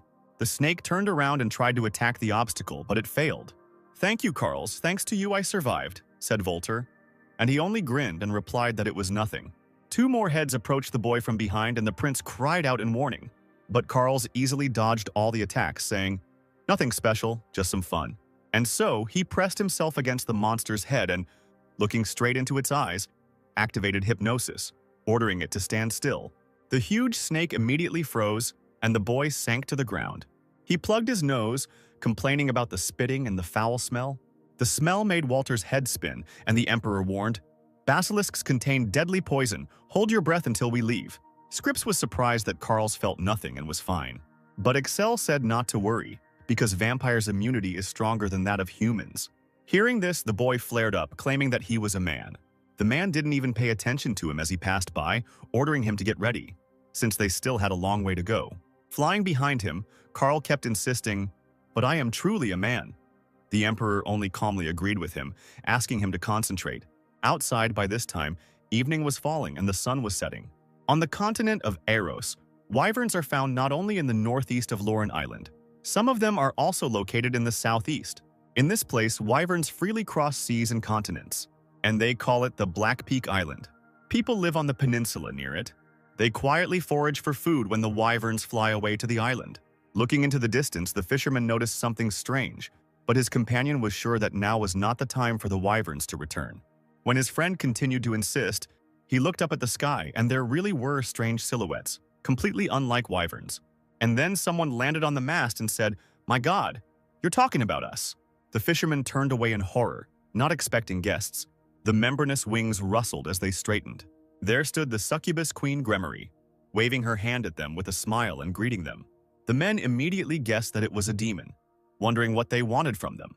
As she descended, the demoness confessed, "We were flying past, I thought we'd take a look." She stepped onto the deck very quietly. A pleasant smell came from her, and Gremory asked, "What is on this ship, that's all? Sad." Her fabric-covered breasts immediately attracted the attention of men. The fisherman blushed, embarrassed by the fact that she was practically naked. It was the first time they had met such demons. "Handsome men, would you come closer to me? I want to whisper something to you," the queen said seductively. Then 2 more men appeared, looking in surprise at their bewitched colleagues. "Are you completely off your rocker? She's a demon," they tried to shout, but they didn't even pay attention. The captain stepped forward, blocking his subordinates and asking why Gremory had visited them. Realizing that he was the boss here, she turned her powers on him. Touching the man, she said, "How brave." He tried to resist, but it was all pointless. The demoness ran her hand over his burning cheek and called him cute. The captain pulled out a dagger, pushing Gremory away, but she said that she only came to have fun. When the queen touched his hand, he trembled and dropped the dagger. Hugging the man, she asked, "Is this what you really want, right?" The fishermen standing nearby envied their captain and wanted to be next. Gremory smiled because the man could not reject her. And then she kissed the embarrassed man who didn't understand anything. Some mysterious light passed from his body to the demoness. The queen flew away licking her lips, and the man was enveloped in sparkling magic. Having thanked him, she said how long it had been since she had eaten such sweets. And the captain froze, not understanding what was wrong with his body. And he fell unconscious onto the deck. And when his subordinates saw this, they immediately ran up to him. Flying in the air, the queen chuckled. "God, he fainted people, although weak, are so tasty." The captain's face was frozen in a terrible expression. The sailors asked him to wake up, but he did not hear them. People realized that the demoness had done something to him, and everyone began to arm themselves. However, Gremory easily bypassed everyone standing in her way, and she stopped next to the bald sailor who was giving orders. He cried out, "Die!" and attacked the queen with his sword. But she didn't even move, deflecting the blade with her tail. The demoness smiled. "Do you think you can kill me with this?" The succubi's entire body is a weapon. And then the tail twisted around the man's neck. He held it tightly, and no matter how hard he pulled, he did not let go. The rest of the sailors ran to his aid, waving their weapons. Only Gremory easily flew up and they struck. The men looked around, not understanding where the enemy had disappeared to. And the queen continued to mock them, holding the sailor's tail. "Are you seriously trying to kill me at such a speed? People are much more stupid than they taste." "Let's start with him, bon appetit," said the demoness, kissing the captured man. He stretched out his hands and tried to save himself, but it was all in vain. The sailor's body began to tremble, and his legs dangled so violently in the air that one boot came off.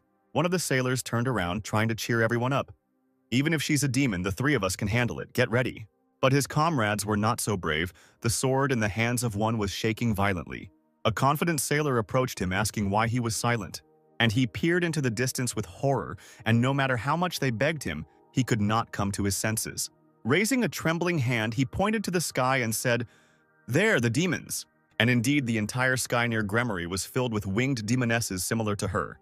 They completely surrounded the small ship, leaving the sailors no chance. Mad cries were heard over the sea and the water was stained with blood. And in the cave, everything was calm, and the silence was broken only by the sound of drops falling from the ceiling. Liquid mud squelched under people's feet, staining their boots. Even Just found it hard to walk on it. Carl's wings were also covered in dirt and became too heavy. The rest of the team stopped and the Emperor called the boy. He waved his hands, claiming that he had done nothing this time. But Excel was not going to scold him. He asked him to put his ear to him, and when Carl's did this, he whispered something to him. The boy immediately began to deny it. "Alone? Never. I hate the dark." Then the Emperor asked just to come over and he immediately headed towards him. An angry Excel ordered that grapevines be wrapped around Carl's, which of course stunned the keeper. The boy shouted, "Your Highness, wait! Why are you doing this to me?" But it didn't affect the man. He became even more angry and ordered, just to speed up. The frightened magician had already begun to cast a spell. Vines were tightly wrapped around Carl's on all sides. Waving his free legs, he shouted that he understood everything and was going where he needed to go. However, the Emperor, holding the vine, was not going to let him go, since he said that he was afraid to go alone. And he pulled Carl's, who was tied with vines, towards himself. "Instead, take us all with you," added Excel. This caused the boy to panic as he didn't understand how to do it. Now Carl's was making incredible efforts, screaming from the strain. He was dragging 4 people out of the mud, but they were moving slowly. It seemed the boy was not strong enough to drag them all alone. The Emperor immediately confirmed this, and Carl cried when he realized that he had been ordered to do so despite this. Then Excel started giving orders. "Just, prepare to use green blood. Volter, you will erect a fire barrier as soon as Just uses his power." Carl's, who could see well in the dark, said that something was approaching. The Emperor immediately ordered the keeper to hook him as soon as he jumped out, and he already had the vines ready. But it turned out to be just an ordinary fish that posed no danger. The travelers really didn't expect this and looked at the find in shock. Excel ordered the stunned Just to act, and he immediately summoned vines to hook the fish. And Volter also began to act and was already erecting a barrier. The fish were captured by the vines without any problem. A fiery semicircle of a barrier lit up around the people. Hanging from the ceiling, Carl screamed in shock and confusion. Now it was clear to see that the vines were filled with ordinary fish, and the Emperor said, "This is fatty food for the monster," and ordered the prince to set the area on fire. Volter obediently launched a fireball there. Surprisingly, the fire burned well, igniting the dirt. Touching the floor, the Emperor admitted that the mud had been set on fire by the oiled fish, which was why it was so necessary. Everyone immediately praised His Majesty's ability to foresee everything and began to help each other rise from the dried mud.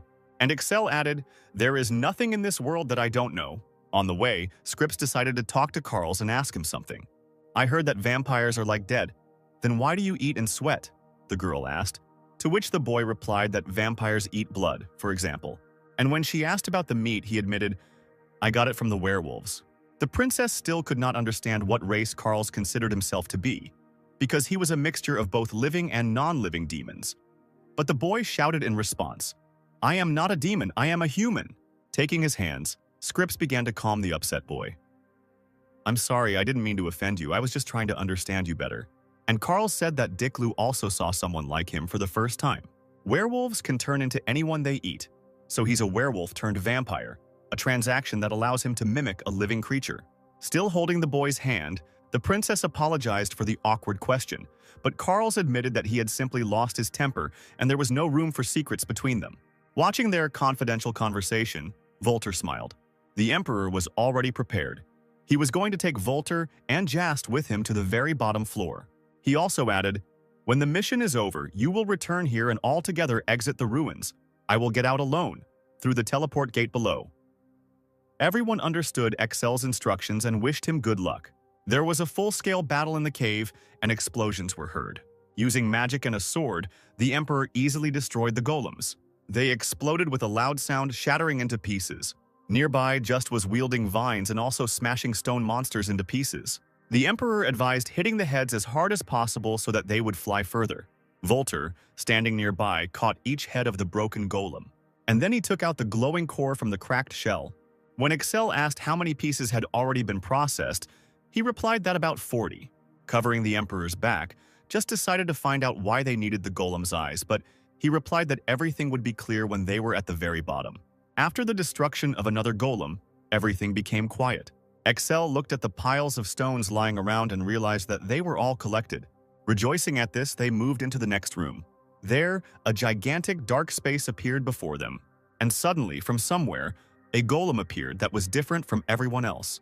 The Emperor asked, "Are you the keeper of this place?" And he replied, "Welcome, descendant." Then, Excel ordered Just and Voltra to stay outside the door. He himself was going to meet the golem. The creature introduced itself as the guide and guardian of this place. Set 09 to 17, also known as the Knight of the Dark Light. He was here as a guide to help the descendants, and the Emperor decided to clarify. "What does the phrase, 'I'm glad you arrived before my expiration date' mean?" Then the golem said that there was a deposit of stone ore in the lower layer, and that in order to get to the last room, they would have to break through huge puddles of slime. There was only one way to do it, a magic charging stone connected to the entire lower floor. But the Emperor, saying, "Enough of this talk," drew his sword and attacked the guide. He thrust the blade into his chest with all his might. "In any case, I will have to fight you," Excel asked. But the golem did not answer, but only attacked in response. But the Emperor managed to dodge by leaning back. Although it was difficult, he even praised the gatekeeper for such a blow. At this time, a fireball was already flaring up on the man's sword. He threw it straight at the golem and there was a loud explosion. Everything around was covered in smoke and Excel could not see the enemy. Having landed, he was unable to stay on his feet, helping himself with his hand. And then a strange explosion occurred, painting everything around with purple light. A long tentacle extended from there, trying to reach the man, but he managed to avoid the attack at the last moment. The golem's appearance changed. Several swords were spinning around its body like blades. This method of attack struck the Emperor. But then the system connected with explanations. One of the standard equipment of the senior keeper is a black sword. Its blade absorbs light, increasing its power. The power of the weapon increases in a bright place. As he spun, he advanced on Excel, who was unable to resist him. Bana began to panic, because the waves of compressed blood had not worked anyway, and he did not know what to do now. While the keeper was attacking, one could notice that something seemed to sparkle below his feet. Of course, the Emperor immediately noticed the weak spot, and so the golem went on another attack. There was a bang, and dust flew in all directions. The sword flew at the keeper, hitting the blades and causing sparks. Excel was sure that he would not be able to recover from such a blow. The blade found its target, entering the center of the machine's chest. Immediately, it sparked and all of the golem's limbs fell off. The body also separated from the legs and he flew to the ground.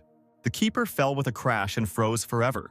The Emperor sighed heavily and was glad that he was able to stop him, when suddenly the golem decided to say his last words. "Excellent work, descendant. This is where my duty ends. Your attack was successful, but reckless. If I had not fulfilled my duty as a guardian, you would never have passed further," he added. However, Excel was confident in himself because he knew the method in advance, for which he took a magician with him and collected mana stones. And then Volter and Just entered the room, realizing that everything was over. Hearing such confident words from the Emperor, the keeper immediately gave the key.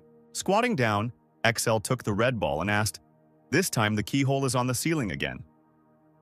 Upon hearing this question, the golem realized that he had already been to the ruins of the White Stone, and he began to talk about the elixir that the ancients left here. They called it Blood Booster. Somewhere, there is a hidden entrance that leads to it. At this point, the keeper's hints ended and he stuttered and went out.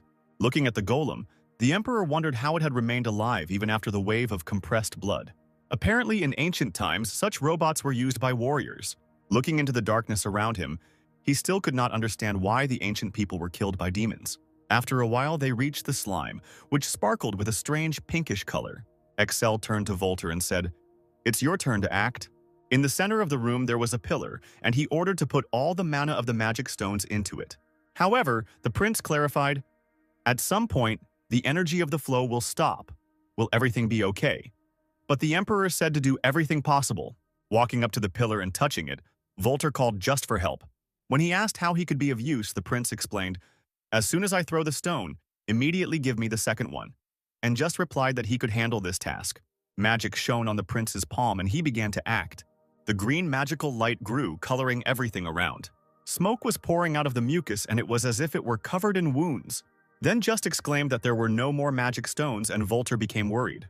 However, the emperor placed his hand on the pillar and said, "This is enough." And indeed, the mucus seemed to evaporate, leaving only acrid smoke.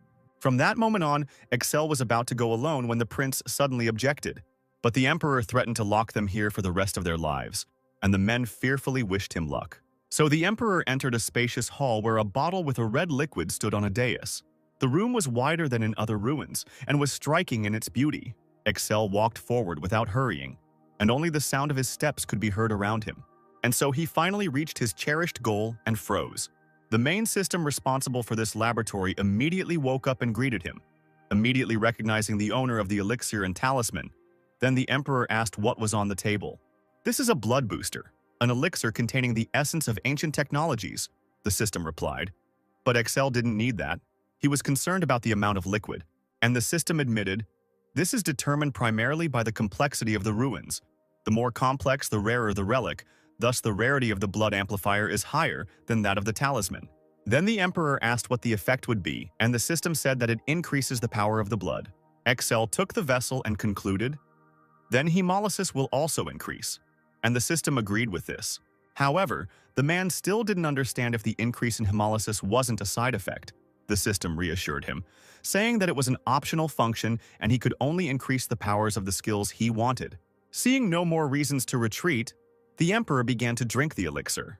The system immediately added, "You can only develop one force at a time, either hemolysis or blood." But Excel didn't intend to use the dragon blood enhancement. He drank all the liquid and wiped his mouth. The effect lasts for about 3 hours. "After completing the instructions, I will proceed to disappear," the system said. And finally, the emperor decided to ask her if she knew anything about the ancients. And surprisingly, the voice replied, "The essence of the demon's power is passionate desire.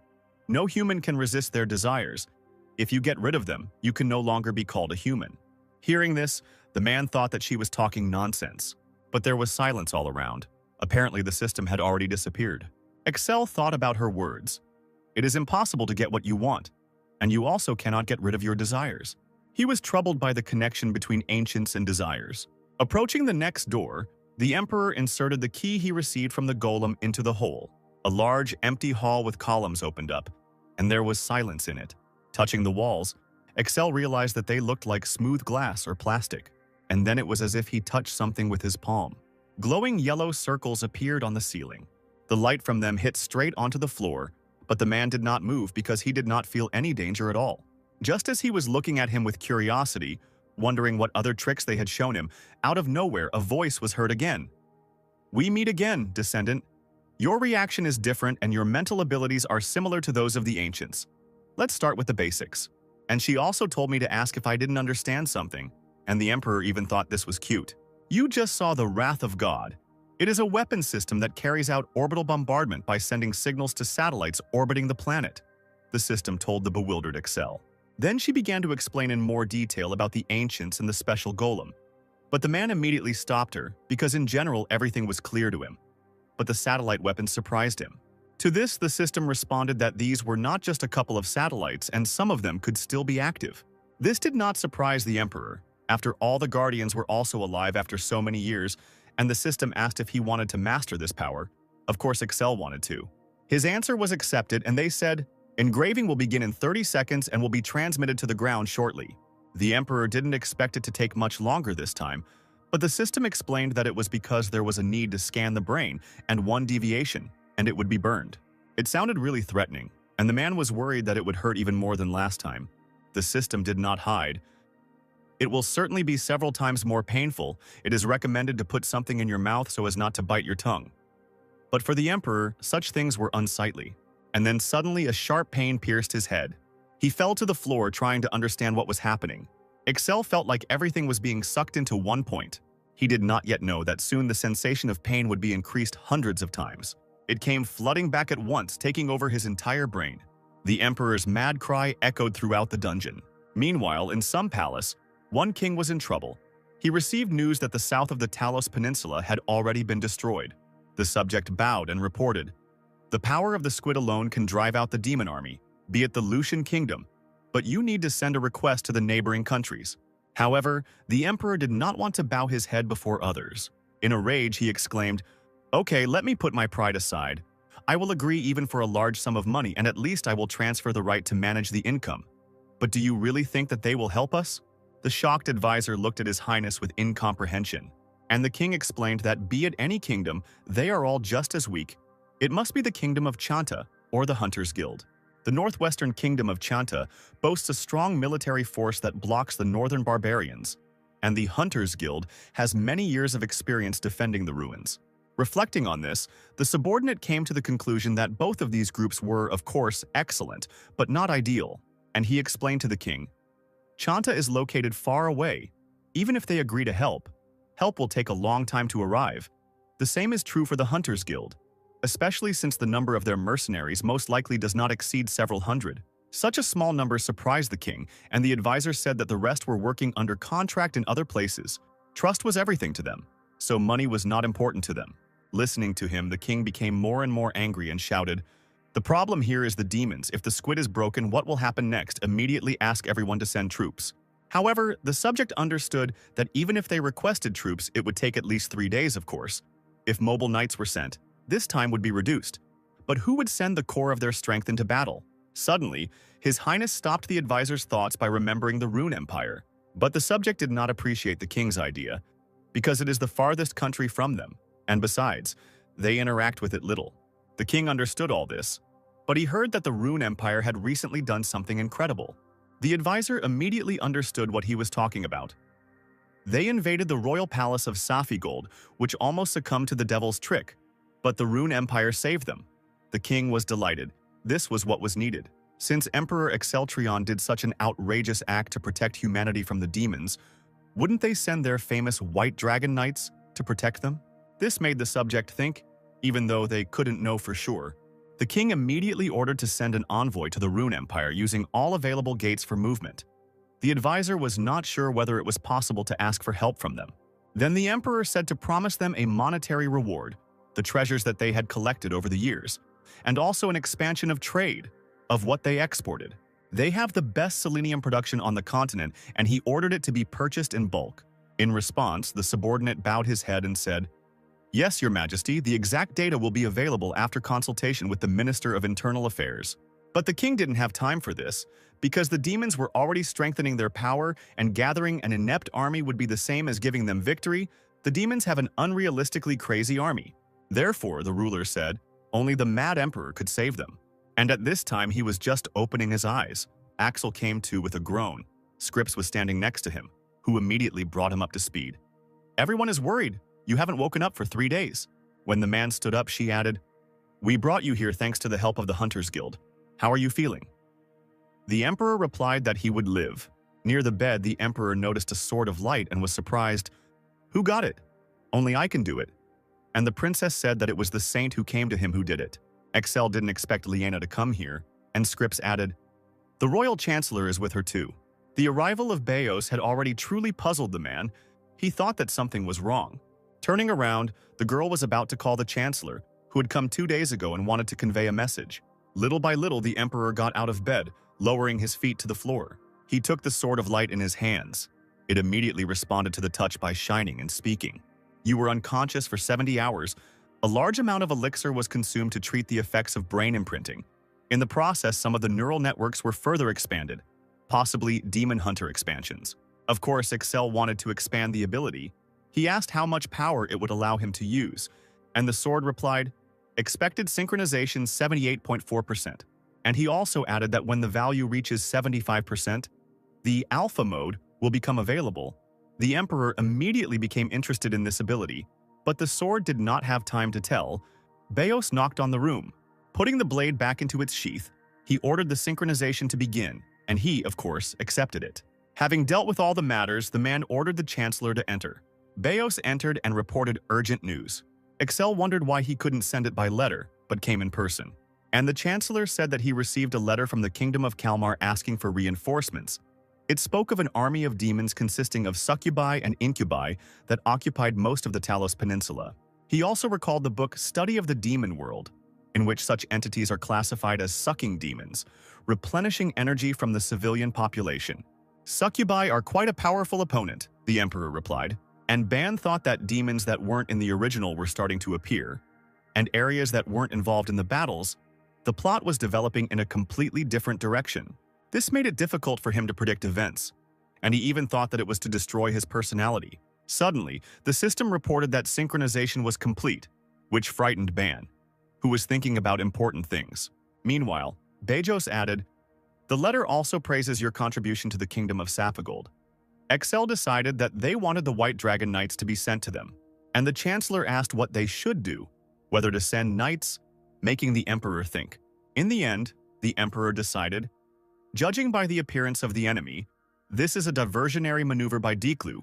It will be better to keep the knights nearby." Beos completely agreed with him.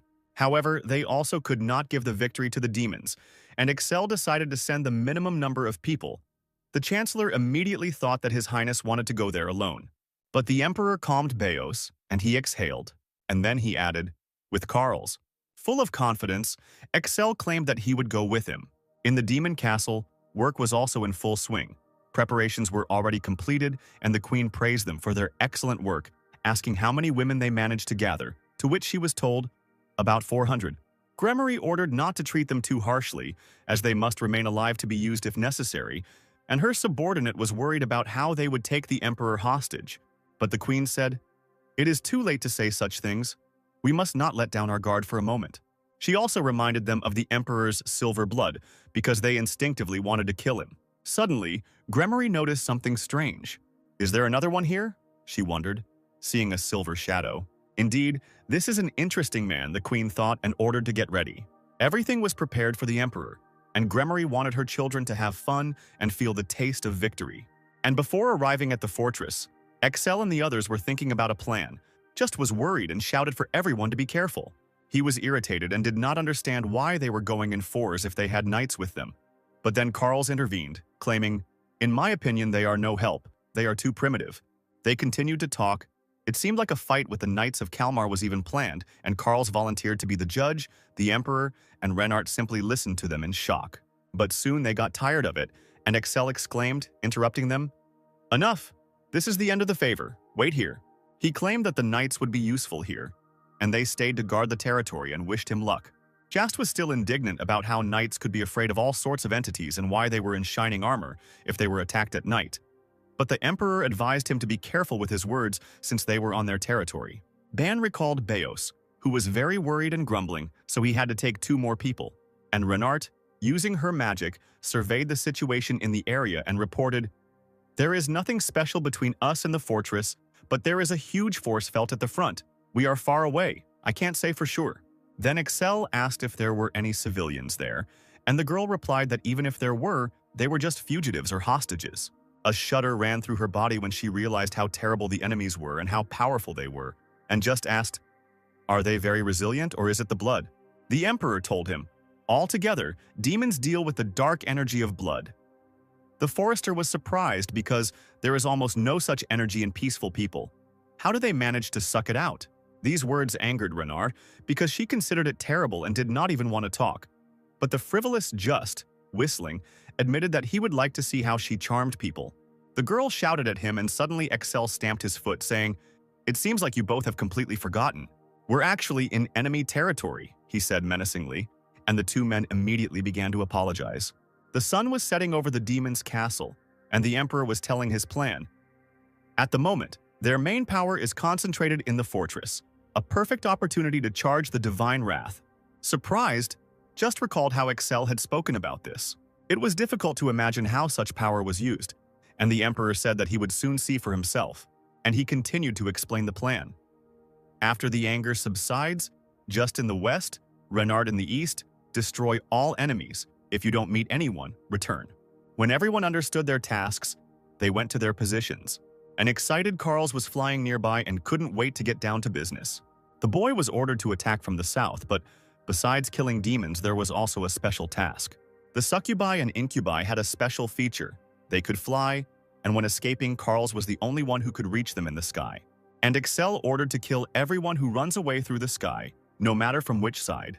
Such a large amount of work made the boy sad, but the emperor added, "At first I wanted to take only you because I thought that you were strong enough and could handle this mission." Axel's confidence in him encouraged Carl's. "That's right, as expected. You know me so well," he exclaimed. The emperor said to kill at least one enemy, and the boy raised his hands and was ready to fight. Beaming with joy, he flew up into the sky, shouting, "Trust me, your highness," and the man looked after him. Carl's confident attitude gave Ban a lot of strength because now it was up to him. He was about to activate the power when suddenly the system said, "Before using God's wrath, I will tell you the characteristics of the satellite and the safety measures." All his good mood immediately evaporated. He didn't think that the satellites would have different characteristics. The system immediately explained, "God's wrath is the collective name of a complex combat system that is controlled by 60 satellites from orbit. Combat satellites are divided into 3 types, A, B, C. The laser system provided to you is of type A and is very different from the ones you saw in the ruins area." Ban had a weak imagination and thought it was just an explosion in the sky, so he didn't understand the difference between the types. The system then explained, "Optical weapons are invisible to the naked eye and their power is weak compared to other types." The words about weak power stunned the man. He was overcome with panic. Why did the system say this when they had already arrived here? Just was almost there, ready to carry out the task. Renard also moved quickly towards her zone, and the inspired Carls was confident of his victory. From the very beginning, this operation had hope only thanks to the ability of God's wrath. Banu urgently needed a force capable of blowing up a fortress with one shot. The system asked, "Will you need it right now?" And of course, the man agreed. Then several screens appeared in front of him and the system pointed to one. It recommended Type C, which can explode magic stones and is convenient for research. It sounded like the system was trying to sell something. Seeing the powerful satellite, Ban pointed at it, wanting to take it. But the system rejected his request because the selected satellite had no signal, and the man did not understand why it was even displayed on the screen. However, the system had already displayed the only satellite suitable for his purpose, which had a range of 400 meters, and then asked if it suited Ban. He had already imagined what the explosion would be like and said to shoot. The system accepted the request and started shooting. There was silence over the demon fortress and in the surrounding area. Excel sighed, asking, "You definitely shot, it was somehow quiet." The system responded, "The launch was from satellite orbit, so it will take about 15 minutes. This upset Ban. He didn't think the satellite bombardment was that weak. But the Emperor remembered the prisoners in the fortress. He didn't want them to be blown up. Suddenly, there was a clatter of feet and a strong gust of wind that almost blew Excel off his feet. He looked forward in shock. The sounds were coming from the direction of the demon castle. From there, many women prisoners fled in worn-out clothes. As they ran past the Emperor, he heard their frightened cries. "Please save us, get off the road, they will kill us if we don't run away." The man wondered with curiosity why they seemed to be being driven there on purpose. He didn't even notice how the fire was blazing in the sky. The pillar of flame was aimed right at him, but Excel managed to block the blow with his sword. He was amazed that they had released so many prisoners for the sake of surprise. Fire blazed all around, and the last captives fled. Several demons attacked him at the same time using fire magic. The Emperor recalled Duran's words. "According to my investigations, the only magic that succubi use is charm. But to do this, they need to descend to the ground, to be close to the target. At this point, they can be easily defeated, especially since close combat is Excel's strong point," the minister said. Looking at the active fire magic now, the Emperor understood that this would not be easy at all. Another pillar of fire hit the ground with a roar. The forest around was ablaze, and the crackling of burning branches could be heard. On Excel's order, the system increased the protective barrier and it covered one of the captives. The system informed that the current damage level was 51%. Finding herself under protection, the girl was happy and wanted to thank the Emperor. But he was irritated and turned around and blurted out, "You're in the way, get out of here already." And the frightened captive began to apologize, and she immediately ran away. Now all the peaceful ones have definitely left, the man realized. A voice came from somewhere above. "God, please be so kind. I prepared the surprise so carefully and you have no reaction." The Emperor activated the scan, seeing the demoness's abilities in the air. With a wave of her hand, she sent the remaining succubi back to the fortress, deeming them unnecessary. Gremory landed on a branch and said, "Your Majesty, you are too hot with anger. I am going to pet you." But the Emperor did not let her finish speaking, attacking immediately. But the demoness managed to dodge the seemingly unexpected blow. "No manners. Shouldn't we play around savoring the taste?" Impatient men are not attractive at all, she mocked. But for Axel, all her words were nonsense, because he did not intend to be friends with her. The demoness was going to cross paths with him many more times and decided to introduce herself. My name is Gremory. I am the representative of Lust and the commander of the corps leading the army. This made the emperor surprised. Diklu was obviously in a hurry. He even called for reinforcements. But Gremory denied this, because the demon's pride was too great. She told the thoughtful man that she had come herself because the hierarchy of power in the demon realm had changed. Because of you, the demoness finished, as a light flashed above her head and a loud sound was heard. Not expecting this, she turned around to see what had happened. A smile appeared on Excel's lips and he was happy. Finally, I made it. God's wrath struck from the sky, exploding the demon castle with a loud sound. Gremory seemed to be in a panic, looking at the destruction in horror. But her enemy did not wait. The emperor, realizing that this was his chance, went on the attack. The air was cut by many cuts and blows. They intersected and complemented each other. Excel was focused and confident. He couldn't miss his target. However, a demoness's voice came from behind. You wanted to be alone with me, so you blew up the fortress where the army was. Instantly, the man turned to face her, and a fireball was already shining at the tip of his blade. The blow was aimed straight at Gremory and an explosion was heard. But the emperor immediately realized that she had dodged again. The sword informed him. It was a transcendental spatial distortion skill. Excel wondered if she hadn't just moved aside, but the system clarified that as the level increased, new variations would appear, and the opponent would use the middle level. When the demoness appeared behind him again, the emperor thought, after all, if there is a middle level, then there is also a lower one. And Gremory already extended her hand for another blow. A bright purple light appeared, twisting into a spiral, but she was not allowed to act further. Her hand was squeezed by Excel's hand. He suddenly decided to hold hands, the demoness grinned. The man's body was covered in silver reflections and Gremory's palm trembled.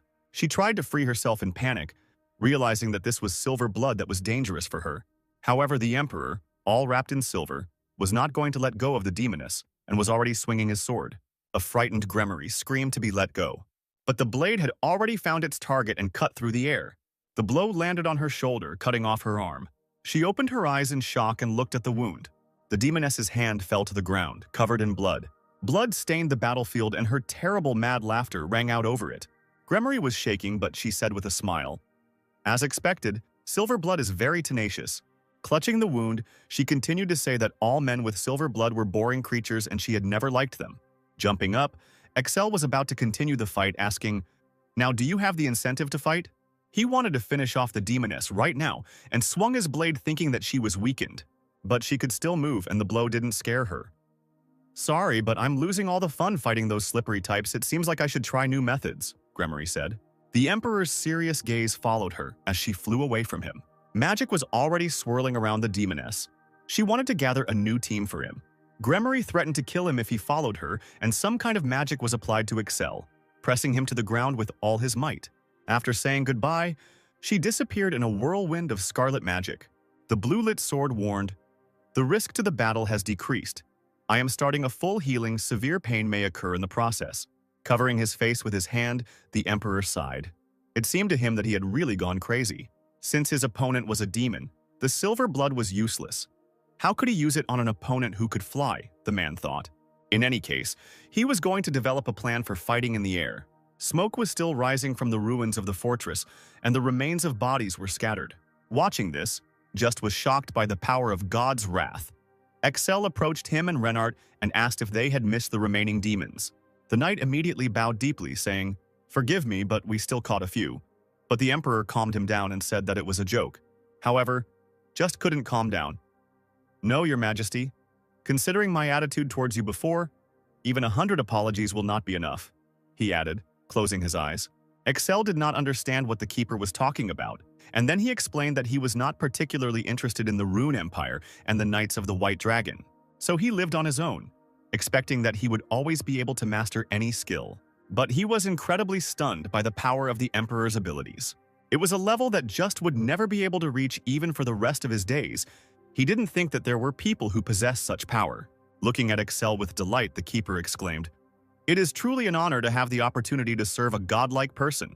But the man didn't consider himself godlike at all, because he was just an emperor, and just was his night, and that was enough for him. With a smile, the keeper confirmed that this was enough for him too. Standing next to them, Renard decided to ask a question.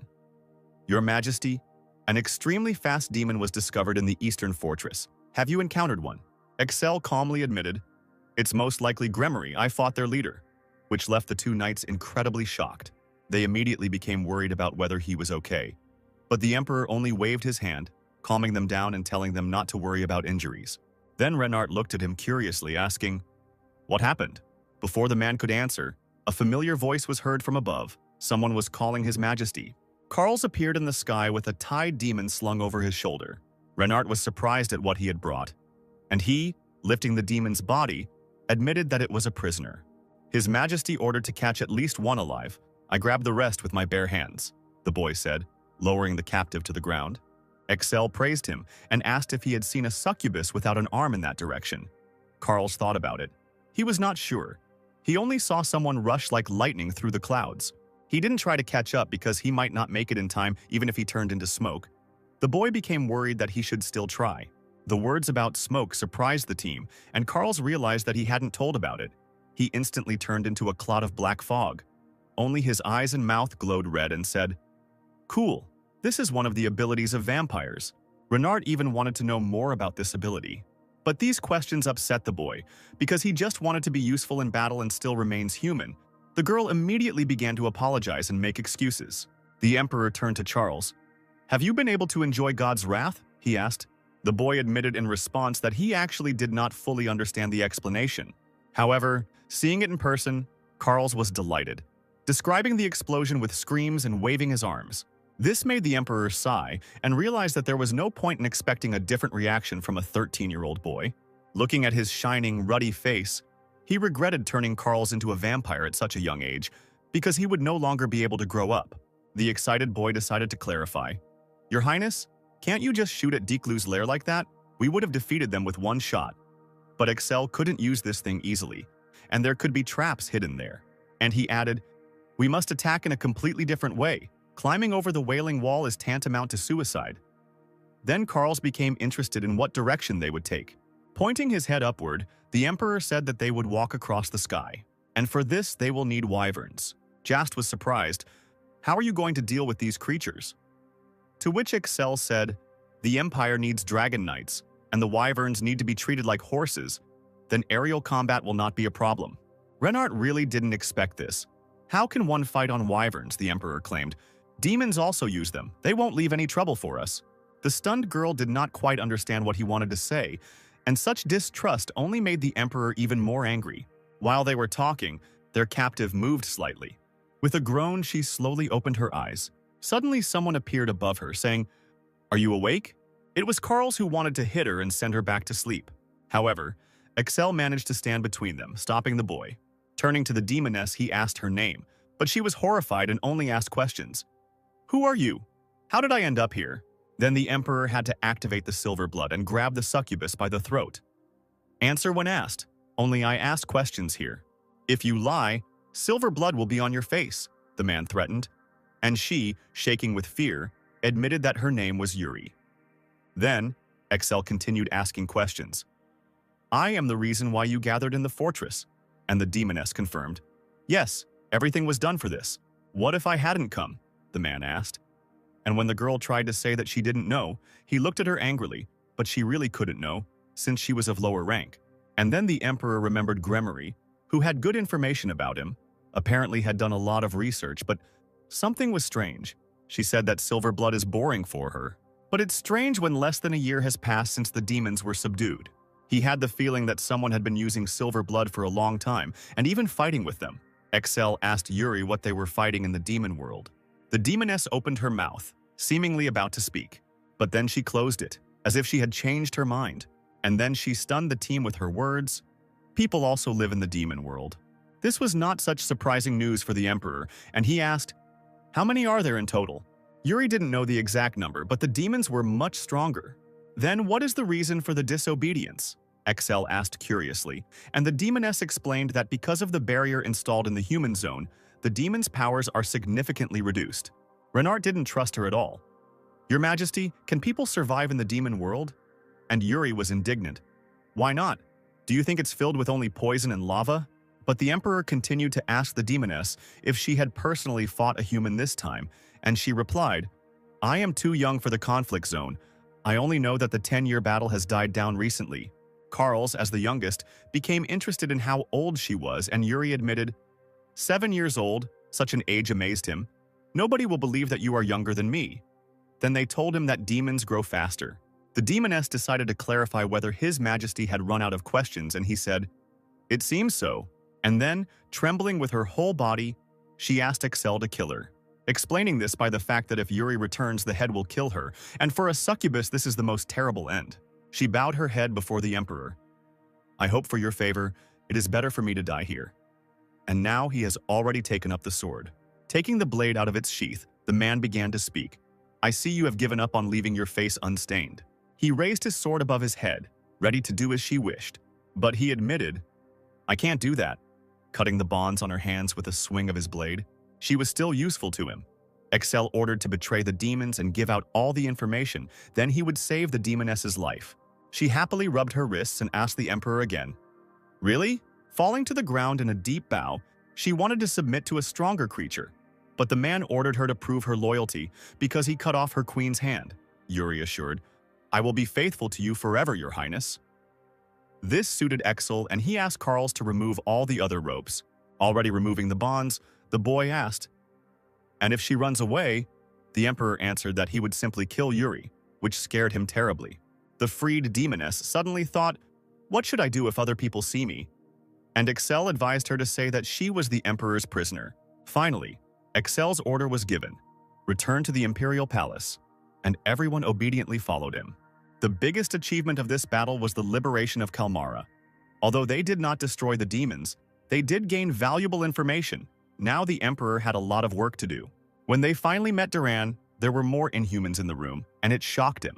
As always, Carls began to prove that he was a human being. What are you talking about?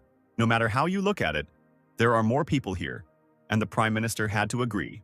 He handed Excel papers reporting, Your Majesty, here are the results of the study of the amulet that the boy ordered.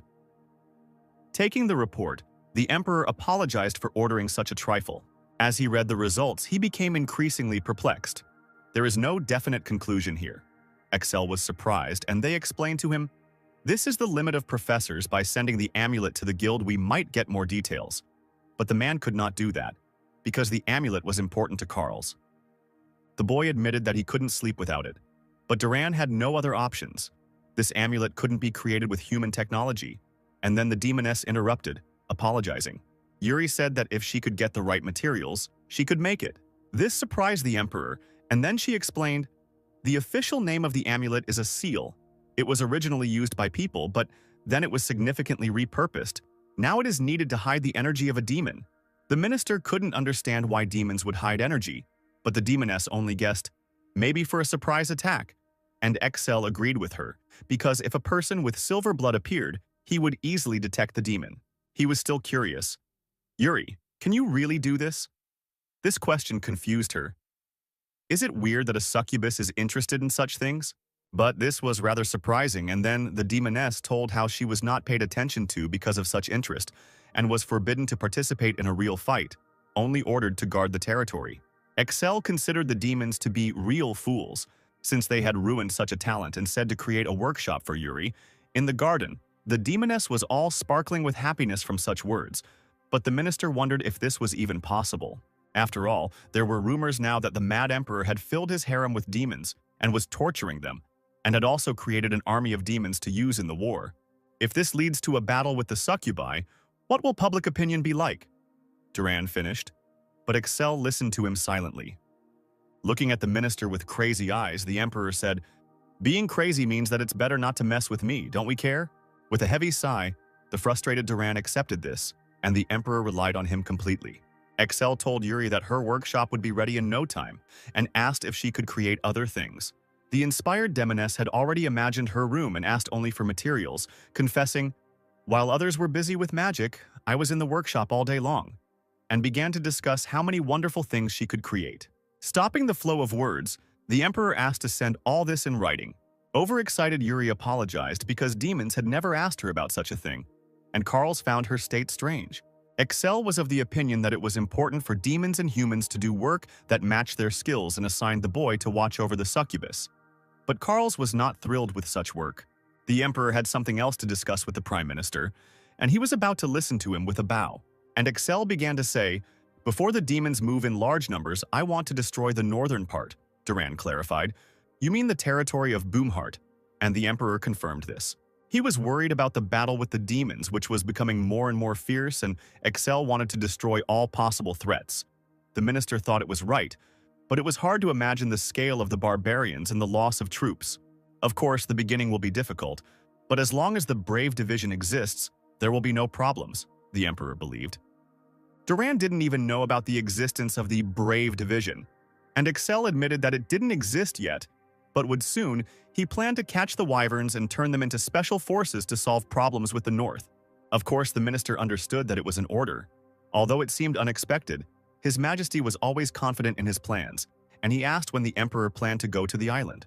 He wanted to leave tomorrow, but Duran said, "Before that, you need to meet someone. The person you were talking about has been found." But Excel didn't even remember who he was talking about. It was a boy named Goth, and the Emperor immediately remembered how he had asked to find the son of the blacksmith from Renheim.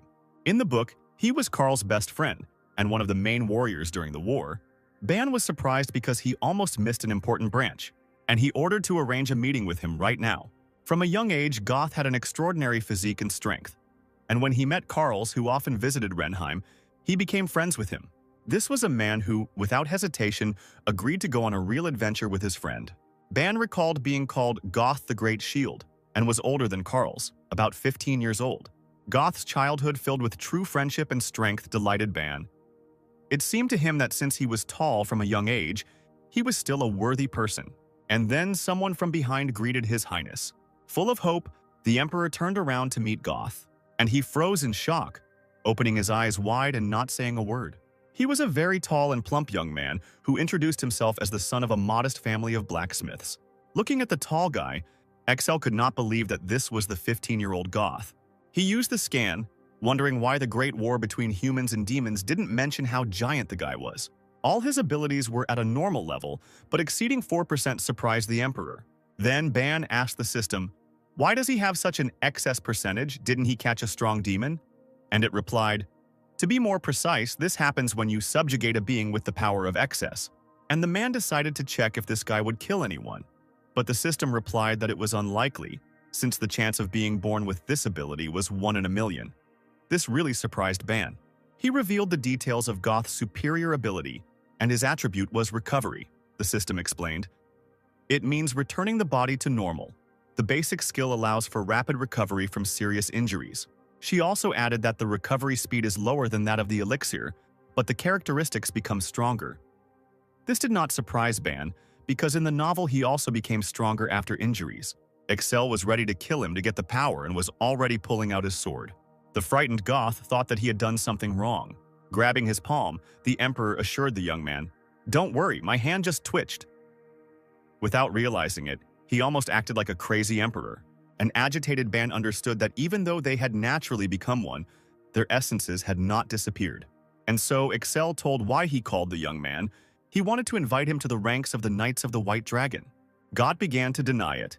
He couldn't stand blood and had never held a weapon in his hands, and he was only 15 years old. However, the Emperor was confident in his words. "I'm not saying that you should join right now. I will assign a teacher for a year, so train, and you will understand that you are worthy of it. How will you cope?" Bowing, Goth said, "Yes, sir. Since you wish it, I will do it." Excel appointed him as a knight in training and warned him that training would begin tomorrow. The youth thanked His Majesty and asked who would teach him, and the Emperor answered, "Karls, Master of Fists." Goth was surprised that it would not be a master of the sword, but Excel warned, "He will tear you to pieces, so be careful." This really scared the young man, but he still doubted. What if he was deceived? Meanwhile, in the Demon Palace, the results of the battle were being summed up. "What does the first victory taste like, Gremory?" Declu asked with a smile. She sat on the couch with her legs crossed and said, "You really have to hurt my feelings. I'm already going through a tough time." The demoness sighed and asked for forgiveness for her rude words because she didn't think that the Emperor would be like that. Looking at her, the vampire said, It seems you've learned a lot from personal experience, and Gremory admitted. It's not that I didn't realize it, it just felt like I'd been stabbed in the back. She asked Diklu if he knew that the Emperor could use magic, but the demon was surprised. Maybe you are mistaken. People cannot combine magic and blood aura. But the demoness was sure, because the giant fortress was destroyed with one blow. Diklu thought that maybe he brought a magician with him, but Gremory didn't see anyone nearby. Perhaps he really was there and it was a trap, the vampire decided. It would be good if it were true, the demoness answered. Touching the wound, she was going to focus on recovery, since additional troops would arrive in about a month. Surprised that Gremory had requested reinforcements, he asked which army they were from. Most likely from the army of pride, they are friends with lust, she replied. Diklu asked to contact the army again and add a relative to the reinforcements. This surprised the demoness, because vampires are vulnerable to sunlight and do not know how to fight. And the general said, "My relatives can move during the day." He also suggested uniting the armies and attacking. Gremory agreed with this. They made Karl's the core of this operation because now, thanks to him, they knew the location of the Emperor and could use it. With a grin, the demoness asked where he was now. Listening to his feelings, Diklu said that the boy was in the capital of the Empire, in the palace of the Rune Empire. He really was there, in some basement of the palace. Got followed him, worried whether they could walk in such places, Karl's explained with a smile. It's okay, I have His Majesty's permission and don't call me sir. You are older. However, God believed, Mr. Karls is one of those whom His Highness trusts. And for Karls, it was important that he was also Renheim. Since they were from the same city, the boy said to let go of formalities, although it was difficult, but Got tried to readjust. Lena appeared next to me and advised me to just relax. By the way, how is your injury? The girl asked, and the boy, bending his elbow, showed that thanks to her help, everything was fine. She remembered the words of the Emperor, who said, "Heal him when he is dying." But she did not think that she would heal him constantly. Karls exclaimed to this, "This is the preparation that His Majesty ordered to use, so everything is fine." Lena thought that it would have been better if the boy had been more gentle, but he also controlled his powers so as not to kill anyone. A sigh was heard from the ceiling. It was Yuri, who couldn't understand why she had to hang around with the boy everywhere. The sudden blow made her dodge in panic. "I did it because of being younger than me was talking nonsense," Karls blurted out with a smile. Now the demoness understood why they called him childish. The boy explained, "His Majesty ordered me to keep an eye on you, so you must go with me." But Yuri needed to personally supervise the process in the workshop. Here, Karls remembered that when she was nearby, the uncles began to make mistakes. The demoness was surprised. "It's really because of me, well, to stir this up is part of the succubus." Hearing this, Lena interrupted her. "Yuri, what are you talking about? Karls is only 13. And the demoness laughed at the saint's sensitivity. Yuri claimed, "Demons don't care about age, the main thing for us is strength." But the boy did not consider himself a demon. The demoness sighed and wondered why the Emperor was bothering with him. And Karls reassured her that they wouldn't have to see each other when it was all over. When asked why they came here, the boy did not answer. He stopped, noticing some object on the box. Something oblong, uneven, wrapped in bandages. With a cry of, "Found it!" he seized it and lifted it up and confessed that it was the hand of the succubus queen. Everyone looked at Karl in shock, and Yuri asked, "Why do you need her?" There was a madness in his eyes, and his smile became truly scary. He was going to eat the hand. Turning her towards Lena, he asked if she was cursed. The girl answered in horror, "I don't think so." And Got, who was standing next to her, could not believe that the boy would actually eat part of the body. "After eating it, I will learn about the succubi. The Emperor himself ordered me to do this," Karls admitted, clarifying that there is no curse on his hand. Lena was still in shock, but said, "There is some weak flow of magic on her, but it won't cause any harm," while the boy, on the other hand, was still cheerful. Having unwrapped the bandages, he opened his mouth and wished himself a bon appetit. A shrill scream rang out in the demon palace. Gremory was writhing on the floor, clutching her wound. Something was happening to her right arm. Diklu was surprised. She was already gone, but she told him that her nerves were still connected by magic. The first thing the vampire thought was, "Is someone experimenting on her?" However, the demoness immediately exclaimed that this was not so and said that someone was eating her. And Karl had already finished eating everything, gnawing on the bone like a delicious candy. Meanwhile, things weren't going too well for Excel. The fishermen were having a hard time catching big fish because they ate all the bait. The hunters couldn't leave the wyverns alive and hit them in their weak spot. just reported that too many injuries had been received in the battle with the monsters and suggested retreating. In the evening, a fire was lit on the shore and people had a celebration. The emperor was upset about today's failure when Just approached him with food and asked him to enjoy today's festival, but the man thought that they had nothing to celebrate. His Majesty promised to deal with the wyverns interfering with fishing. Of course they have something to celebrate, the knight replied, and served the meat of the caught wyvern. Taking the plate, Excel began to live. But even here he was in for a disappointment because the meat was not tasty. Apologizing, Just wanted to bring fried fish, but the emperor refused and was going to finish eating. The man chewed and thought about another plan. Tomorrow he wanted to focus on catching the leader. The knight said that he heard about this monster, 15 meters tall and living for 300 years. The moon shone in the dark sky, and Just continued his story. By collecting the heads of the wyverns and hanging them up, we can attract a leader. Excel liked this plan and was going to do it tomorrow. However, the next day all his hopes were dashed. This plan also failed. Catching monsters had become even more difficult than yesterday. And Scripps thought it logical, because if a human head had ended up on the boat, he would have been scared too. Just read all the materials related to wyverns, but they were already old and useless, and he asked what he should do next. Then the emperor said, "I didn't intend to call him, but it seems you'll have to send a messenger to the imperial palace." Excel wanted to bring Carls here immediately, and he quickly found himself on the islands, enjoying the salty air. The emperor asked curiously if anything had happened in his absence, and the boy said, "It happened. Goth became stronger, despite the fact that he constantly fell when hit." The man knew about this feature of his and thought how difficult it would be for Liena. However, Carl said, "Now there is no need for much magic. Good nutrition is enough." And Excel took him here because there was a lot of wyvern meat, and the boy regretted that Got was not with them, because he could have tasted it too. Carls was happy because he and Got got along so well, and the emperor was also pleased with their relationship. "By the way, Carl, did you eat what was in the basement?" the emperor asked, and the boy confirmed that he had done so. As a result, he can instinctively sense the succubus nearby, and the transformation is also fine. He has already tried to turn into a succubus, although he doesn't want to experience it again if possible. The unhappy boy was not particularly comfortable transforming with the help of the eaten thing. Ban immediately thought that it was because he was not a pure demon, but a werewolf who became a vampire. After apologizing, Excel explained, "I summoned you specifically because of this ability." And landing, Carl said, "That's what I thought. Do you want me to transform and eat all the wyverns?" This is exactly what the emperor needed, as well as defeating the leader and returning to the empire with the wyverns.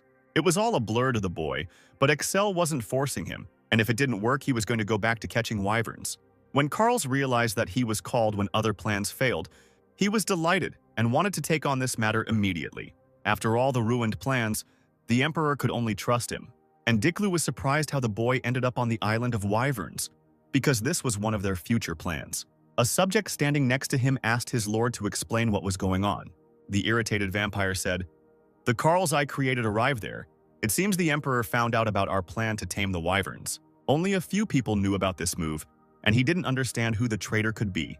Bowing, the subject said, "In this case, the only ones you can trust are us, demons of the same blood."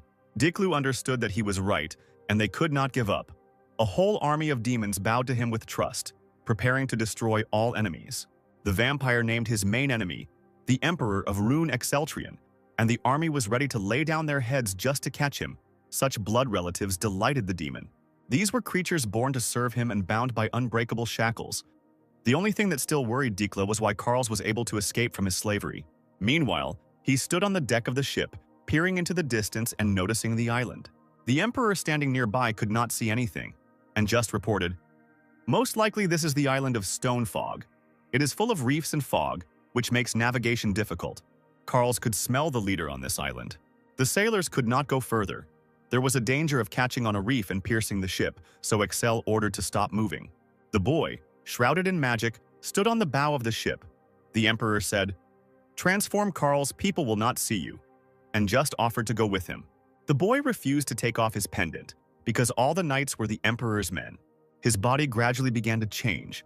His legs turned into long paws and his arms into wings. And now the real wyvern has already soared into the air. There were practically no free stones on the island. They were all occupied by monsters. Then they felt something strange in the sky. The wyverns flapped their wings with shrill cries. A strange winged shadow was approaching them. It turned out to be a huge wyvern which let out a loud war cry. The monsters looked at this newcomer in shock.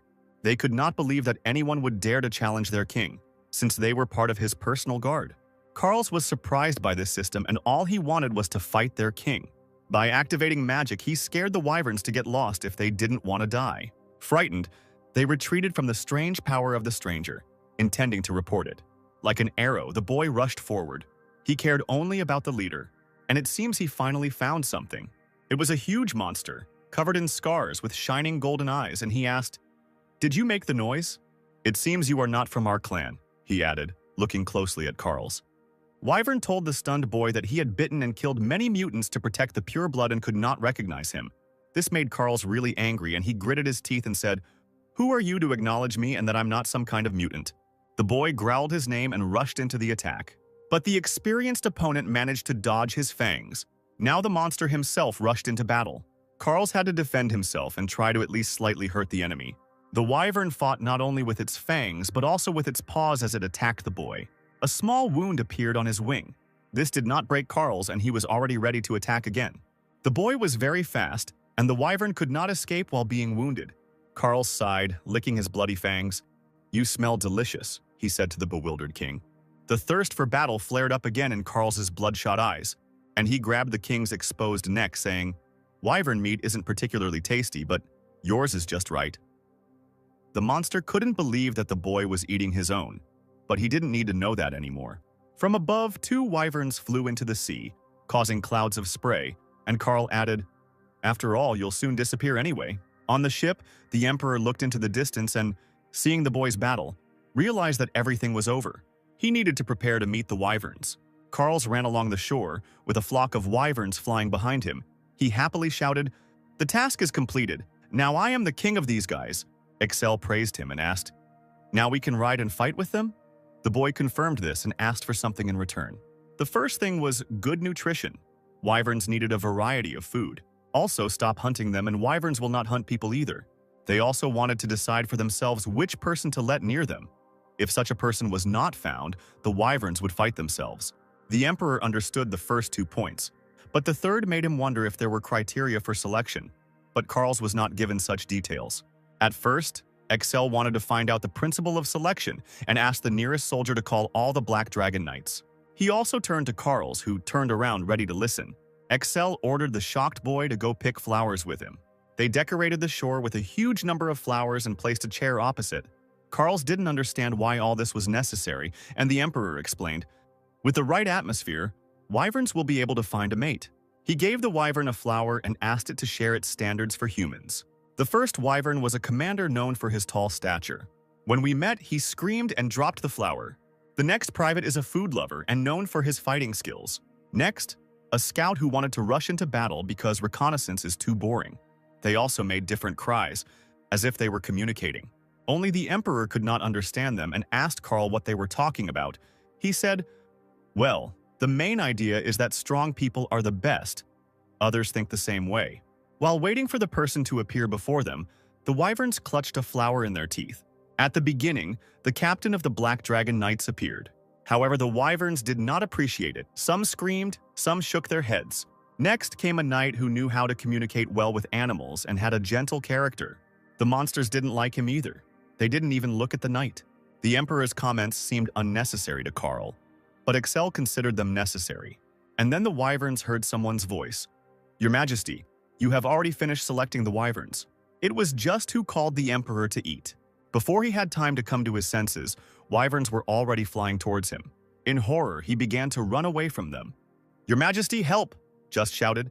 But the emperor knew the monsters would not cause harm and only watched. Now it seems that something has become clear to him. He asked Scripps to come out, and she emerged from the tent asking what had happened. The wyverns that were running after just turned to look at her. They just looked at each other, and instantly the monsters rushed towards her. Scripps, who did not expect this, tried to run away. The girl screamed, but a sea of flowers had already appeared around her. Then Excel said, "I understand their criteria," and Carls immediately became interested in what they were. And the emperor explained, "This is dragon's blood. The higher its level, the more the wyverns like you." The princess was confused and thought, "Having dragon blood has its advantages. I have never received so many flowers before. But why did they not like the emperor with a huge amount of dragon blood? Helping her up, he explained that his blood was very strong and they were afraid of it. The man asked Carls if he could bring the wyverns to the empire, and he replied, "Of course I can." Upon arrival, XL wanted them to choose those with more dragon blood. He was going to form a new division. The course of this unit is to pacify the north and destroy the northern barbarians. A few days later, the division was ready, and the knights mounted their wyverns, and as long as they exist, the Rune Empire will never be defeated. From the ground, Bloomheart watched the flying wyverns. He looked at the proud man sitting on the back of the monster, and he understood that he no longer saw that furious emperor. The army of the north was already preparing to defend itself. The horsemen were very close to the barbarians' refuge. "Let's show them some heat," Axel ordered, and the wyverns used their magic, opening their mouths and attacking the enemies. A fiery tornado of enormous force struck the barbarians' headquarters. The knights were about to achieve victory. Smoke billowed over the vast forest and a voice rang out. "So this is the place Diklu spoke of." It was Gremory who couldn't resist such a heated battle. Many more succubus shadows appeared next to her, and the demoness asked, "Guys, are you ready? Let's give them some heat." One of the horsemen flew over the burning forest, and the barbarians tried to get to him. However, their spears missed and only angered the wyvern. The roaring monster rushed through the flames, escaping from the orcs. The barbarians did not give up, and another orc swung his spear. But the weapon flew completely past the wyvern, and it hit the chest of the orc standing opposite. His eyes rolled back. The monster did not expect a blow from his fellow. The monsters stood in the middle of the forest, surrounded by fire, and could do nothing. Suddenly, one of them felt something was wrong and looked up. From there, a magical blow of enormous power fell upon the barbarians. All that was left was scorched earth, and Excel watched this with a grin from above. He considered divine wrath to be the perfect weapon for dealing with a large number of enemies, while Ban was completely exhausted and almost died from using such power. The Emperor looked around for Carls to tell him to carry out reconnaissance, and then something in the distance caught his eye. There, standing out against the backdrop of the forest, the command tower was smoking. Excel wondered what had happened there. Meanwhile, fighting was going on inside the command tower. The knight in armor attacked the demon, swinging his sword, but the monster pounced on him, aiming for his defenseless neck. From somewhere there was a cry, "Leave now!" And the demon was completely bound in magical chains. He was saved by Scripps, who immediately approached him excitedly asking if everything was okay. She wondered where the demons came from, and the knight said, "They appeared out of nowhere, apparently descended from vampires." The princess was still wondering how they knew their location, when suddenly there was a clatter of feet, and someone exclaimed, "Princess, I have cleaned the corridor." Elim appeared from around the corner and, smiling despite her wounds, asked if there would be any more instructions. Scripps asked, "Have you seen Carls by any chance?" He knows about vampires, but Ellie hadn't seen him. Then the princess decided to gather the remaining knights and asked Elim if she knew where the rest were. The girl thought about it and turned to the window. "It seems there is one there," she said, and indeed there was a wounded wyvern defending itself from the demons. At that moment, Scripps rushed to the window wanting to save her partner, and Elim was surprised that it was her wyvern, but the princess had serious wounds and she could only go down the stairs.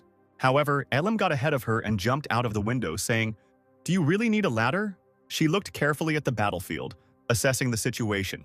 Gathering her strength, Elim gripped her shield tighter, and she attacked the demons with all her might, hitting each one in their vital places. The defeated monsters lay lifeless on the ground, and Elim reported, "Princess, the enemy has been eliminated." Throwing aside the shields, she spread her arm, shouting for Scripps to jump and getting ready to catch her. The girl was a little embarrassed, but she climbed onto the window. She sighed and thought that there were many strange people around His Majesty.